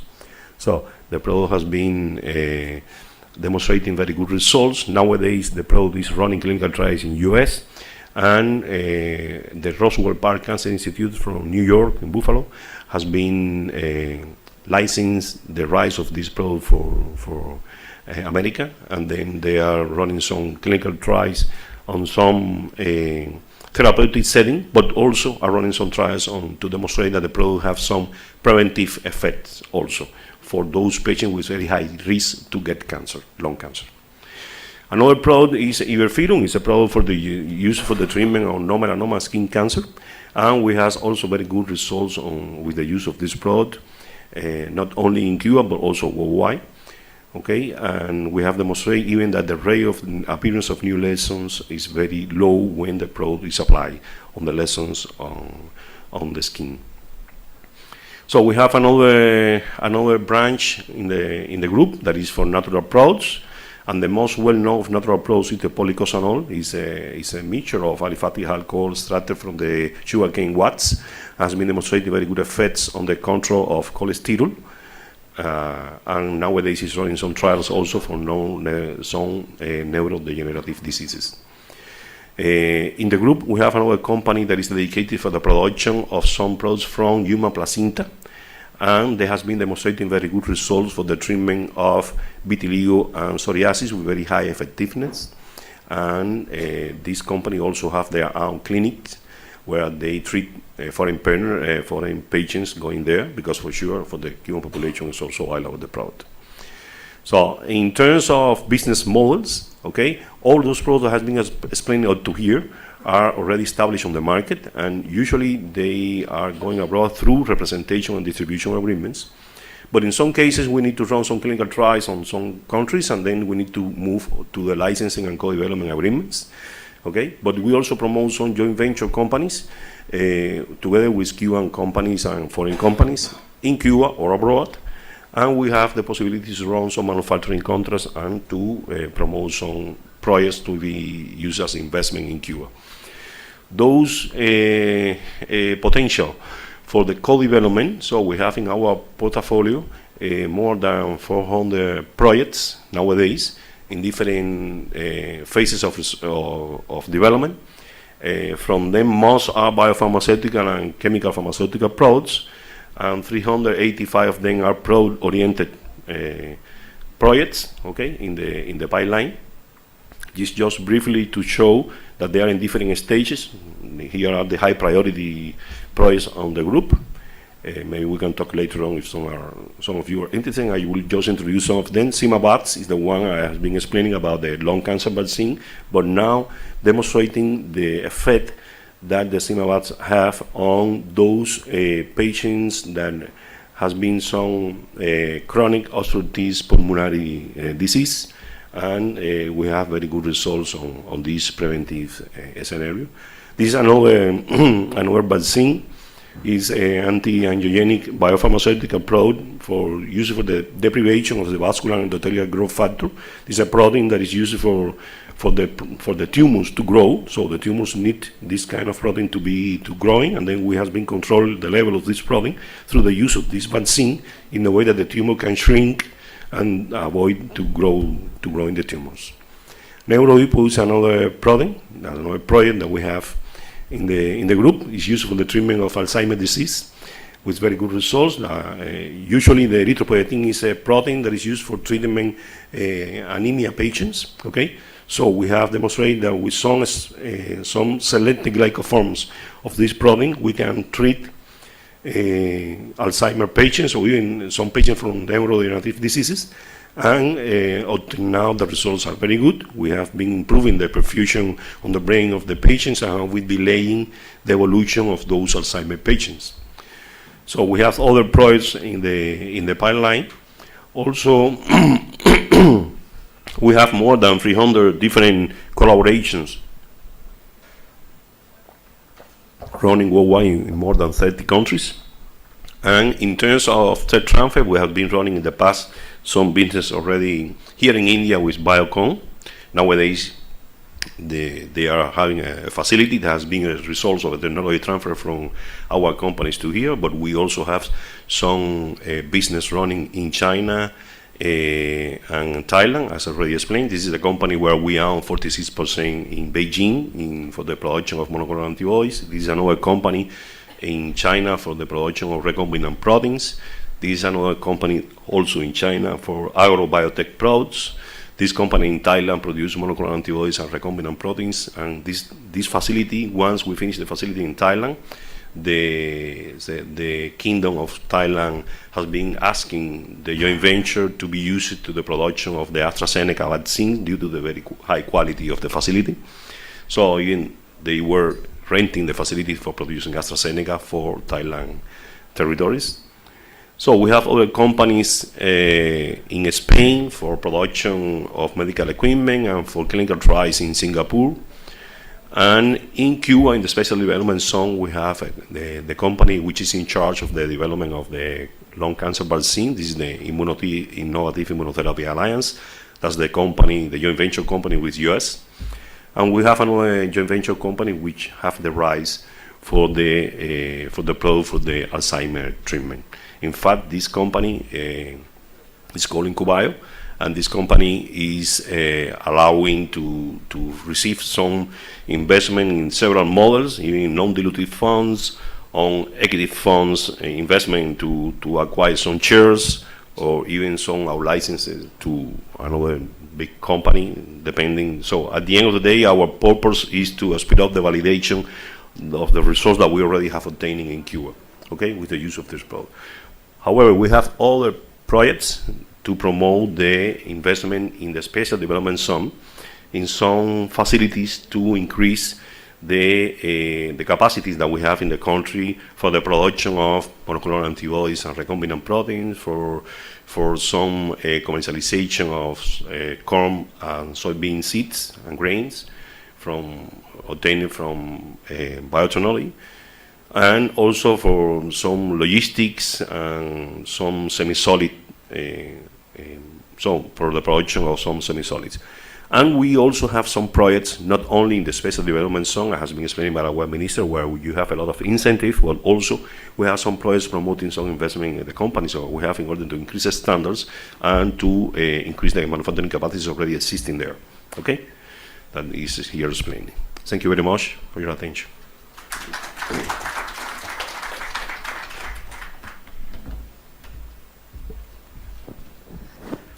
If the audience is having any questions, please feel free to ask the esteemed panelists.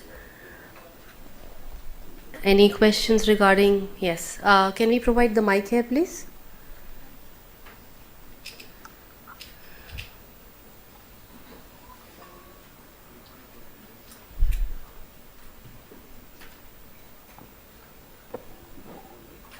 Yeah, any business opportunity in any area actually, where Indian partner is associated in Cuba. So there is definitely some of the human capital we require to be there. So first of all, I would know what kind of the, salary standards for the worker, manager and other level of, as a government standard, what is there? Because what is the opportunities there because of US recession, there are many Indians people are looking for the other geography location to be, so I want to know actually, my name is Vishal Sanghvi and I'm an innovator and business accelerator. So I understand your presentations and where is the opportunity, so I can connect something. So I want to know about this primary information from. So, okay. So the question is addressed to all the panelists. All right. About their country's standard of this. And there is you have the human capital sufficient, or there is a requirement to, because you see about the solar projects your country is interested to deploy actually. So you have the human capital, or it's required, it will be also required to bring over there actually.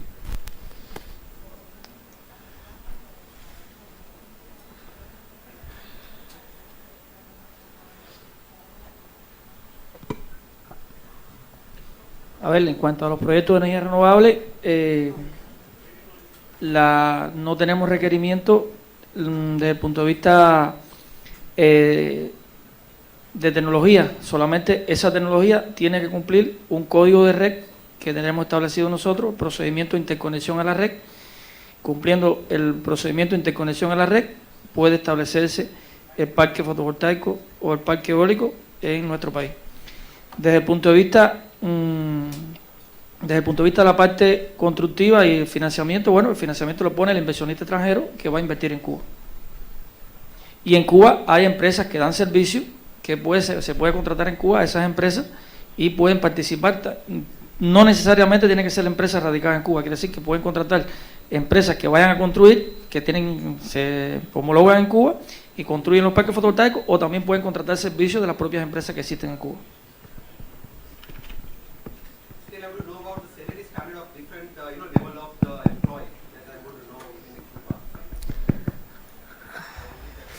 For that, I would advise if you can write to the, yes, you can write to me also. I would then probably connect. So there's another question. Good evening, good afternoon, sir. My question is to the Trade Minister of Cuba. I'm Sridhar from the Asian Age newspaper. Our Minister of State for External Affairs, Ms. Meenakshi Lekhi, had just visited Cuba, and I think you also had a meeting with her probably yesterday. What are the tangible proposals that the Indian and Cuban governments have agreed on to improve the business relationship and commercial relationship between the two countries? And are you satisfied with the visit and its outcomes? Thank you. Well, Cuba and India are good partners for many years. This year we are going to have 63 years of diplomatic relations. And this month is going to be 40 years since Fidel Castro visited Delhi to participate in a non-aligned movement summit. I mean, we are kind of good friends. What we are working now is to try to take the economic relations to the same level that the political and historical relations between our countries have. So I'm very pleased to participate in this partnership forum by the invitation of the Confederation of Industry and the Ministry of Trade and Industry. And we have been in touch with Indian authorities, but also with chambers of commerce, with entrepreneurs, in which we have been exchanging views about the opportunities we have to develop the economic relationship and take this new level. And especially in these two areas that we were talking today, renewable energy and biotech and pharmaceutical industry, we believe there is a potential to be developed. So I'm happy with the visit. I'm very optimistic, and I believe that in the near future we are going to have some new projects, new results. Thank you.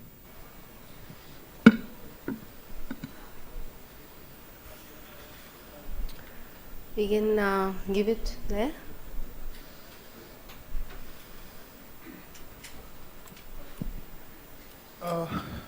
I'm Dr. Kawat from Cii Pharma, from Cii Healthcare Private Limited. I have a question to Minister. What is the scope of orphan or unlicensed medicine in Cuba? Thank you. I'm talking about the orphan drug, the unlicensed medicines. The unlicensed medicines. The unlicensed medicine which is approved by US FDA, but it is not available in Cuba. What is the scope of that? Thank you. Yes, well, you know, we have an institution that is responsible for is the authority to approve the new medicines and even other things. That is qualified in the Americas by the Pan American Health Organization as the first level of, so every new product has to pass for a process of approval with a phase 1, phase 2, phase 3 process of studies, and maybe you can explain this better than me, but what I mean is we have our own authority, we have agreements with other authorities in the world. For instance, we just signed an agreement with the authority of Mexico that is going to guarantee the systematic exchange and approval of products that one of the other has already make the process. But what I prefer the doctor can explain better than me on this.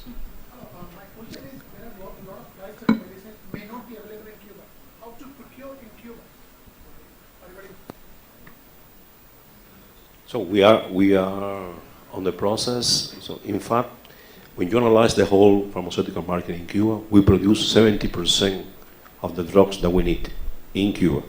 For sure, we are importing a lot of raw materials, and a lot of raw materials we are importing from India, from different Indian suppliers or manufacturers. But so the other 30% that we are not allowed to produce in Cuba, so we are importing from different countries, and we have a company dedicated for this business in the Ministry of Health. For sure, this company should follow the procedures, as explained the Minister, of the National Regulatory Authority, which are the ones who always review all the procedures for importing medicines, and also to allow the producers, the national producers, to be certified for those.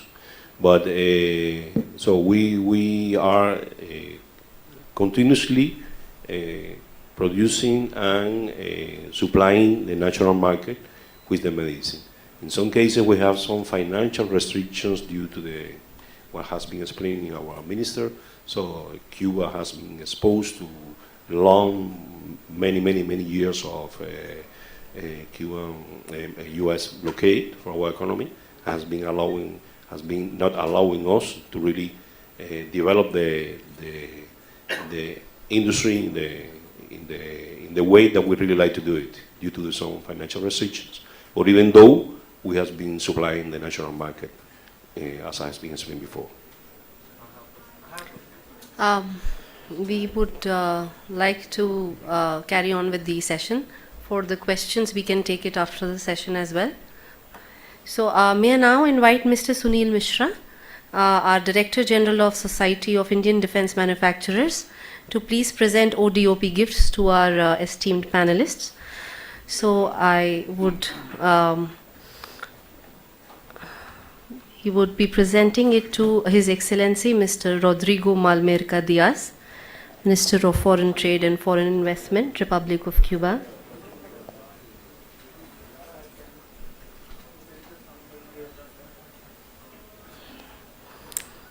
Then to His Excellency Miss Deborah Rivas Saavedra, Deputy Minister, Ministry of Foreign Trade and Foreign Investment, Republic of Cuba.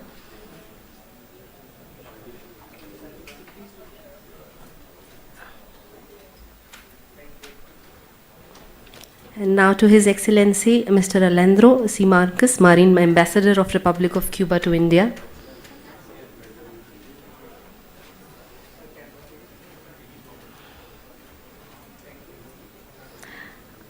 Now I would like to invite Mr. E.B. Rajesh, Senior Director, CII International, to present the ODOP gifts to Mr. Oval Concepcion Diaz, Head, Renewable Energy Resources, National Electric Union.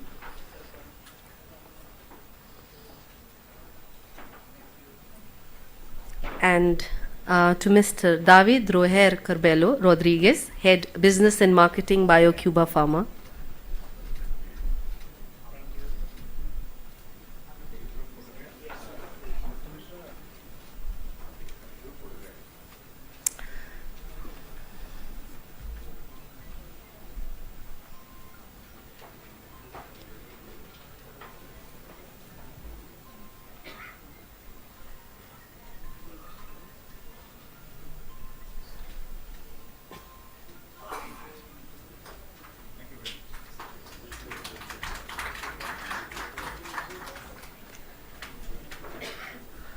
Thank you everyone for being a part of this session.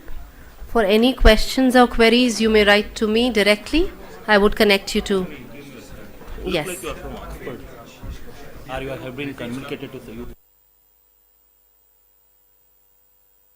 In 1868, the Tata Group was founded on a philosophy that put the community at the heart of its existence.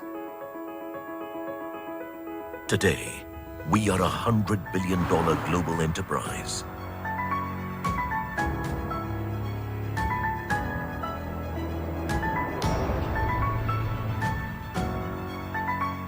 Our today has been built on enduring values.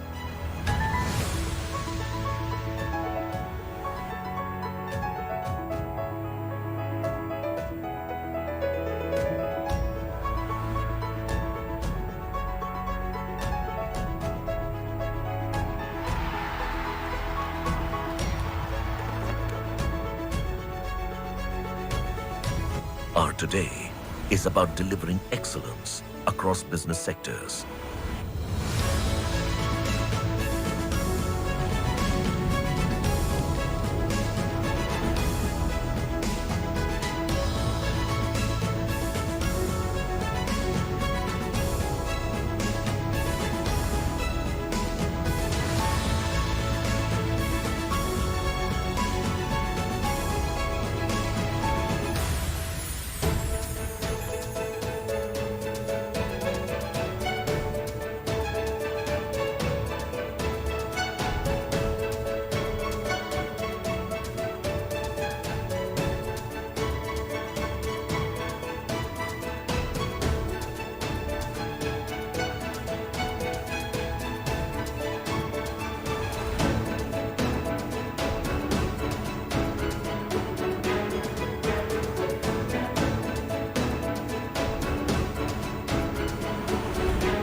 Our today is about building a future-ready nation.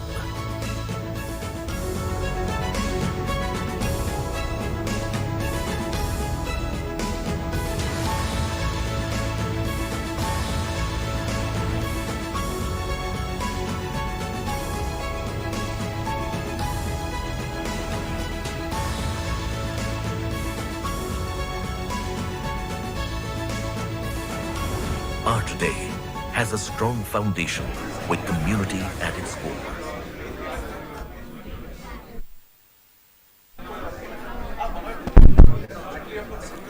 Ladies and gentlemen, may I request you all to be seated, please? We are shortly going to start with the session on financing growth in emerging markets.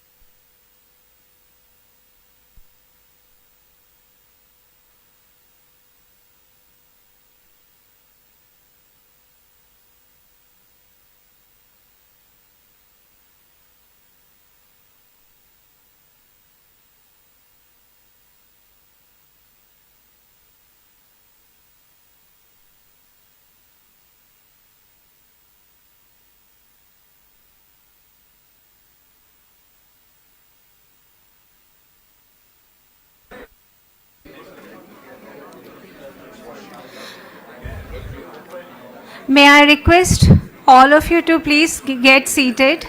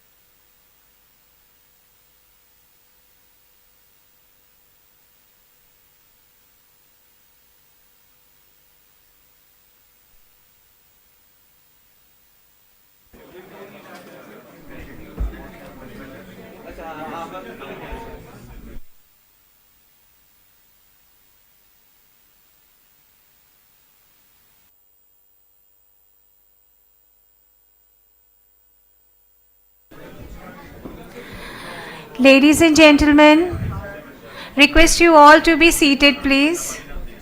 We are shortly going to start with the next session on financing growth in emerging markets.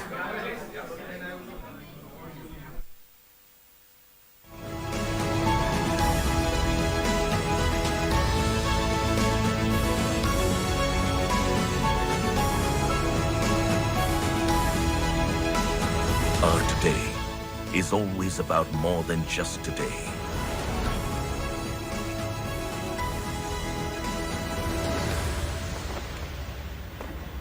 Our today is a continuous journey for a better tomorrow.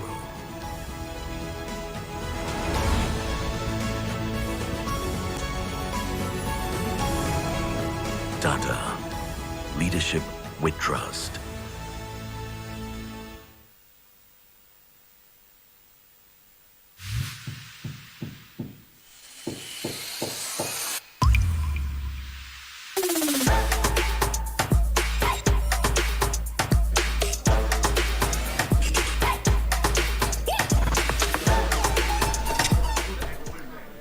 Ladies and gentlemen, may I request you to kindly be seated, please? We are shortly going to start with the session on financing growth in emerging markets.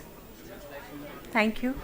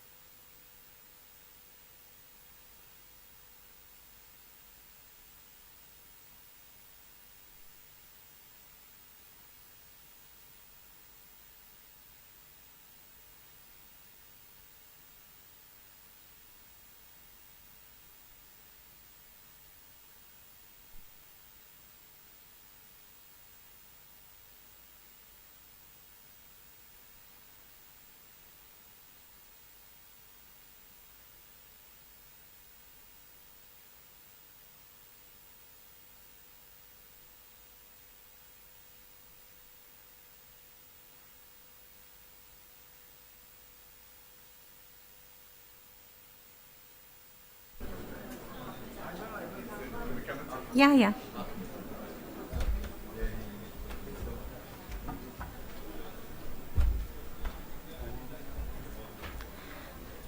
Good evening, ladies and gentlemen.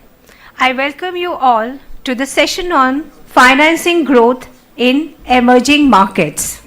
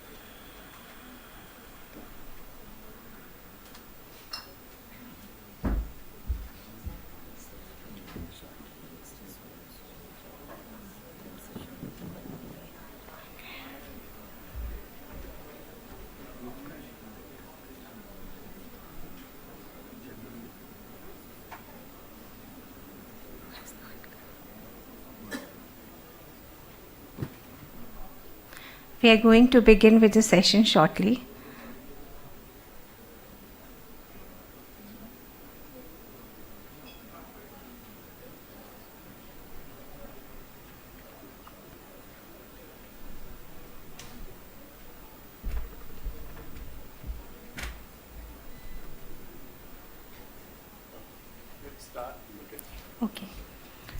Okay, ladies and gentlemen, I once again welcome you all to the session on financing growth in emerging markets.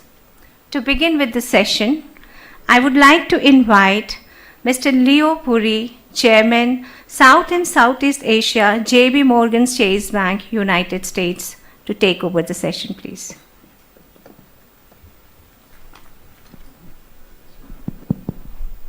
Thank you. And first of all, my apologies for starting late.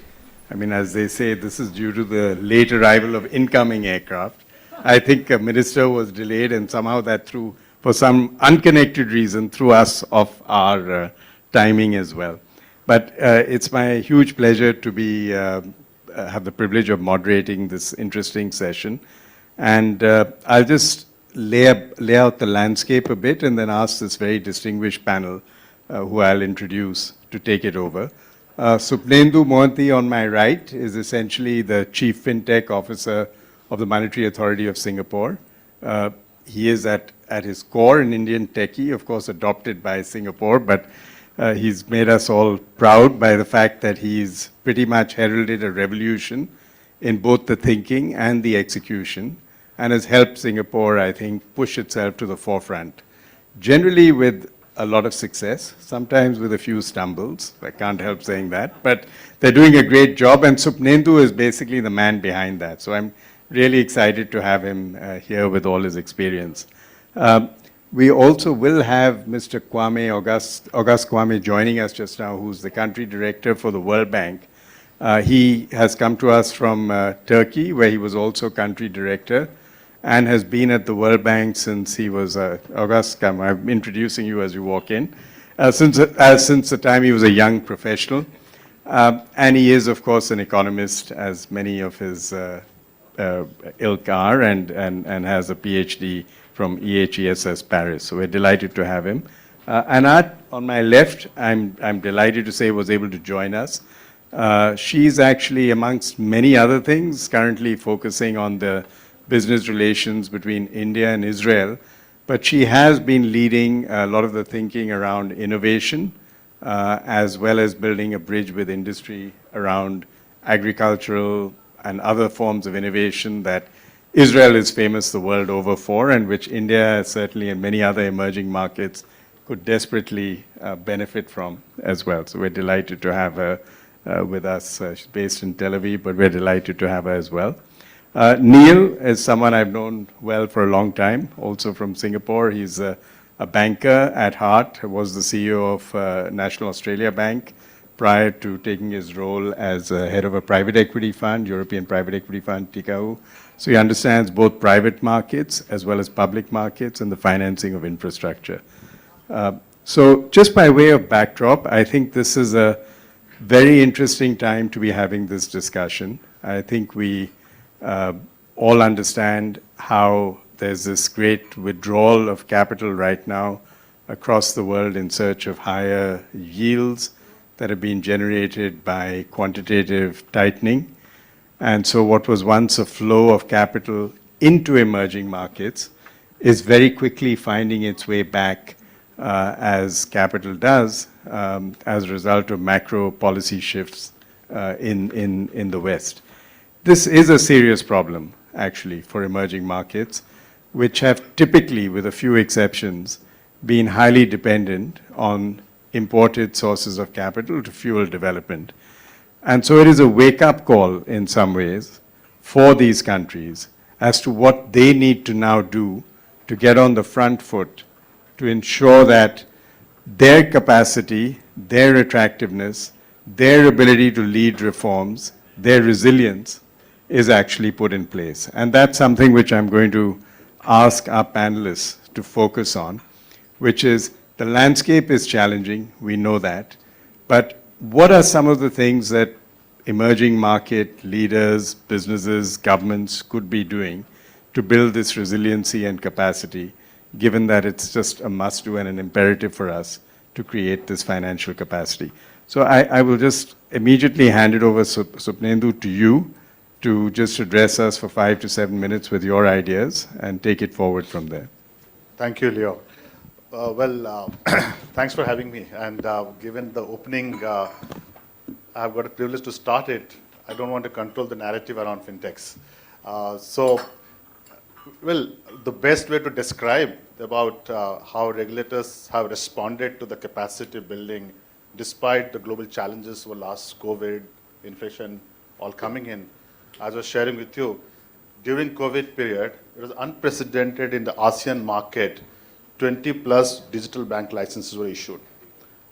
Full bank licenses were issued, which clearly states that regulators were looking to build that capacity to address this emerging market demand. And they realized that using traditional banking infrastructure, it was not going anywhere. So I think that clearly indicates that some of the infrastructure for capacity building in this market, regulators have stepped in to put licensing structure so that we have this kind of banks.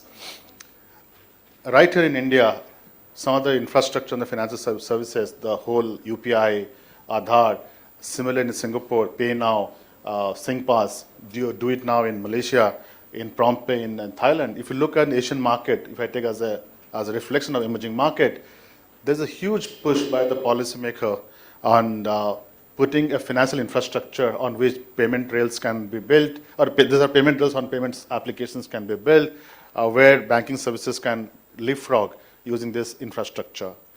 And the third area, which I think has turned out to be well for us, is the whole push for I don't know about India in particular, but I think in emerging market, when I say ASEAN, a lot of regulators start looking at capabilities, which is in 2 or 3 areas. One is capabilities within the industry. Do we have workforce which supports this emerging market demand? Within the regulatory space, also how to upgrade the regulators so that they can think about a policy shift if they have to respond to this demand.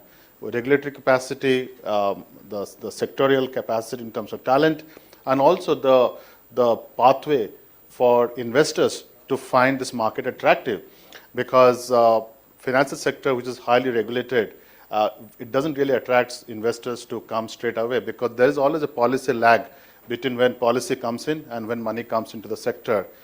In fact, one good example would be if you look at the credit card sector, the policymakers make policy choices after huge investment of infrastructure. They will say MDR is 0 after 10 years of investment. So there is this gap between where policymakers make a choice and when investors come in and put humongous amount of capital to build this infrastructure. So how do we bring the policymakers' decisions close to investors' choices and an innovator's desire to implement a new idea? It's still a struggle in the market, but that's something we have to look at when you think about emerging market capacity and capability build-up. Now, one thing we got to worry now is that with this changing macro environment, that there will be definitely a capital crunch, which is fueling this whole infrastructure. Investors will step out, keeping aside the whole SVB crisis happening in US. Thankfully, the regulators have stepped in with some backstop capital there. But I know in Asia it doesn't affect much, but there's a sentiment impact on this. So all this capital which is getting pumped in for a future infrastructure will feel some headwind out there. And just to close my intervention here, I think we've got to stay on this journey, because when you are talking of building a capacity for emerging market, the profitability doesn't come immediately. The path to profitability of any investment on emerging market need has a long path. There has to be some way where both regulators, investors, and of course the founders or the innovators themselves have to find a way that they can stay on the course on a long period of time. And if we can get to that understanding, I think there is a game plan going ahead. So we've got to still watch out for that path to profitability, which will be a big question now, given a lot of money has gone to the sector. Will the investor continue to pump capital despite the headwind? Oh, thank you. August, may I request you to pick that up? I'm sorry we started just before you came in, but I think you've got the gist of where we are. Yes, thank you. Thank you very much, Leo. Apologies for getting here late. I was enjoying the other presentation, and I thought I would learn something there to share with you here, but thanks for the opportunity to be on this panel. You know, the crisis taught us that financing is really important. You know, going back to COVID, when everything stopped, when everything closed down, we realized that we still needed to move money around, because, you know, you can work from home, you can do everything from home, you can order everything from home, but you need financing.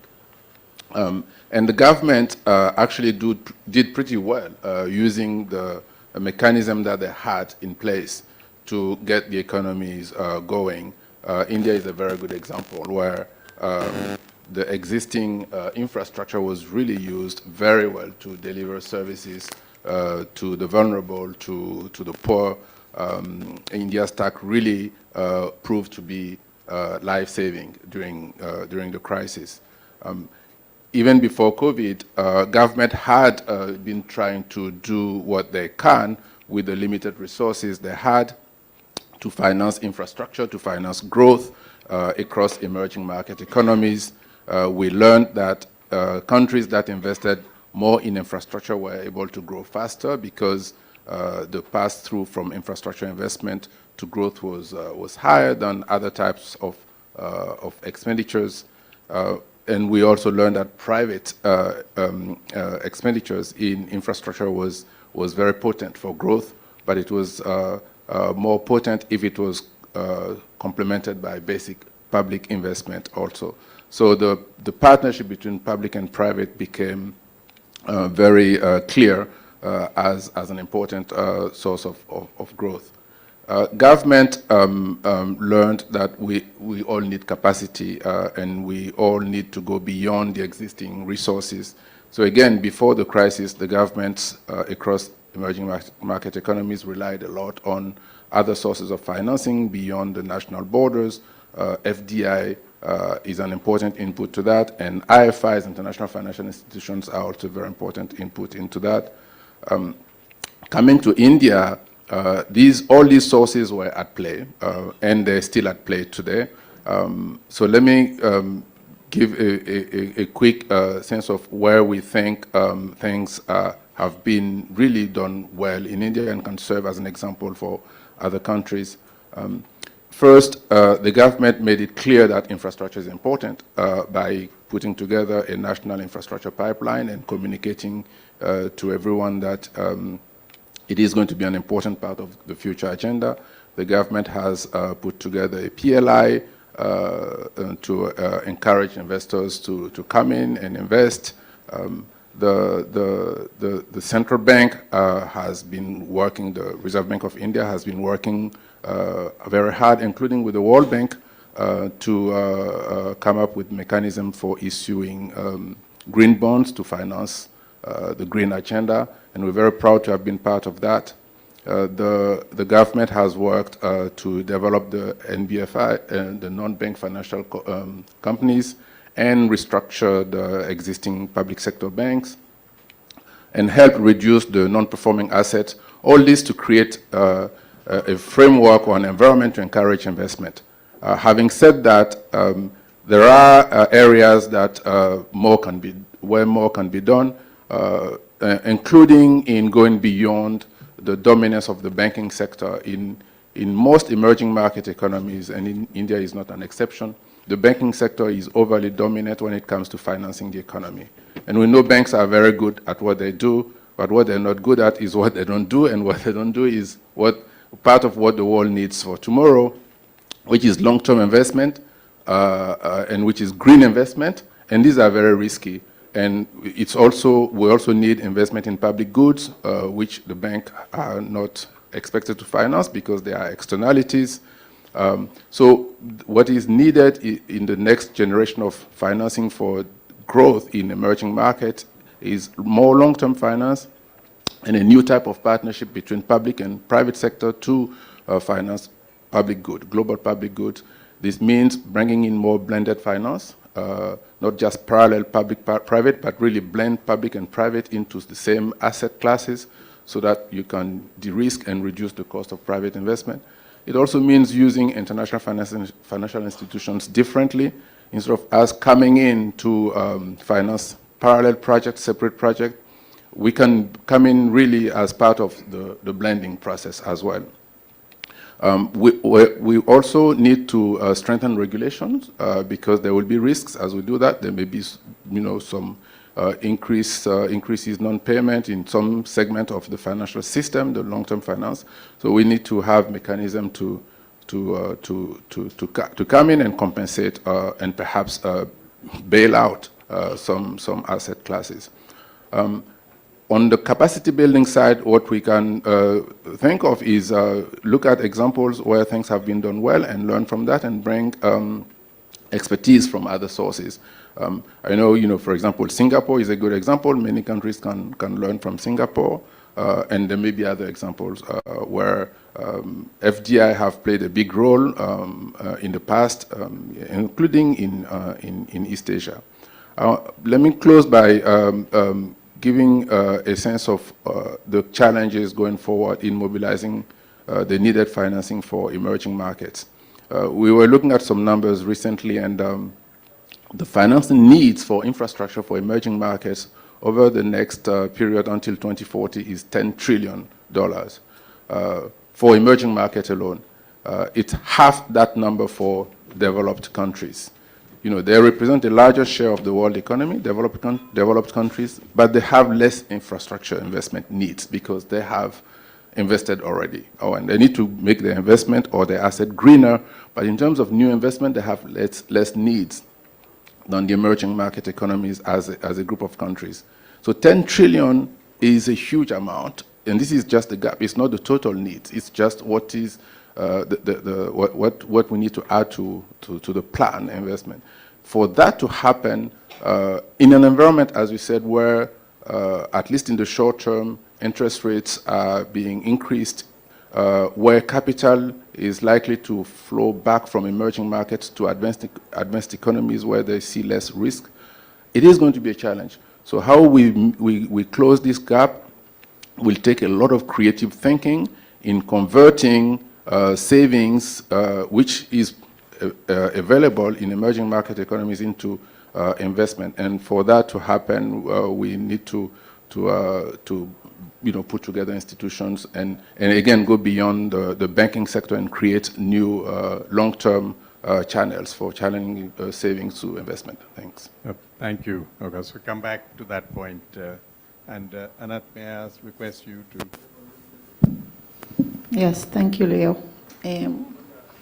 I choose to speak about what's close to my heart, which is financing innovation, startups. Israel is known to be the startup nation, and our day-to-day is actually funding startups and facilitating investments in those companies. And it is important, and this is some learning to be shared with you, it's important to have a correlation between the party that gives the money and the party that takes the money. And when this equilibrium or balance is moved, it creates problems, and I'll give an example. If we look at who is funding innovation, then you have the angels, then you have home offices or accelerators, incubators, then we have the VC. And in Israel, we have the Innovation Authority, which is actually a body, a government body that is not fostering innovation by teaching R&D or fostering R&D, but actually it's a bank. It's a bank that sponsors innovation by grants for a business plan, for a pilot, for scaling up, and even the largest companies in IT are getting funding from the Innovation Authority. Now, as a startup, you need to decide who is going to fund you.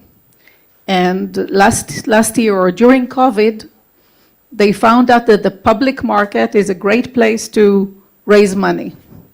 It was great for less than a year. And after the year, the stock market lost patience. And many of those companies don't have profits yet. They are still raising funds. In the balance sheet, they have losses. And the stock market is showing impatience by the share price. So a company that started in 100, I would say that their share price now is in the 40.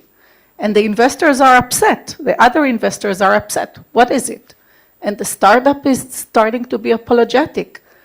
We never promised to be profitable within a year. We're a startup. There is still a process to go. We raised money so that in 4 years, 5 years, there will be a product, there will be a sales.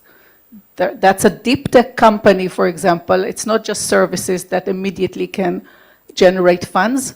And few of those companies just closed because the investors didn't have patience. And new investors were reluctant to come into the game because the share price touched the ground.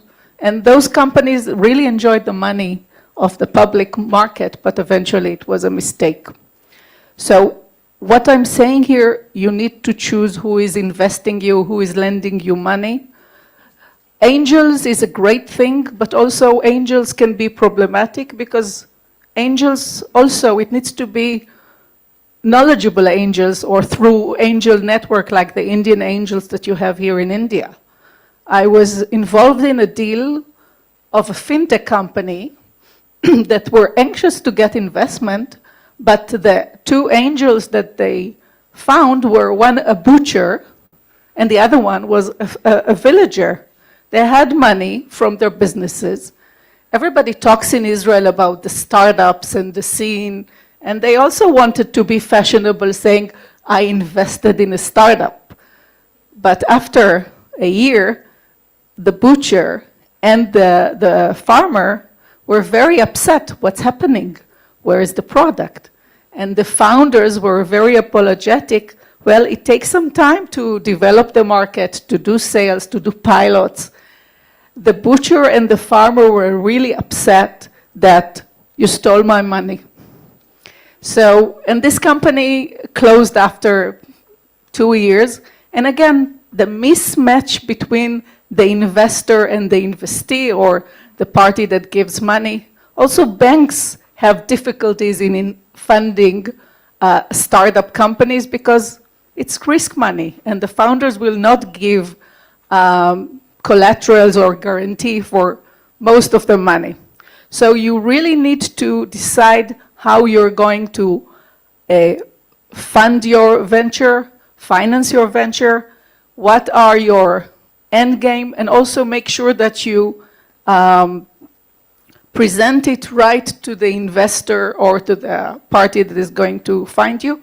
And this is something that it's really important for any startup to remember, but also to the investors or to the financiers. Many of the banks in Israel thought that they are going to invest, or actually not invest, but give loans to startups. After some time, they realized that risk money is not their game, and they gradually stopped giving real good loans to the startup. So that's my 2 cents for this part of the session. Thank you. That's good advice. Choose your investors carefully is something that resonates a lot. Neil, you have the pleasure of summing up for the panel on this initial round. Thanks, Leo. Thank you for having me here. Thank you, Team CII, for having me here. A real pleasure to be here on this August panel. Having been financing companies in the emerging markets, first as a banker and now as an equity investor, perhaps I thought I'd take the opposite of what Anat said, where she went into the micro. I'll go macro in terms of a framework that has worked very well for us, as well as a few things that I feel are still amiss, and that's the reason why financing in emerging markets has always been very difficult. So what's a good candidate to be financed in an emerging market? I think you've got to have demographic tailwinds behind you, obviously a working population that is growing. But to me, there are three very important considerations that one has to keep in mind when one is looking at the region or emerging markets as a whole, or global south, as many people refer to it. First and foremost, is political and regulatory stability. Now, everyone knows that's super important. But the reality is you often don't have that regulatory stability that you need, even if you have political stability. Meaning, sometimes there is tremendous political stability, and I won't mention specific countries, which leads to regulatory instability, because then you have a ruler for life making rules as they go along. So you've got to have both together, political and regulatory. Second is macroeconomic. And why is that important? I think, when you're in an emerging market, you've got to make certain decisions correctly. And obviously, this is more an output, but the government has a very important role to play along with business to make sure that there's the right environment when you're looking at tax considerations, you're looking at incentives for investment.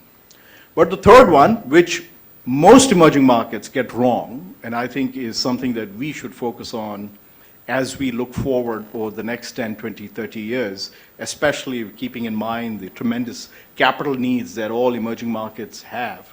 August just mentioned 10 trillion, is with the green lens. So not only do you have development needs, but you also have the target of net zero by 2050, which has been accepted globally.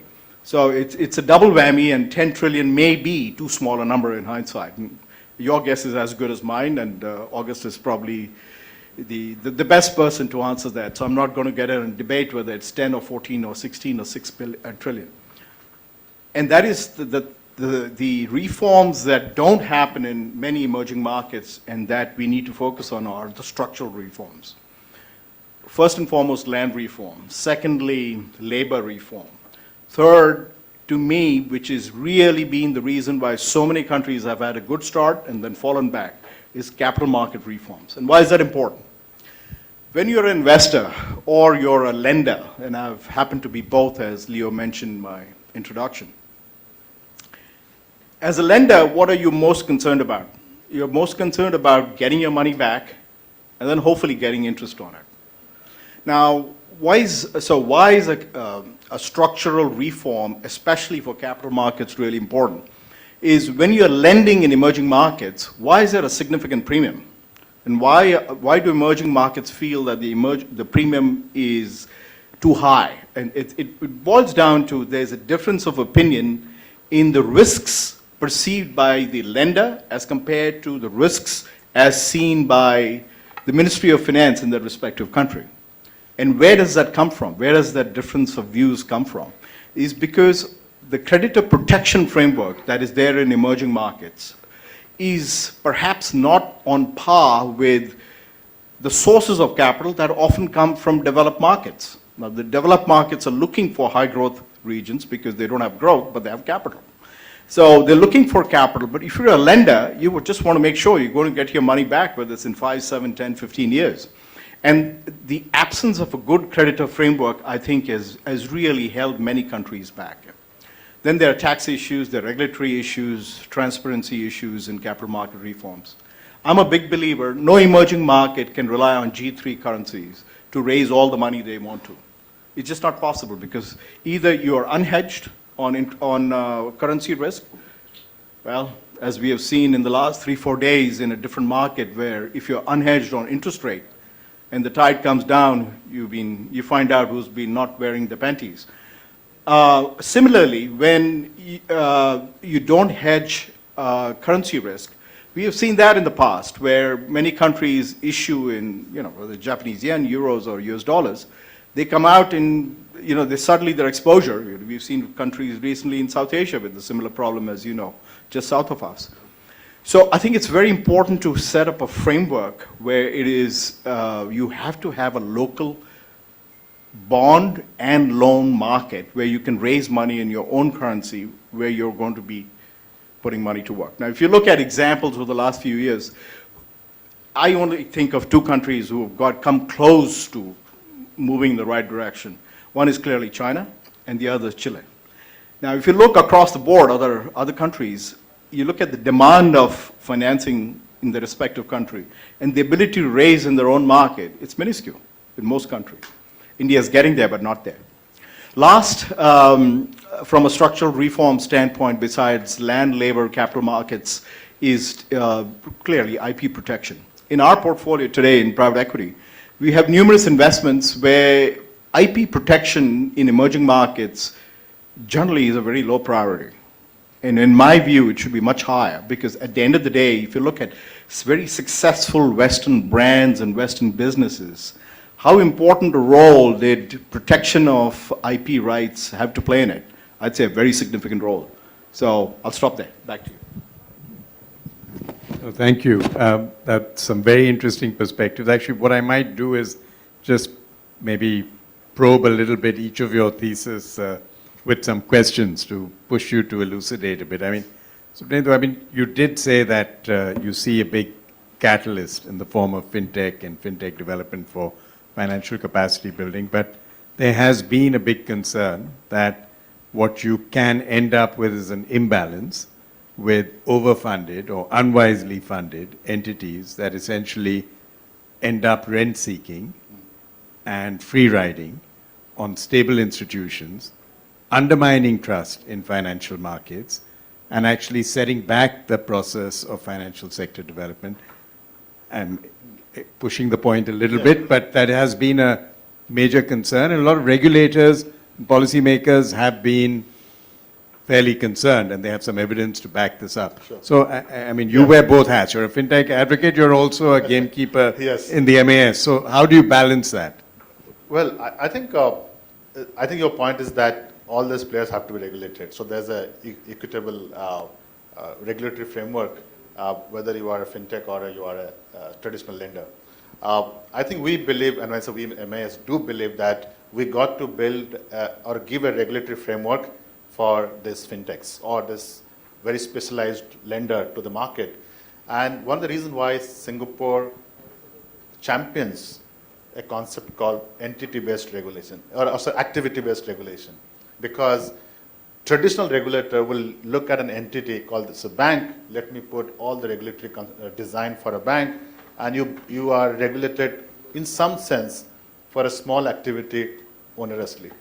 So there's a shift by the regulators to think about an activity-based regulation, where they look at if you are doing a piece of the financial services, you got to be regulated in that activity proportionate to the risk you bring to the system. So that shift from an entity-based regulation to an activity-based regulation addresses your concern around this bad behavior where somebody can get away with a rent-seeking construct. But beyond regulation, there is also other regulation coming where people are concerned about data privacy, market dominance, a walled garden of infrastructure. I think there where the digital public infrastructure is going to play a huge disruptive role. China, you saw a couple of years back, or maybe last year, China went after this walled garden infrastructures and they forced all these Alibabas and Tencents to connect to a public infrastructure so that they can start sharing information. There's a great example where regulators have gone deep into the system and broken those walled garden infrastructure.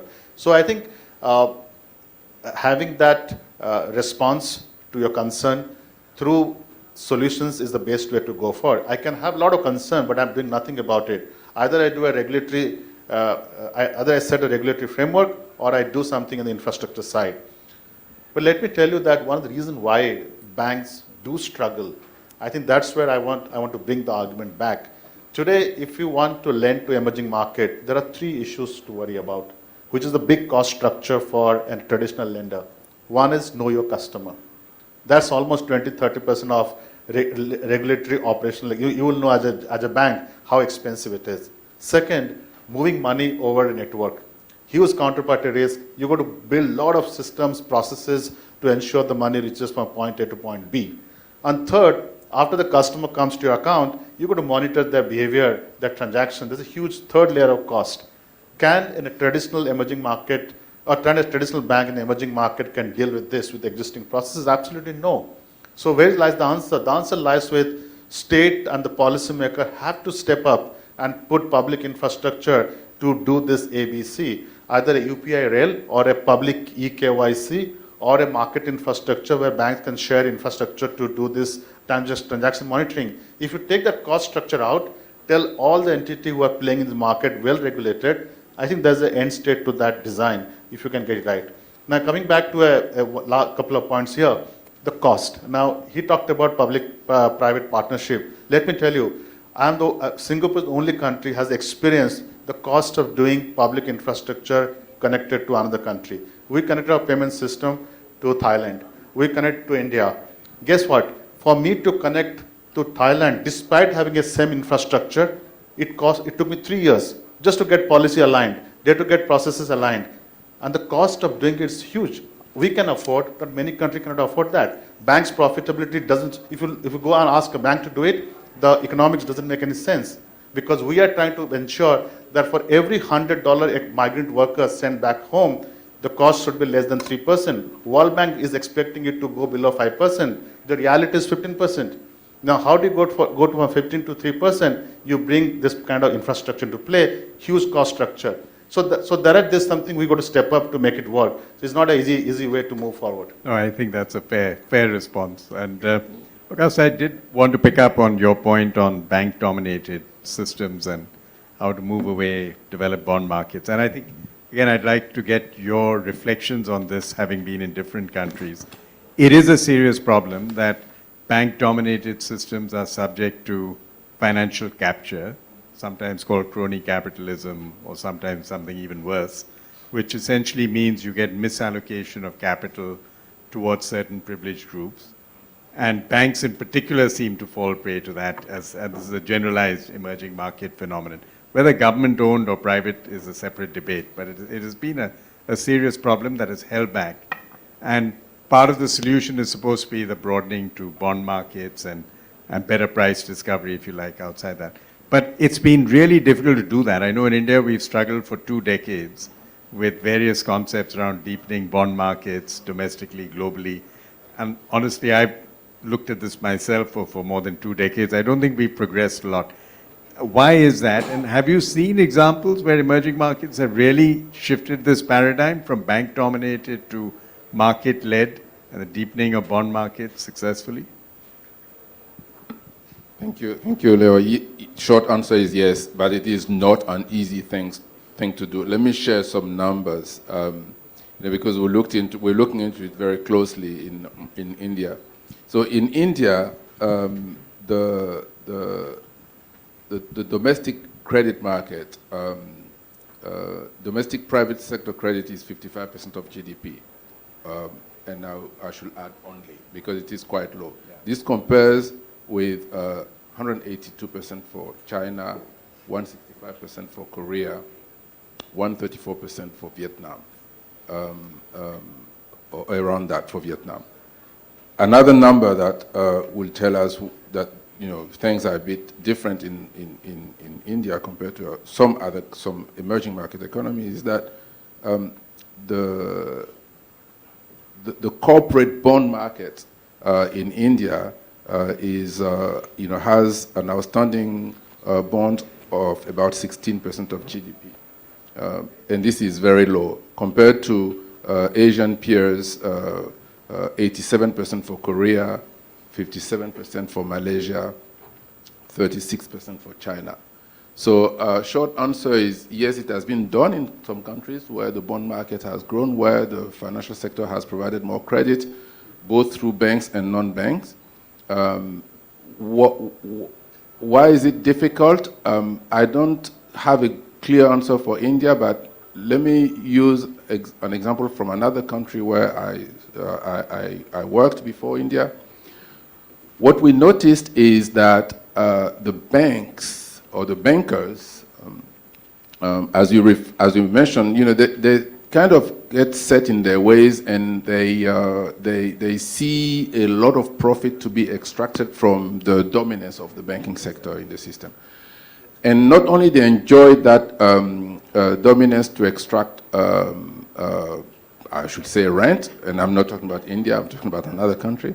They use it to extract the dominance position to extract rent, but they also use it to prevent reforms. And in the country I have in mind, we tried very hard, and in fact the government was putting in place reforms to develop the non-bank financial system and the long-term finance, and we learned that the banks were actually lobbying against the new reform, and they were actively preventing it from happening. Then we learned that in another country, the solution to that problem was to allow the banks to invest in the non-bank financial sector, to open it up to them, and actually to make it mandatory, and it has been done in some European countries, to make it mandatory for the bank to invest also in long-term finance. If they want to, if they were a big bank. So you will see that some banks will say, well, if the government wants us to develop long-term finance, we'll do it internally. We'll create a long-term finance branch, or we'll create a non-bank financial company, but owned by the bank. Now, does it work? Perhaps, but it doesn't work well. So in some countries, what the government did is to separate the two by law, so that you don't use your dominant position in the banking sector to keep the long-term finance part or the non-bank finance part to a small share of the market. So you break it and you open the non-bank finance part to competition, including to FDI and foreign competition. And that's where it becomes challenging for many emerging market economies, because for good or bad, we see finance as a strategic issue. And if you look at globalization, in many emerging market economies, they have not really opened their financial sector to global competition. And I'm not saying they should do it willy-nilly, because if you do it and there is a crisis, you get contagion faster. But at the same time, you also want to be aware that when your financial sector, especially the long-term finance, is open to global competition, it becomes more dynamic, you get more money coming in, you also can attract more FDI easily, and there's a lot of good that comes to it. So this is to say that first, we need to be aware that the banks will almost always resist reform to create long-term finance and non-bank financial sector. It's human, it's human. The second thing we want to remember is you can have the banks become partner in that. The government can enlist them and say, you can move some of your capital to long-term finance. And if they're not doing it on their own, then use regulation to force them to do it. And if you see them doing it in a way that limits competition, then use regulation to break them and ensure competition happens on the long-term finance side. And the last thing is to be open to opening the system to foreign capital, because that's where you get expertise, knowledge, and real money and real cash and real competition. And then you get FDI and technology transfers and all the things, all the good things that come with long-term finance. Oh, that's encouraging, I think. And I mean, to your point, which I liked about the butcher and the farmer, I mean, I think, one of the concerns that emerging markets, policymakers, financiers have is that the wealth creation from entrepreneurship doesn't necessarily flow to the system or the citizens of that country. It tends to get captured by global capital disproportionately, supposedly for the reasons that the relative sophisticated intermediation and the intermediation entities don't exist in the country. The sophistication, if you like, and I say that a little tongue-in-cheek, to be able to intermediate some of these investments and take some of these risks. So, and that has been a big concern in India, actually, and there are many people who do feel that it has been a missed opportunity for the emerging Indian middle class, our butchers and farmers, so to speak, that they have not found an organized, well-constructed way to participate. They either get completely ripped off, as you've described, or they get bypassed completely, and the benefits flow elsewhere.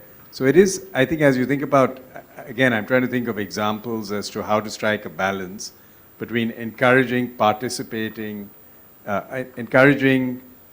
citizens from participating in risk-taking, risk-bearing financial intermediation, and offshoring it completely, if you like, and missing the opportunity for your own citizens. Well, it's a tough question. But I think that from what I see here in India anyway, you can participate in this hype or the startup world or the big potential or the huge multiplier that exists via those angel networks. The problem is that you need to be a sophisticated investor, and there are some parameters to join those angel networks, whether it's the Indian angels, Bombay angels, and I see angel networks, the Thai angels. The good thing about it that you get some professional help to assess the investment, to manage the investment. It's also very useful to the investee, to the startup companies, that they don't have to deal with so many investors, but more problematic is to deal with investors that are not professionals. I just came from a meeting just before now between, and I will not reveal names of course, between an Indian very large company that invested in a small Israeli startup. And there is a mismatch. Now, the Indian company is gradually learning, and that was a tuition, I would say. They are learning what does it mean to invest overseas first, and in an Israeli startup. They are not used to invest in startups. So they are looking at balance sheet and they're telling this Israeli startup, you're losing money. And as I mentioned, the Israeli company saying, of course we're losing money. We're developing the product, but you were established 10 years back and you're not profitable yet. True, we are developing. So that's where those angels or platforms are very useful. In Israel, we have a platform called Our Crowd, where with a very small amount you can join and invest in wonderful investments where the investment is facilitated by this platform. And I'm sure those platforms are also existing here. So to answer your question, you can participate in this innovation investment. Maybe it's good to do it via a platform that mitigate, not the risk, but mitigate the misunderstanding for both sides. You pay a really minimum commission to those platforms, but the value is much larger, and still you can participate and enjoy the multipliers that the startup world, the innovation world is giving to investors. No, I think this is a particular issue for emerging markets, which is knowing how to undertake consumer protection whilst allowing the ability to participate. So you want, on the one hand, you don't want to be too conservative. Crypto is an example. I mean, I personally think regulators stood aside too far, too long in markets like ours. But they did so because the view was if they intervene too early, they might cripple innovation. And we've had many instances like that where Indian households get drawn into what they believe are regulated investments because their presumption is almost any investment that is open to them, but even if it's a plantation scheme or a Ponzi scheme in effect, the presumption that you have in India as a citizen is that there is somebody, as what we say a Mai-Baap in India, a mother or father, who's supposedly overseeing this. So there's a lot of moral hazard in households coming into financial intermediation in risk-bearing assets before they're ready. And I don't have a solution to that, but I think this is where you need very, very wise regulators to judge this. I mean, Deep, you have, as you said, a lot of experience on how capital formation happens and so on. And I just wanted to push you on this issue of the cost of capital in emerging markets being higher. I mean, and you said China as an example. By the way, China is a country which many would argue has massively misallocated capital. It just happened to have a hell of a lot of it, so you kind of don't get it showing up just yet, but capital efficiency has not been ideal. So I'm not sure I would view it as a successful intermediation, of global capital flows, but it's kind of, it hasn't stopped it from growing. But there is this concern that emerging markets are just worse at efficient capital allocation, the mechanism, and that's one of the reasons the cost of capital is higher, because systemically, unfortunately, you typically don't see banking systems earning above their cost of capital, which in turn then creates a cycle where people need wider and wider intermediation spreads to cover the cost of write-offs, to cover the cost of misallocation. Some of this is crony capitalism, some of this is just poor ability and so on. So again, you're a pretty seasoned banker. What's the way out of this? How do we get our cost of capital down over time? So first and foremost, thank you. First and foremost on China, I don't view that as a poster chart of what they have accomplished, but they have certainly accomplished more than many other emerging markets have in terms of developing local sources for financing. That was my only point, and the other country is Chile, which is, of course, a very small example. Agreed. Now, how do we make this work? Well, first and foremost, I just want to say, let's assume the 10 trillion number is right.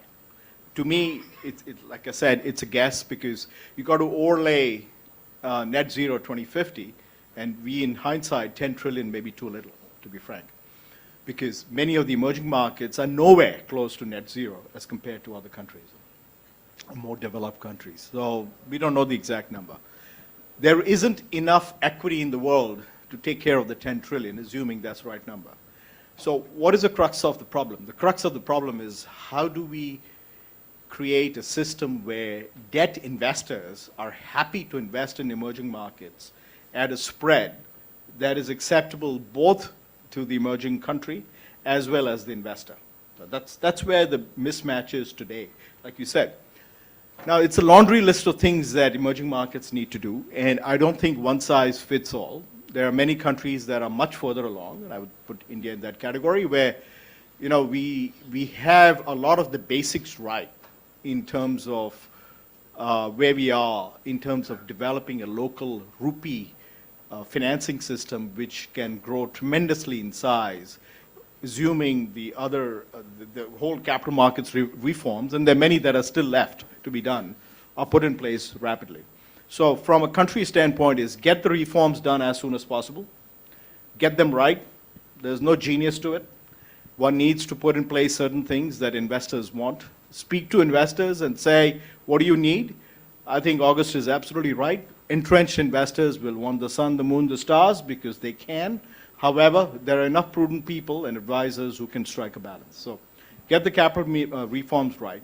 Secondly, in my view, is have a few showcase successful financings done in your country using domestic capital or international capital or a combination of both as a poster child, because nothing gives investors, especially debt investors, more comfort than case studies.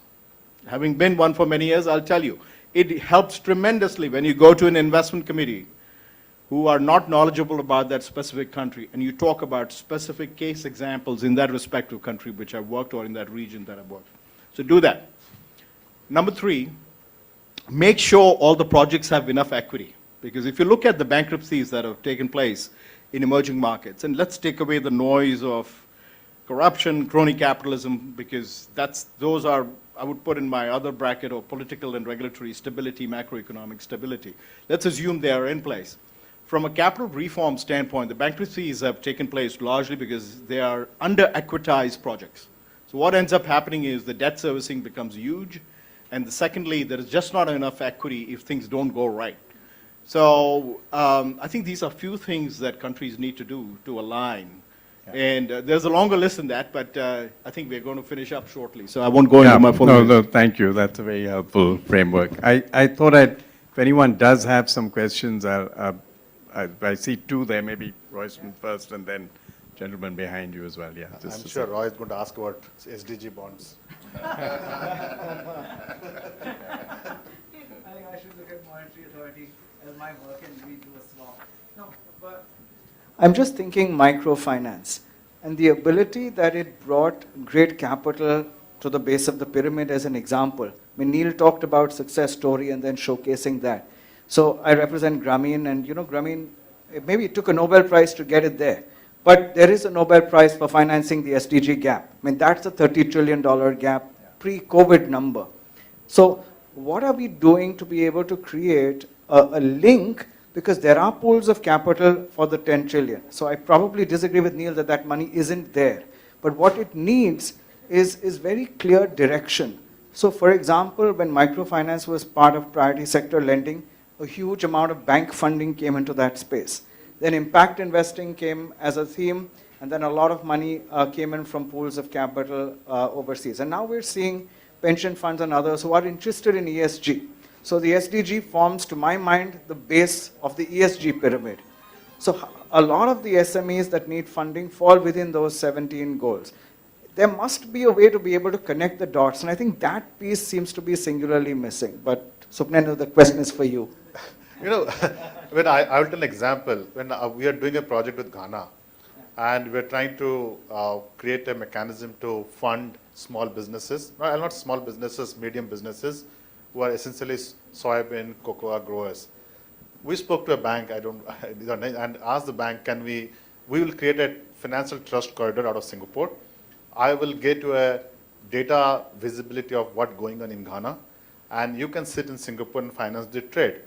The bank went to the risk matrix, the allocation to Africa, allocation to Ghana, within that sector, wherever it comes to that amount, is already out of bucket.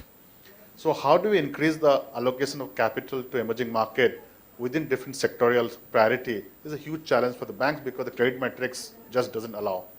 So we went and told, okay, we will create a digital footprint by creating a digital data footprint of all the SMEs who are in the soybean and cocoa growers, and bring that and visibility out of Singapore. It didn't work still, despite making it work, it didn't work.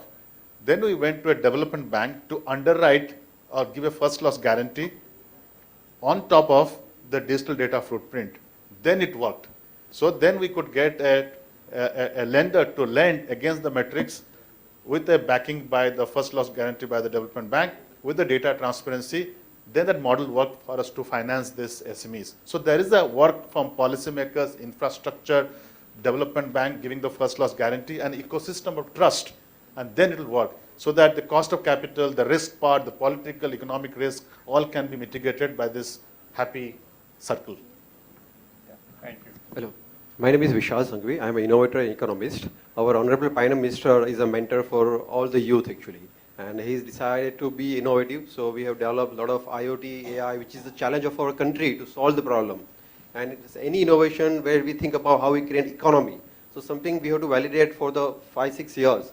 So now it's a time we have to execute those products, manufacturing, and our country Prime Minister also we have operative new cooperative ministry.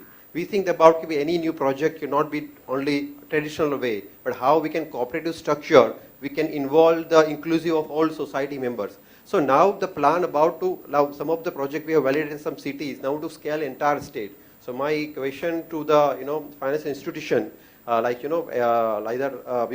a few communications I have made with the World Bank to attract their IFC fund. So it told that we give a fund only to the larger corporations or the government. So it is possible that we start some projects where receiving money from the beneficiary is coming from municipal body or government actually.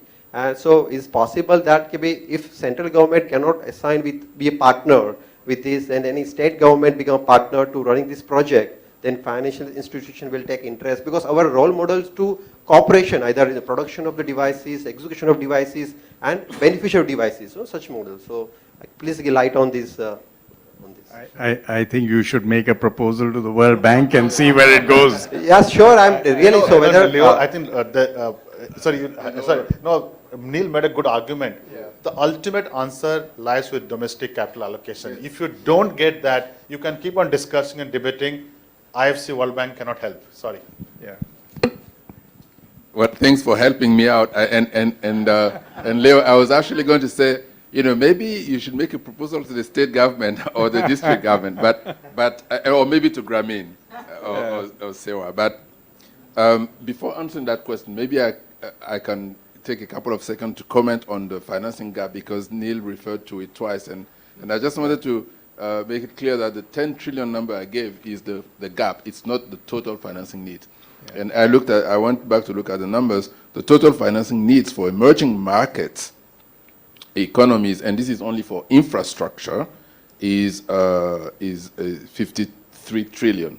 And this is just for infrastructure. 53 trillion between 2021 and 2040.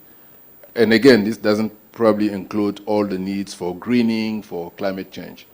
And 10 trillion is what is needed to reach the 53 trillion. So they have 43 trillion planned already in the pipeline, or at least in their plans. So 10 trillion is what would the additional investment needed just for infrastructure. So this is to say that the needs are huge if you add other development fields beyond infrastructure and if you add climate change.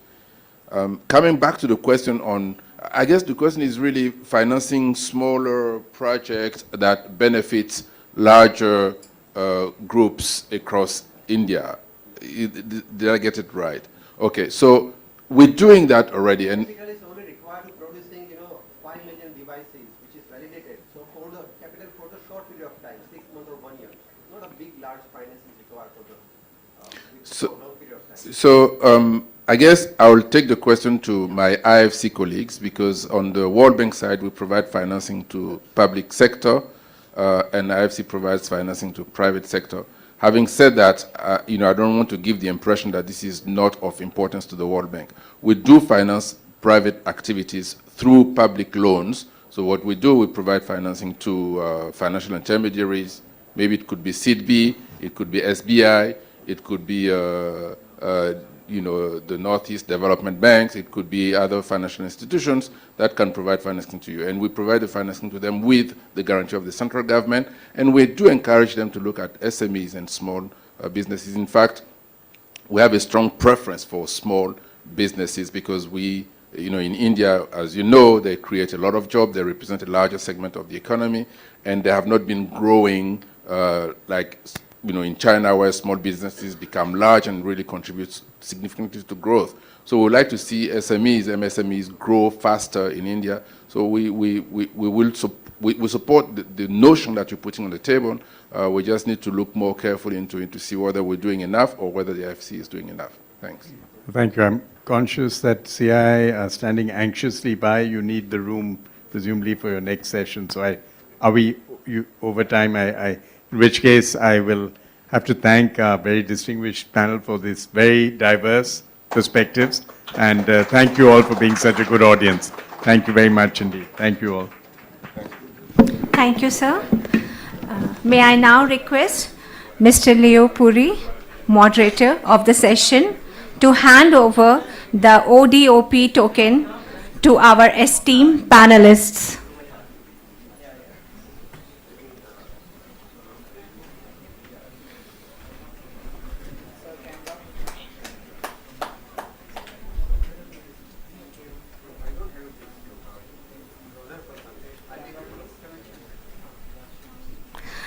Ms. Anat, may I now request you to please kindly hand over a gift to Mr. Puri.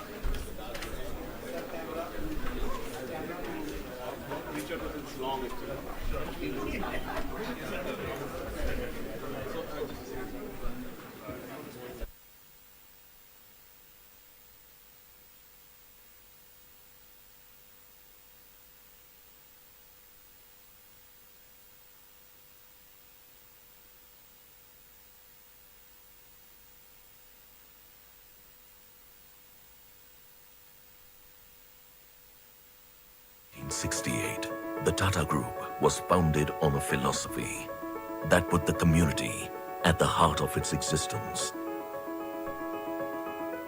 Today, we are a $100 billion global enterprise.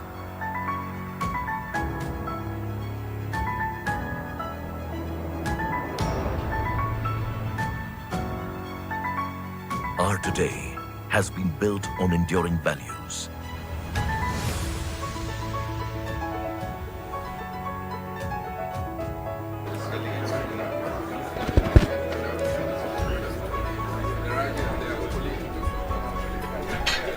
I request everybody to please stay back. We have another session on technology partnership, please. We'll be starting in 2 minutes.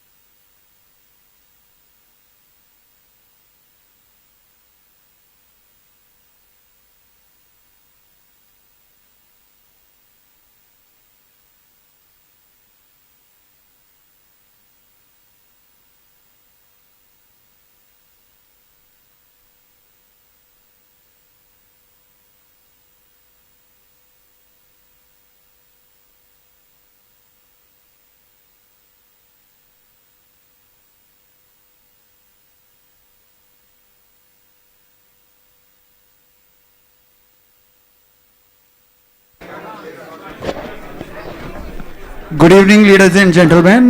We are going to start a session on technology partnership and collaborations. Request you to take seats and listen to the fantastic conversation that is going to happen. Technology collaborations.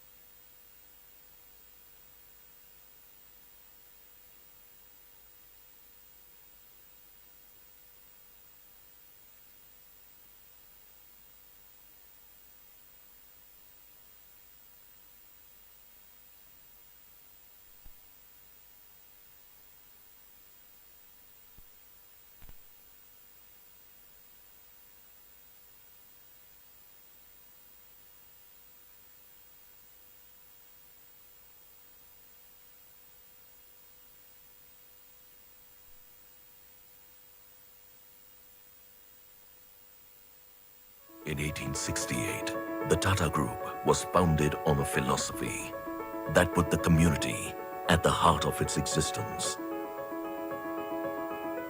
Today, we are $100 billion global enterprise.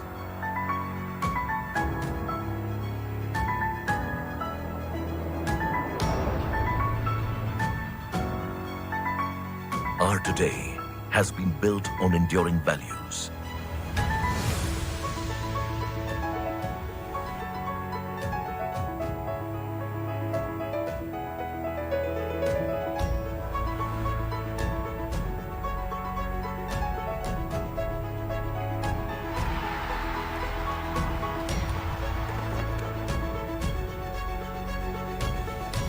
Our today is about delivering excellence across business sectors.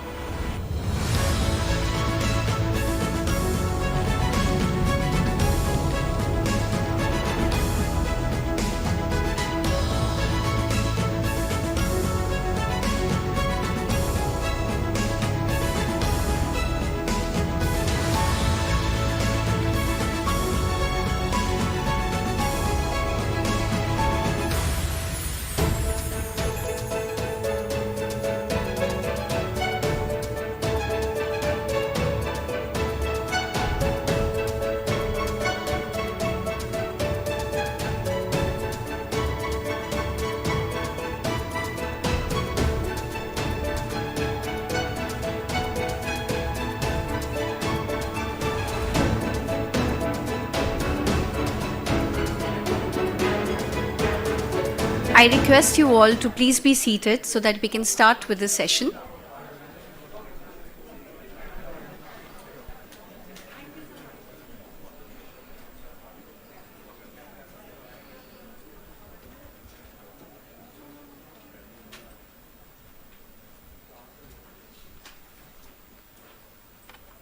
A very good evening, ladies and gentlemen. On behalf of CII, I wholeheartedly welcome you all to the session on Technology Partnership, the new route to success. To take this very illuminating session forward, please welcome along with me the speakers of the session. Mr. Jayant Patil, Chairman, CII, National Committee on Space and Whole-Time Director, L&T India. We have with us Dr. Milind Pimprikar, Canis, Canada. Professor Yong Wing, Vice President, NTU, Singapore. Please welcome Dr. Shashidhar Matpati, Chief Technical Officer, Delton Electronics India Private Limited. We also have with us Dr. Shankar Venugopal, Vice President, Mahindra & Mahindra. Please show some energy to welcome all our speakers. Thank you so much. May I now request Mr. Jayant Patil, moderator of the session, to please take the session forward. Over to you, sir. Good afternoon, good evening. Getting to be the fag end of the day, so I thought rather than me taking far too long, I want to do a very short introduction of all my four able technology partners who are present here as delegates to speak. We hardly can find in a room the people from different walks of life and who all have a common passion, which is technology. On my left is Milind, a global Indian truly in that sense. The Canios, what you see is Canada, EU, US. So a man who across continents has been operating and trying to create some amazing business models out of sheer technology, that's Milind. So I'm not reading out what Milind's resume, otherwise I'll take 10 minutes to read each one of them. Professor obviously is in academics, but enormous amount of experience in how academics and industry can work together. He's from Singapore. So we have someone from Far East, which is essentially an area as India we are looking at in those domains. We have a multinational settled in India, and that's essentially where Shashidhar is from. So the multinational way of looking at India and what is to be done in terms of technology, that's something which Shashi will add on. And of course, we have Venugopal, our own Desi proper Indian company, Mahindra and Mahindra. And Venu is obviously going to be bringing out what Mahindras do in terms of technology and how things are to be taken forward. When we talk of technology, we know that in the history of mankind, every 10 years that we are progressing, there's absolutely a spiral that we would hit in terms of density of new innovations over last tens of thousands of years. If we look at what happens in probably 1 year, 2 years, 5 years now, took centuries and millenniums earlier. Now from that consideration, when we look at, we see technology as one, a very major enabler for business. Obviously, new business models are completely going to be needed when we do that. Second aspect is the biggest disruptor, which will essentially completely spoil, if you are stagnant, completely spoil your existing businesses. So this is a domain which essentially teaches us a lot about how to remain agile and how to adapt to newer and newer things. And that's where it has that twin role of being an amazing facilitator for going forward, on the other hand, a disruptor, and that's essentially what we look at.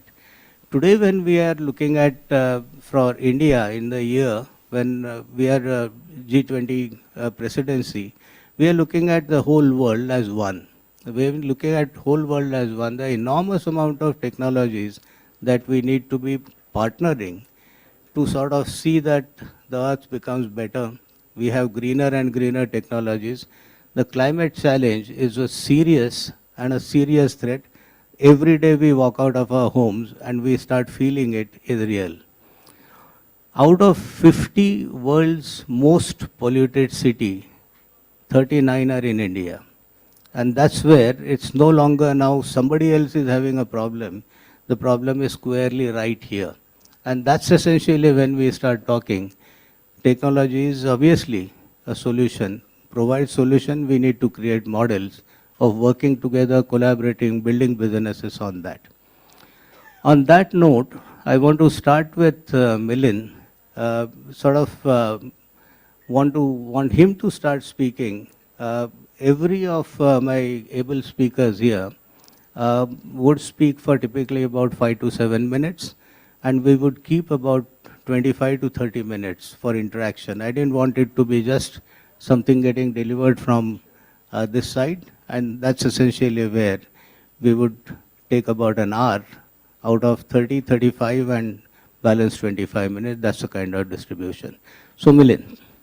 Thank you, Jay. I created some slides. I thought I would talk like both way, So there are some slides that I could just put. So what I'm going to speak here is about some model that we have worked with on this technology collaboration and partnership, something called concept to system. So I was working on in this micro and nanotechnology in the aerospace sector. And back in 99, I had the mandate from the Government of Canada to create the industrial strategy for nanotechnology, competitiveness. So how do we remain competitive, nanotechnology, products, systems, and so on? And what we were working then, there was similar thing, efforts were going on in Europe. There was a supplier user club in Europe for this, this user supplier used to meet. And of course in US, DARPA and so on. So we thought that how we can work together a different way. And that's where we created this called concept to system model of this one. So I'm just going to briefly brief you why the rationale of this. I'm going to not make it as more as a PowerPoint, but there were a lot of exciting concepts were coming up, different nanotechnology, and people were thinking this is more as an industrial revolution like the internet and so on. But how many of these at NASA at that point, there were some 100 concepts and only one goes to the mission. That was the situation in JPL. Doesn't mean that the 99 are not good, but it's just that did not come through the so-called the word valley of death that we use. And so the issue we found was that nothing with the technology, but it has all the elements has to come together a coordinated way, making it from the product to the ground level to the end user who wants this thing. So the big challenge we found then was that there was a lot of funds for the research people, up to $1 million, and then there were customers like Boeing or Lockheed, who were ready to pay if the product is ready, for example, nanocomposite materials for the Joint Strike Fighter. They were ready to pay for it, but then they would not pay for the prototype, this thing and so on. And that's where we thought that this $10 million is a big issue, the prototype. And so how do we address? And so one lesson we found that there is not really no single country or company could do this multiple thing, and you really need to work by coming together. And it's like the thematic model. I don't know how many of you heard the thematic industries, when they come together, worked on the joint this thing, and then each one making their own products. So this is similar thing. So we created this called concept to system model. And basically the idea was how to compress this so-called S curve. And the S curve is the, that point, again, this is again 20 years ago, was a big challenge of especially making it work properly, making it those technologies coming from the low TRL, and especially getting in the hands of the application pool. So what we did is that between 2000 and 2000, not just now, we created kind of a step-by-step process. We had this so-called end user giving us the requirement. We created the scan the world. We would fund them, develop the concept or business plan, and then take those business plan into prototypes and actual manufacturing stage. So number of this concept that we started taking, every 2 years we would take new concept, and they start to bring it to the market, to the customers who is looking for, whether the customers is mostly in the aerospace and defense sector.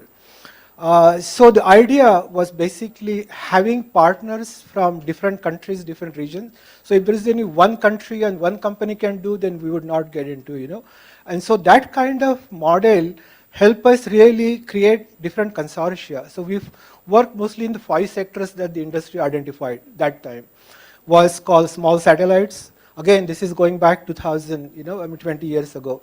Fly-by wireless, this was one of the big requirements for the aircraft industry. How do you make, in the space shuttle, there was some 6,000 pounds of wirings and cables. And so the NASA gave us a challenge, if you can help us remove this. So we created a fly-by wireless consortium, and we had about close to $5-6 million. And we managed to bring those cables, and now the Bombardier, Airbus, most of those, they are using it. Then we did the certification for them, the fly-by wireless test bed. So all this so-called, every industry in the world or the university were become part of this. And this journey, again, coming from 2000, every part of the world, we developed number of this, as I said, close to 156 concepts were generated. And some close to 40 or something we brought into market actually, close to $485 million of these projects and initiatives and so on. We also managed to get several companies which are now listed on the NYSE and different stock exchanges and so on and so forth. So the lesson that I learned from this so-called this technology partnership, and there is a number of these so-called the companies who were working with us like this is from the Astrium, that the Airbus. And this is exactly what the companies are looking for in terms of for the collaboration model. And so we thought that we are at the right path and getting this in the hands of making it very adaptable. Now I just want to share a couple of ideas, Jain, with you in terms of where we can possibly bring this technology partnership into the G20, B20. So the first I thought is kind of the shared space. There is a lot of discussion on the space industry, especially looking at the small satellites, whether it's for the launchers and so on and so forth. But what's really missing, we found that in the last few years, is there is a big divide in terms of this space data and space infrastructure, connecting the G20s and the South. So how can we create so-called a shared system? Just to give an example, back in 2010, we had created for the maritime monitoring. So there was a project from the Naval Research Lab, and they funded us. We created 36 nanosatellite constellation to monitor the maritime area. So it was a shared model, basically, using the fractional ownership. The countries would contribute, and they would get the data based on their contribution. So they could have the sensors at the source, and basically those who contribute based on their thing, they would get the return on the investment. The second thing I was proposing, some kind of mid-TRL, the issue I mentioned, is still is a big issue, the funding. So can we come up with some ideas of especially the mid-TRL funding? And I'm trying to see also the incorporation of the traditional knowledge. This, especially countries like India, number of those, they have these traditional knowledges. I don't know how many of you know, but NASA has a division using this nature-based solutions and traditional knowledges, and now they are trying to create this using this traditional knowledge into space missions, making different. So I'm trying to see how we can bring this traditional knowledges that exist across, especially for the sustainable development goals and so on. So some ideas that we can possibly look at space for this, as Jayan mentioned, for the sustainable agriculture, disasters and so on. Using the shared approach that we had done, can we adopt this for this kind of shared approach? The second one I mentioned to this mid-TRL mechanism. We done a few years ago, back in 10 years in Canada, and then I did similar in India, using offsets. Most of these defense manufacturers have these offsets, and people take it for granted that as if like this is something that the MSMEs or they get, this is as a, it's not a gift, it's something that the companies has to, but we can use this very interesting mechanism to create this mid-TRL funding. And we have generated in the past, as I said, several with Lockheed Martin, Boeing, Airbus, Embraers, and so on. So this is something I think India, as acquiring a lot of this, could be, we can think of this offset-based this thing. And then finally, the traditional knowledges. So we are trying to create this kind of a repository using this AI, geospatial intelligence, and and blockchain and so on. And this is something where we can integrate this traditional knowledge, bringing it into our space and technology something, especially for looking at the SDGs. So my goal is to see if we can use these so-called models, partnership models, and we can probably try to adapt to the, as we move for the B20 and G20. Thank you, Jayan. Thank you. Thank you, Milind. May I now invite Professor Young.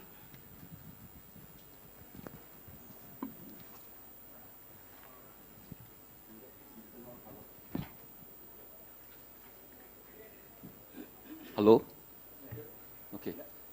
So I'm talking in terms of the perspective of a university. So can you load the slide? Okay. So it's a perspective from the university. Okay. Let me give you a context. Universities now all over the world, I think one of the key things is that we need to do research to contribute to the country economic growth. Research costs money. It needs resources, and as a university, how can we work together with the professor, with the student, with the postdoc to get the resources? Okay. So over many years, since I started my career at NTU, we have come up with various models to ensure that we contribute towards the economic success of Singapore through working closely with company. So there are actually 4 partnership models which I'm going to discuss today. First is the triple helix partnership model. Then the ecosystem approach, because problems are now getting very complex. When you're talking about hydrogen storage and so on, it's not just one particular area you have to focus on. It involves many disciplines. Also consortium approach. Okay. The days of you, NTU or any university working with a company one-to-one, those are very important. But now certain problems require a consortium approach. So in the case of hydrogen, we need the company producing the hydrogen. We need the user as well. So this consortium approach is something which we have introduced at NTU over the last few years. And of course, a global approach. We cannot stay stationary in Singapore. We need to take some of technology out of Singapore into India, into China, into Indonesia, and into Europe. Okay. So let me talk about the triple helix model first. I think this is very important. Triple helix model involves a university like NTU working with a company like Rolls-Royce Aerospace, aircraft engine manufacturer, together with our economic agency, Economic Development Board. Why is this triple helix partnership model important? Because in Singapore, we do not have natural resources. The only resource we have is human talent, human capital. We need to attract investment from all over the world. So when a company like Rolls-Royce manufacture their aircraft engine blade in Singapore, it's an investment decision which requires them to work very closely with our Economic Development Board. And because they are doing advanced manufacturing in Singapore, they need to do the R&D in Singapore as well. So they choose a university like NTU Singapore to work with them. And because of the close link with the public agency, three of us, the three party, need to work very closely together. Okay. Before I start to talk about all the other model, let me just give a 1 minute intro to NTU, just to give you a sense on the size of the research engagement in NTU. So NTU, like our Singapore government for R&D, we plan our R&D strategic plan every 5 years. So the last plan ended just last year, 31st March 2021. So it's a 5-year plan from 1st April 2016 to 31st March 2021. Over the 5 years, we've accumulated or we've received through competitive grant almost US 2.18 billion, which is quite significant for a university of NTU size. In terms of research funding, just last year itself, we have about 490 million US dollars, of which about 20% are from industry. So industry plays a very, very important component in terms of strategy, working with the professor and the student to translate basic research all the way to commercial application, working with companies either one-to-one with public agency, the triple helix approach, or working on a consortium approach, or even working on an ecosystem approach. And we have done very well in terms of basic research, in terms of publication in top-tier journal, over 3,000. But more important is that the US News and World, which is a ranking agency for subjects, they actually rank NTU as #1 in 5 subjects. In material science, in nanoscience, in physical chemistry, energy, and field. And these are the subjects which we have done very well in basic research. But in addition, we also have done very well bringing company into working with NTU to translate the results into commercial outcome. So the triple helix model, as I mentioned, we need to work with the economic agency. Okay. And if you are working in the area of mobility, the public agency will be the Land Transport Authority. And if you are working with a company in the area of energy, it will be the Energy Market Authority. Okay. So working with company is not just one-to-one between NTU and the company. We need to bring in the agency. So mobility is one area. We can't be working with, say, Volvo bus on autonomous bus, autonomous car, if the Land Transport Authority is not in the picture. Because the Land Transport Authority in Singapore, actually, for every car on the road, you need to get a license from the Land Transport Authority. So this three-party approach is very important, and which we have done very, very well. To the extent that if you look at it, okay, why is it works very well? The traditional way for university professors is they do a research, then they start to look for company to sell their idea. That's actually a good approach. But by working with company from day one, they're actually looking for potential patents, potential IP. Okay? Because working with company like Hewlett-Packard Inc., which is our major partner for NTU, patent is very important. So every project would have a supervisor from NTU, a professor, and a supervisor from the company, who also act as the so-called industrial liaison officer. So every publication from that lab needs to be cleared by the company, and sometimes the company will tell us that, look, there's a way to file patent before you submit your paper for publication. So this simultaneous approach, I think, is very important. Many universities miss the opportunity to file patent because their faculty members are too quick trying to publish. Okay. So this approach, I think, is very important. And some of the companies which we have worked with, and also to give a sense in terms of the scale, first is with Hewlett-Packard Inc. on digital manufacturing. HP actually manufacture 3D printers in Singapore. A lot of investment by them is advanced manufacturing. Because they are doing the manufacturing of 3D printers in Singapore, they also need to do R&D. And that's why they came to Singapore to work with us, because their manufacturing plant is just next door to NTU. And we covered areas like AI, cybersecurity, new materials. Rolls-Royce, I've mentioned, they actually make the fan blade for the A380 in Singapore. And because they are doing the advanced manufacturing production in Singapore, they also want to work with NTU in terms of translating the result and also building a patent pipeline. And third is Continental, which is a German company. Many of us know Continental as a tire company, but actually tire business is actually only a small part of the company revenue. They are moving into mobility. So we are working with them on smart mobility, AI, smart materials, and communication technology. And it's a triple helix model because each of these companies invest heavily in Singapore. And when they invest in Singapore, they work with our Economic Development Board. So this three-party approach, I think, is extremely important for successful commercialization of university research. The next thing is what I call the ecosystem approach. Okay. So a professor, when they start to do research, First thing, of course, is publication. Second thing is they want to translate the research result into commercial outcome. And before they do that, they need money to fund their startup and spin off. So within NTU, we have 3 offices, and the 3 VPs for each of these offices, we work very closely together to work with the professor to get funding for their basic research, funding for their translational research, and finally funding for their startup and spin-off. To the extent you can see that we even work with commercial company, venture fund, to fund some of the research undertaken at NTU for potential commercialization. So this latest one is about US 75 million on digital innovation. It's a venture fund working with SBI and Kyoto Life. SBI, by the way, is a spin-off from the SoftBank Japan. Okay. Consortium approach. Okay. As I said, many problems now, especially dealing with energy, dealing with climate change, require a consortium approach. They require many parties, many companies, and sometimes several universities to come in. And there will be proper value extraction from this consortium approach. Okay. And one of the major programs where we practice this consortium approach is we get a group of companies, a group of public agencies together to look into liquid organic hydrogen carrier and transportation. So we are not only looking at the transportation, the production side, we're also looking at the user for the hydrogen technology.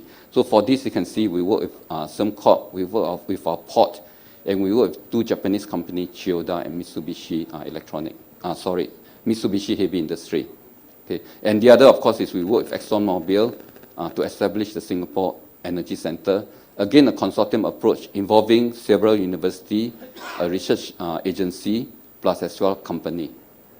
Finally, global approach to technology partnership. As I said, Singapore is a small country, so some of the spin-off, we need to take it out of Singapore. So currently, we have presence in 2 countries, in Guangzhou in China, as well as recently we established an Institute for Sustainability dealing with translational research in Indonesia. So with that, I'll end my presentation. The message is that university these days, to look for research resources, we need to work together as a team, not just within the university, but out of the university, involving not just one company, several companies, and also many public agencies. Thank you. Thank you. Thank you, Professor. Shashi?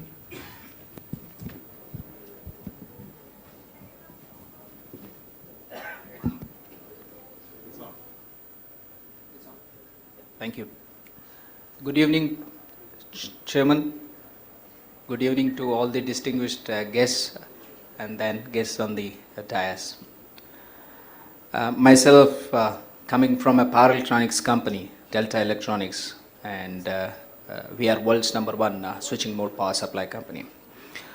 My talk will try to understand the concept of technology partnership and how it helps us to be successful in the market. And I take some general and also some power electronics related examples why this partnership is important. Normally when we do business, so we have always exchange. If you see in the past, maybe in ancient times, we used to have business in the barter system. We used to exchange material to material, food to food, and service to service. So if there is a carpenter, he do carpenter for your home, and then if you have some other service to extend to him, you used to exchange like that. Business used to run. From physical material change to today, Bitcoin. So things have evolved. So innovations have come in picture. And when it comes to the partnership, it is actually joining hands, 2 or more people together for a common goal. Normally, you have 2 approaches, solo and partnership approach for doing business. In solo approach, what we do, you have an idea, research. You take your idea yourself and then you incubate it. You make a prototype or a business process. You make a prototype, you qualify, you test, you yourself make the certification, you yourself take to the market. You do everything yourself. That means you have all the exclusivity for this process or product what you have developed. But however, what it needs is enormous amount of time and money. Whereas other approach is you have many ideas in the market. Not necessarily your idea is the best idea. You look for idea which is actually the best idea. You take it. Incubate. While incubating, you look for actually the partners who can help you do this. For certification, testing, taking it to the market. If you do this, you'll be much faster to the market. Definitely, exclusivity will be a challenge, but in consortium levels, you will be able to manage that. But however, in order to have this successful partnership, what you need to have, two ingredients are very important. You should have mutual trust between the partners, and you have to understand their needs. Definitely. Plus, you have to respect their reciprocal needs too. And these technology partnership works very well in product development, solution development. It works for business development, services. Almost all segments of our product development or product life cycle, you find this is applicable, relevant. Just actually, let us understand one example, which we all are, part of it, because we all were, young during 90s too. We understand what was happening in 90s. If you see in 90s, the mobile phones came into picture. That time, the world's best mobile manufacturer, or the world's biggest mobile manufacturer was Nokia. Over a period of 10 years, they were able to launch hardly 4 models. Hardly 4 models. But in last 1 decade, I'm talking about 20 years later, in last 1 decade, you can take any company, they have many models, maybe they have 20 models. The versions of these one model, if you take, they have 14, 15 versions of their every model. Let's take Note, Samsung Note. Over last 10 years, they have launched maybe 14 Notes. And every Note has a different processor, different OS. How is this possible? It's possible because of partnership. I'm not telling that I'm not concluding partnership is the only one thing, the best, which works. This is actually what we are seeing in the market, what is happening. Why is this happening? Technology is changing very fast. And need is also driving them. But who is egg and chicken is actually a question. Whether technology is driving the market or market is driving the technology, we don't know. But however, both things are actually going hand in hand, and it is very good for us. Whereas exceptions are there. For example, Apple. So they do themselves. OS, processor, everything they go with themselves. And the 90% actually they go themselves, and then still they have some certain partnerships. So coming to power electronics, which is our core competence, I would like to cover maybe 2 examples where actually this partnership is essential. What is power electronics? Power electronics is a subsidiary of electrical sciences, and which has all the ingredients. What I meant is all the departments of electrical engineering, whether it is signal processing, electric machines, power systems, or control systems, the software engineering, all together if you make, and then with all these together competences, you can actually make a power electronics product. Why power electronics is very important today is, your life starts with power electronics and ends with power electronics. Because when you wake up in the morning, you look for a mobile charger, which is actually a power electronics. It's a switching device. And when you are sleeping, when you go to the kitchen, you have actually microwave, which is actually the power electronics. Your grinders also runs with power electronics today. Your fans runs with, your air conditioner runs with power electronics. Your vehicle runs on power electronics, because all EV vehicles, without power electronics, it cannot run. Let's take, you see, I am a power electronics company. I want to do an hypothetical case. Let's say I want to do locomotive, train engine, which is actually 50% mechanical parts and 50% electrical parts. Let's say I go to Indian Railways, I bid for actually the orders for making few locomotives. So in the past, actually, in let's say till 2017, Indian Railways used to give, you are a power electronics company, do auxiliary converter, do propulsion converter, do hotel load converter. They used to give the part orders. Since 2017, they changed. If you want to do business with us, you supply electronics, power electronics together. That's also fine for power electronics company. They can still manage. Since 2022, all new models in Indian Railways has to be supplied, including bogie, mechanical, pneumatic system, cooling system, all safety systems, everything has to be supplied together. I'm not telling that I'm not complaining my customer is going very crazy. He wants to pass on the best service or best thing to his end user. Hence, he's actually trying to come up with this idea. As a aspirant to be a supplier, aspirant to be a vendor to Indian Railways, what options do I have? Parallel Trans company, can he think, in next 2 years he will build a bogie? Impossible, because it's not his actually cup of tea. He has to become a supplier who wants to do front ending, or you become the integrator, system integrator. You take all the different parts and integrate and sell. You add your part and then sell. Our third point is you partner with the colleagues who have actually gap. If you take the third option, the partnering, which helps because you can pass on the best value to your customer, because you will be very, very cost competitive. Because both parties here are actually working for a common goal. So common goal is they both want to supply to Indian Railways. This is one example of product development. Let's take I want to do some cutting edge technology. Today, EV charging infrastructures are coming up very fast because everybody is adopting EV. Let's say somebody wants to have let's understand what is an EV charging infrastructure. So you normally have a grid connection to your infrastructure. Let's say you want to have few bus chargers and you want to have few high-speed car chargers. So you have actually an electrical connection to your network. So you will have, let's say, 11 kilovolt of electrical connection. Then you have a transformer. Then you have chargers for individual cars and then individual buses. Because you have many bus charging and then car charging infrastructure together, requirement of electric power is high.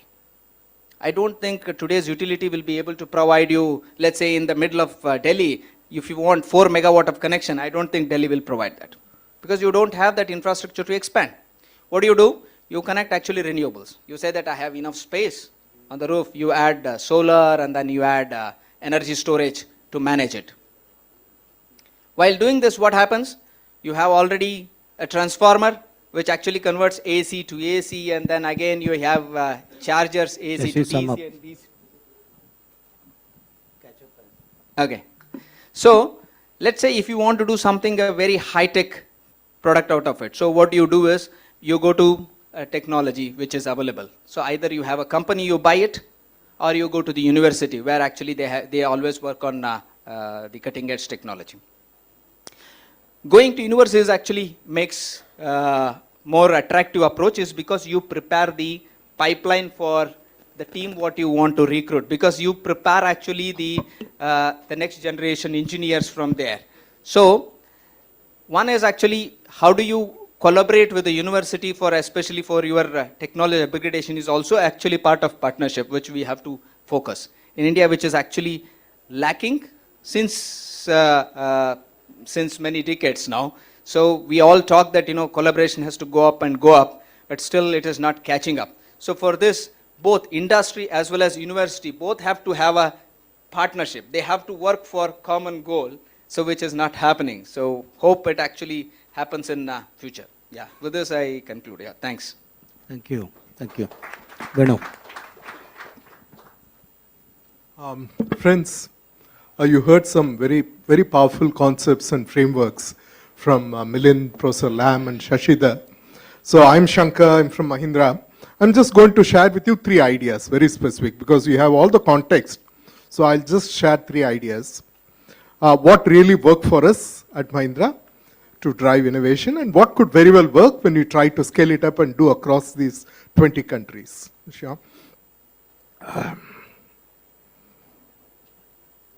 If you are born in the 70s, the way I was born and grew up, the kind of computing power that this device has, you need maybe a 10-storied building, a supercomputing center, to have the same computing power. Today, this is possible in such a compact device, and I'm able to afford to have one. This was possible because of what we know as the Moore's law, where the computing power doubled every 18 months. So you may wonder what's this got to do with the automotive world. Actually, the automotive world he mentioned about the transition to electric vehicles. So the mechanical system, which was your IC engine and fossil fuel powered, it's all shifting to electric vehicles, autonomous and connected, and more software than hardware. Honestly, no one company can crack this big puzzle and get products out to the market very quickly. It can be done only through collaboration. Collaboration from people from different domains coming together. So collaboration is very key. And if you do this right, India has the potential to be a global leader in electric mobility, which is such a good thing for the environment. The best thing one can do. So Mahindra, although it's an Indian company, it has global aspirations. We have our tractors and SUVs going and selling in different parts of the globe. If we want to do it very quickly, we have to collaborate very in a true sense, where it's a win-win model. Everybody who comes in for the partnership wins by partnering with Mahindra. How do we do this?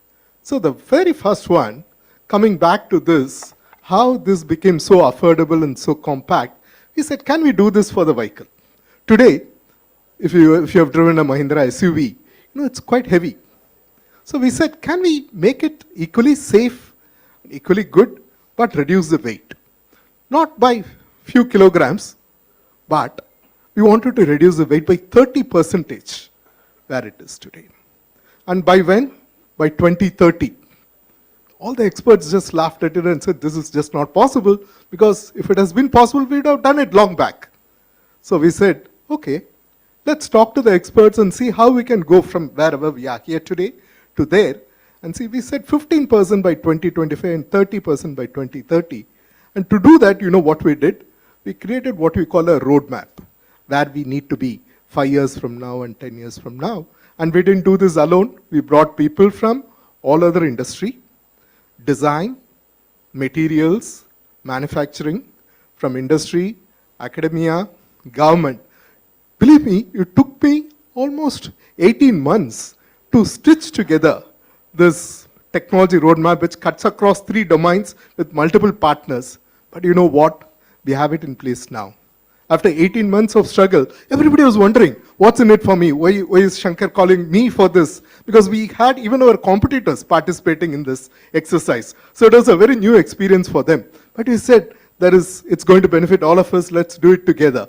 Just like the way the semiconductor industry did it, we'll also do it. So we have a roadmap which has been presented to the government. Government said, you know what, from now, all the R&D funding that goes for automotive will be aligned to this roadmap so that all the funded projects get stitched together and you can get something tangible benefit coming out of it.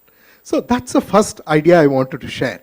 Whatever be the space, whatever be the industry, if you're going to work across 20 countries, we need to have a technology roadmap.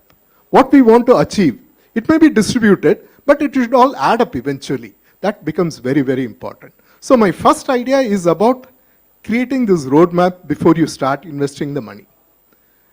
The second idea is something very practical. I said I brought people from industry, academia, startups, and government together.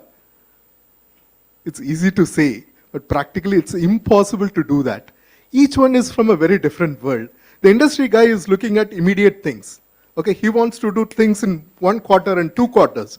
The academia guy, he likes to work on very interesting problems. And it could be 5 years, 10 years, no problem, but he wants to crack it, get the best publications and whatnot. Whereas the industry guy says, it's interesting or not, if it is important, I'm going to work on it. So it's important versus interesting. And then the startup guy is there in a very different mode. So each one is from a different world. How do we bring them together? So we cracked the first one, which is bringing the industry and the academia expert together. You know what we did? As long as the academic guy is sitting in academia, industry guy is sitting in industry and talking, they don't talk the same language. There's a huge gap. He said, let's do it. Let's do something called a micro sabbatical, where just 4 to 6 weeks, we'll take the industry guy and immerse him in an ongoing project in academia. And take the academic guy, put him in an industry project for 4 to 6 weeks. Doesn't need a lot of paperwork. He can just vanish, quietly come, get things done and move back. But when he's able to do that, the kind of proposals they're able to come up with together is brilliant, because they're able to see the problem from both sides. They are looking at the same problem. It's not 2 different problems. So that really made it very easy for us to connect the best experts from industry with the best experts from academia. Otherwise, it was just impossible. So that's a second idea I wanted to share with you, which is this concept of micro sabbaticals. Sabbatical need not be 6 months and 12 months. It can even be 4 weeks and 6 weeks, but it can make a huge difference. The third idea, which is something very, very nice. We started this almost 10 years back, even before I joined Mahindra. This is what today is known as open innovation. So we launched something called the Mahindra Rise Prize, which is a $1 million prize. And the problem is posted. It was on electric vehicles, it was on autonomous vehicles. But anybody from anywhere can solve it and claim this $1 million prize. You can be anywhere. You can collaborate with anybody. All you have to do is present your idea. If it's convincing enough, Mahindra will not only fund it, but will give you technical support. The best of best engineers will work with these people who gave the idea to shape up those ideas. So it takes maybe 1 year, 2 years to really bring the idea to a good level. But we realize it's not the money. It's a technical support and mentoring that determines how many ideas really reach the other end of the funnel. So these are the 3 simple ideas that I wanted to share based on the Mahindra experience. And I'm sure all these 3 ideas will work when you scale up across 20 countries. So thank you. Thank you. Thank you. We heard all the 4 panelists. We can go straight away onto Q&A and some kind of a debate. Yeah.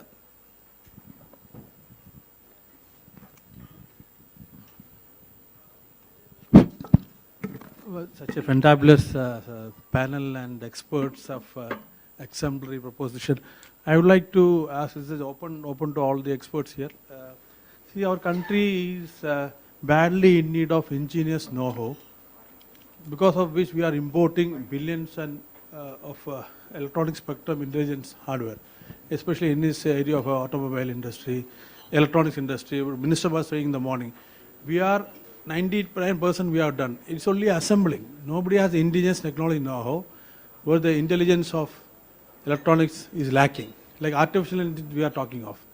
How can we create a special purpose vehicle with all of you, academy, industry, then comes for government, through an SPV, wherein we people bringing cross-border collaborations from European Union to indigenously industrialize or develop applications for automobile, defense, space, railway under the intelligence electronic spectrum.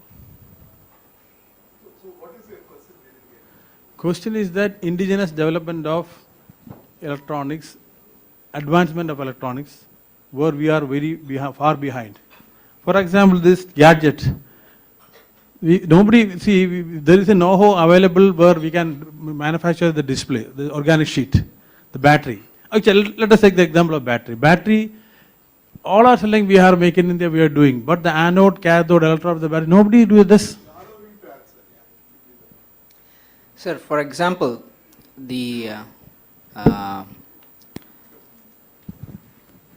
let's take example of telecom power supply, which is also electronics.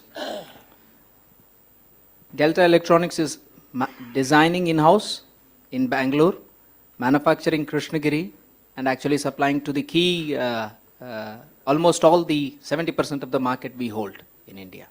Yes, you are right. Some of the segments we import, for example, the gadgets. So we don't have the infrastructure yet ready. So I think over the period of time that also actually comes up here. So if we compare ourselves to the Taiwan or China for this segment especially, so actually they are the leaders.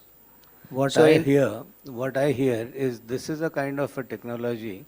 No country has anything more than 20-25%.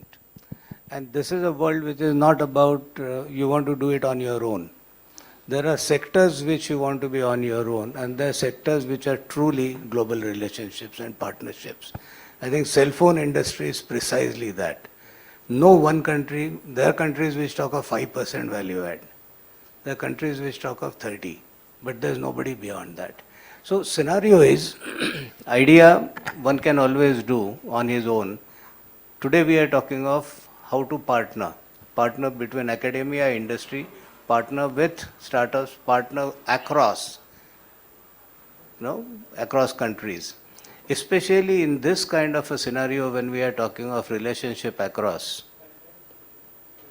Anybody, anywhere, you only gain time. If you are in 3 different time zones in the world, you work 24 hours. I think that's exactly what one is actually trying to communicate in the form of why we have this subject on the Partnership Summit. Next. So maybe can I add? Yeah, sure. I think research has no boundary. So that's why we need to work across country, across university, and even across company. So you mentioned about Delta Electronics. We actually have a big corporate lab with Delta Electronics, where our staff, our faculty, our engineers, our students work with the Delta engineers and scientists in Taiwan. And the results are not just used in Singapore and Taiwan, but it's all over the world. Okay. So this global approach, I think, is very important. And important point about collaboration is that in the past, everyone wants to work just by himself or within his group. I think it's a question of time. You can do everything on your own. You take far longer. We heard beautiful examples of wanting to do things on your own and wanting to do in a partnership mode.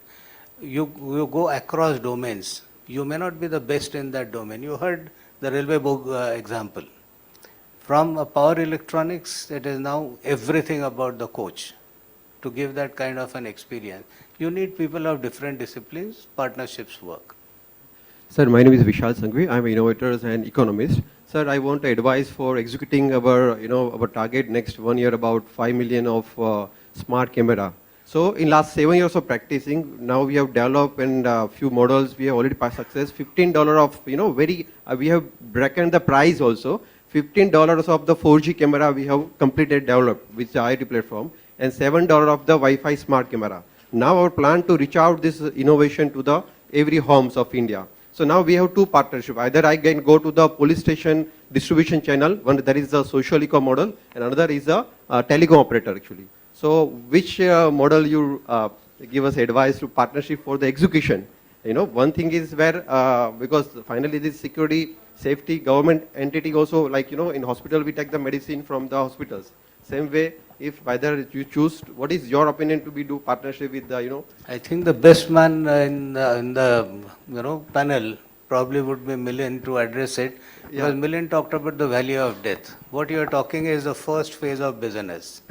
There's always a value of death there, and thereafter somebody scales it. Because now, when you are talking of somebody scales it, remember the innovator may have limitations of growth. It's somebody else who can really take that to millions of times larger. And that's exactly is the kind of a point you are trying to make. There's an innovation, how do you reach it out? Yes, well, the previous panel I've asked World Bank, I want to produce this large hardware to the cooperative structure. Like we give components, module designs, people and manufacture and give it to the center. So how inclusion of society? So whether this fund, World Bank fund available for the capital for production of this product actually. So whether I choose for the government model to supply chain or private model of product, this I want to say. Sure. Yeah, it's very interesting as Jayan said that, this is the issue is when we did some project, for example, with the World Bank, when we were working on this fisheries, issue of monitoring this fisheries and so on, So the World Bank have about $150 million and they were to give in certain parts and so on. But they would not fund, so what you're looking for like scaling and giving up this, coming back to the situation, the kind of thing. So the customer, I would give you an example when Lockheed Martin and Boeing, they were looking for this nanocomposite materials I mentioned to you, and they were ready to give it, for example, for that demonstration part, this thing, but to scale it and sell it to the large numbers of, and that was the challenge. So in this case, you really need the significant buy-in from those customers, and get the, so when I mentioned that so-called that, the $10-15 billion the demonstration thing, if the customer is ready to pay for X number of things, provided, I'll give you a very interesting, when Elon had negotiated with NASA, his first contract, that he would take to the space station or this thing, NASA wouldn't pay him anything. And he said that basically the first one, he would demonstrate, take the payload, the visiting. And once he successfully demonstrates, the NASA would pay him 2.5 times something, and that contract was very significant, and then basically led to bringing down the launch cost and so on and so forth. So you really need to make that kind of thing and to bring the, the cost down. And so I would, again, this is a very complex, situation, complex scenario, but you really need to get those customers and, It's primarily the buy-in. You said it very right. It's a buy-in. You need to be able to have a situation where somebody wants it because it is differentiating. Yes. If it differentiated in price or performance or what it actually can do in addition to price and performance, that's the time it will be bought. So there has to be a buy-in. Somebody who is looking at displacing, we talked of technology as a disruptor. You have to disrupt somebody else to be able to get it into scale. And if you can't do it yourself, great, have a partner who can manage it. Yes, anyone else? Yeah, since there's nothing from the attendees, let me ask few questions myself. Professor, to you. You talked of 4 basic models. What do you think out of the 4 truly would create largest amount of business successes in the experience that you have been with the university over these many decades? What have you seen out of the 4 distinct models that you talked, truly creating some big business successes? I think the first model is the one which so far has been most successful.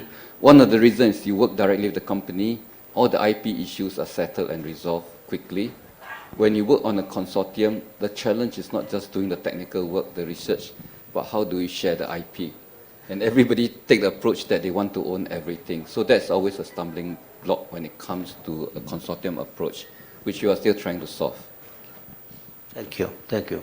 Milind, you virtually moved across the globe.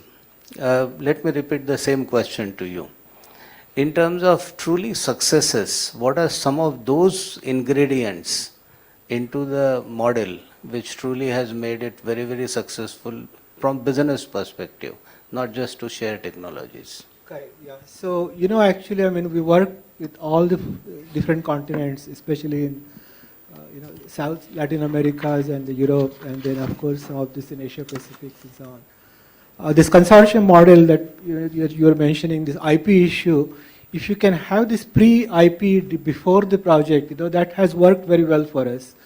When we funded, for example, the scanning the different worlds and so on. So what we used to do is that some of these big universities, like MIT and Berkeley and Stanford, which are a big thing, very difficult to negotiate IP with them. So we used to kind of say that, for example, the customer has given us the funds. We are going to develop this. If you don't, then you will walk it. And the university, we managed to get that IP agreement, So we negotiated those IPs with a number of ranges, whether it's in Europe or in Europe, Asia, and so on. What has worked and what basically is that I would give you again some, especially in the aerospace sector, this is a larger, where there's a huge amounts of, and not big quantity, basically you're talking, so here you have some model where you are looking for, I mentioned the fly-by-wireless system, for example, or so on, where there are cost is quite high, and then the development, where on the other end, there is a buyer who is ready to pay for very significant, actually, So that's one of the big advantage when you are, investing into this part, this and so on. Then finally, we are looking at some of these markets, whether it's in South Latin America and in Africa. We worked with this so-called this limited objective demonstration using satellites and so on, where there is a very fragmented, in terms of the to reach the market and to get those collaborations. So the consortia approach was not the best, but in terms of where we worked with this to getting those locals, getting those local teams on board, and bringing them and making them transferring this. So those works, some of this doing very well. Venu, question to you. Sure. You talked of some amazing model of the micro transfers, let me use that word, from industry to academia to startups and things like that. For the sake of proper absorption, any very amazingly great idea that came out which you actually implemented? Sure.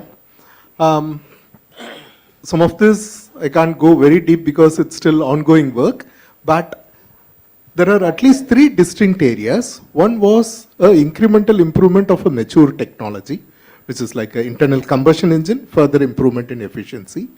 Other was totally new, the electric vehicle technology, where we are looking at energy optimization, overall energy optimization. These are areas where there is well-defined IP sharing models also, in terms of what the academic partner would own and what we would own. Typically, it works best when we start at a TRL level, maybe 3, see, and then have both the IP captured very clearly and say from then onwards, whatever we are going to work together and develop, that alone will be a shared IP. Then it works out very clearly without any hesitation from both sides. So there are quite a few such projects. Now we have built a pipeline, knowing fully well that not all ideas may eventually go into a product. Yeah. 2030 Yes, is far away. Absolutely true. Yes, Shashi, to you. As Delta, you again have been truly a global leader. That's true. That's true. I was coming to that. Yeah.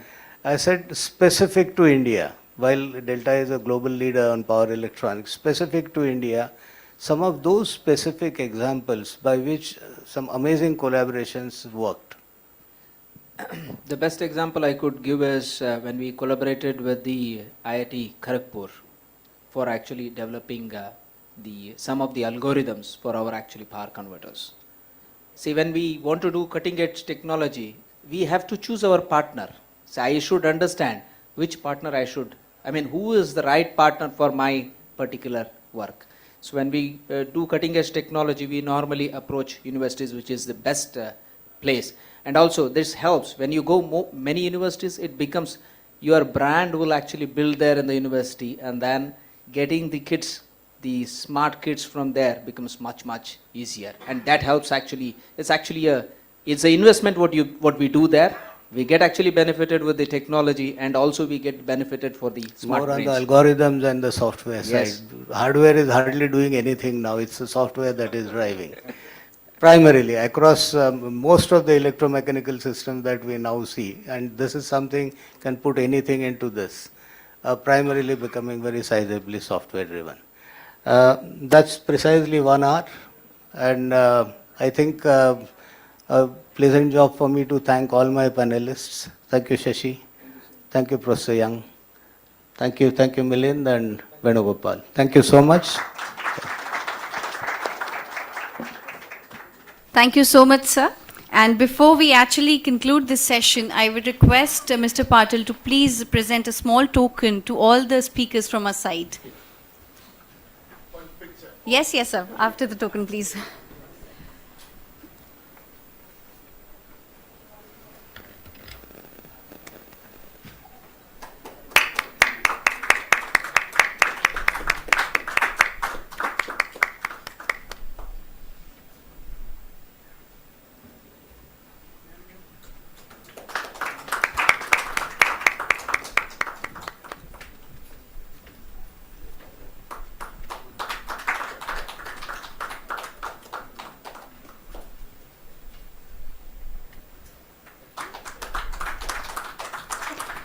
Thank you, Mr. Patil.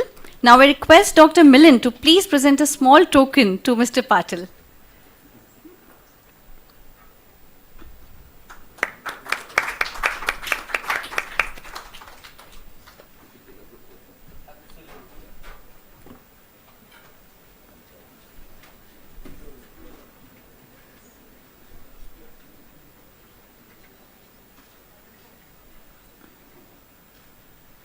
Thank you so much. Thank you, ladies and gentlemen, for your kind presence. Have a wonderful evening. Thank you. Thank you so much.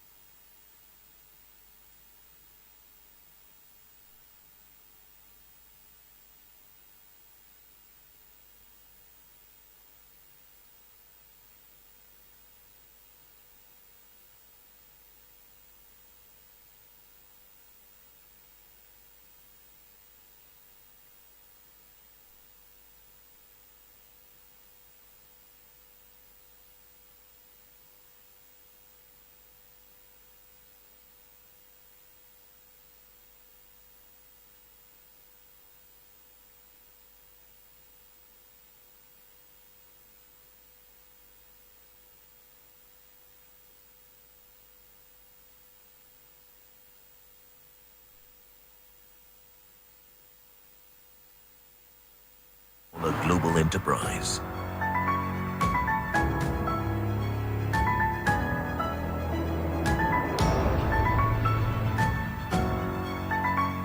Our today has been built on enduring values.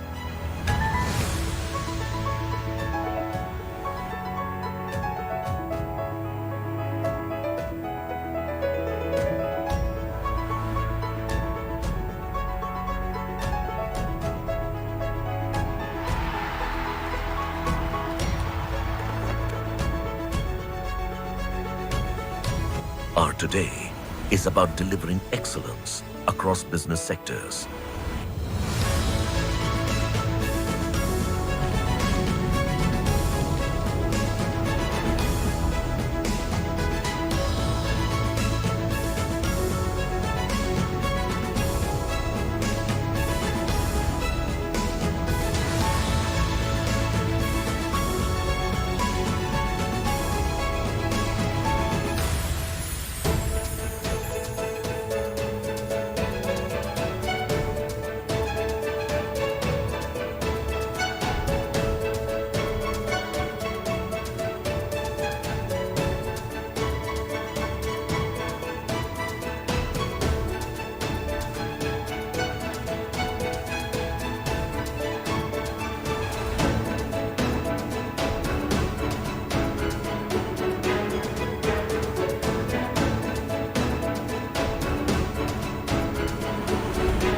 Our today is about building a future-ready nation.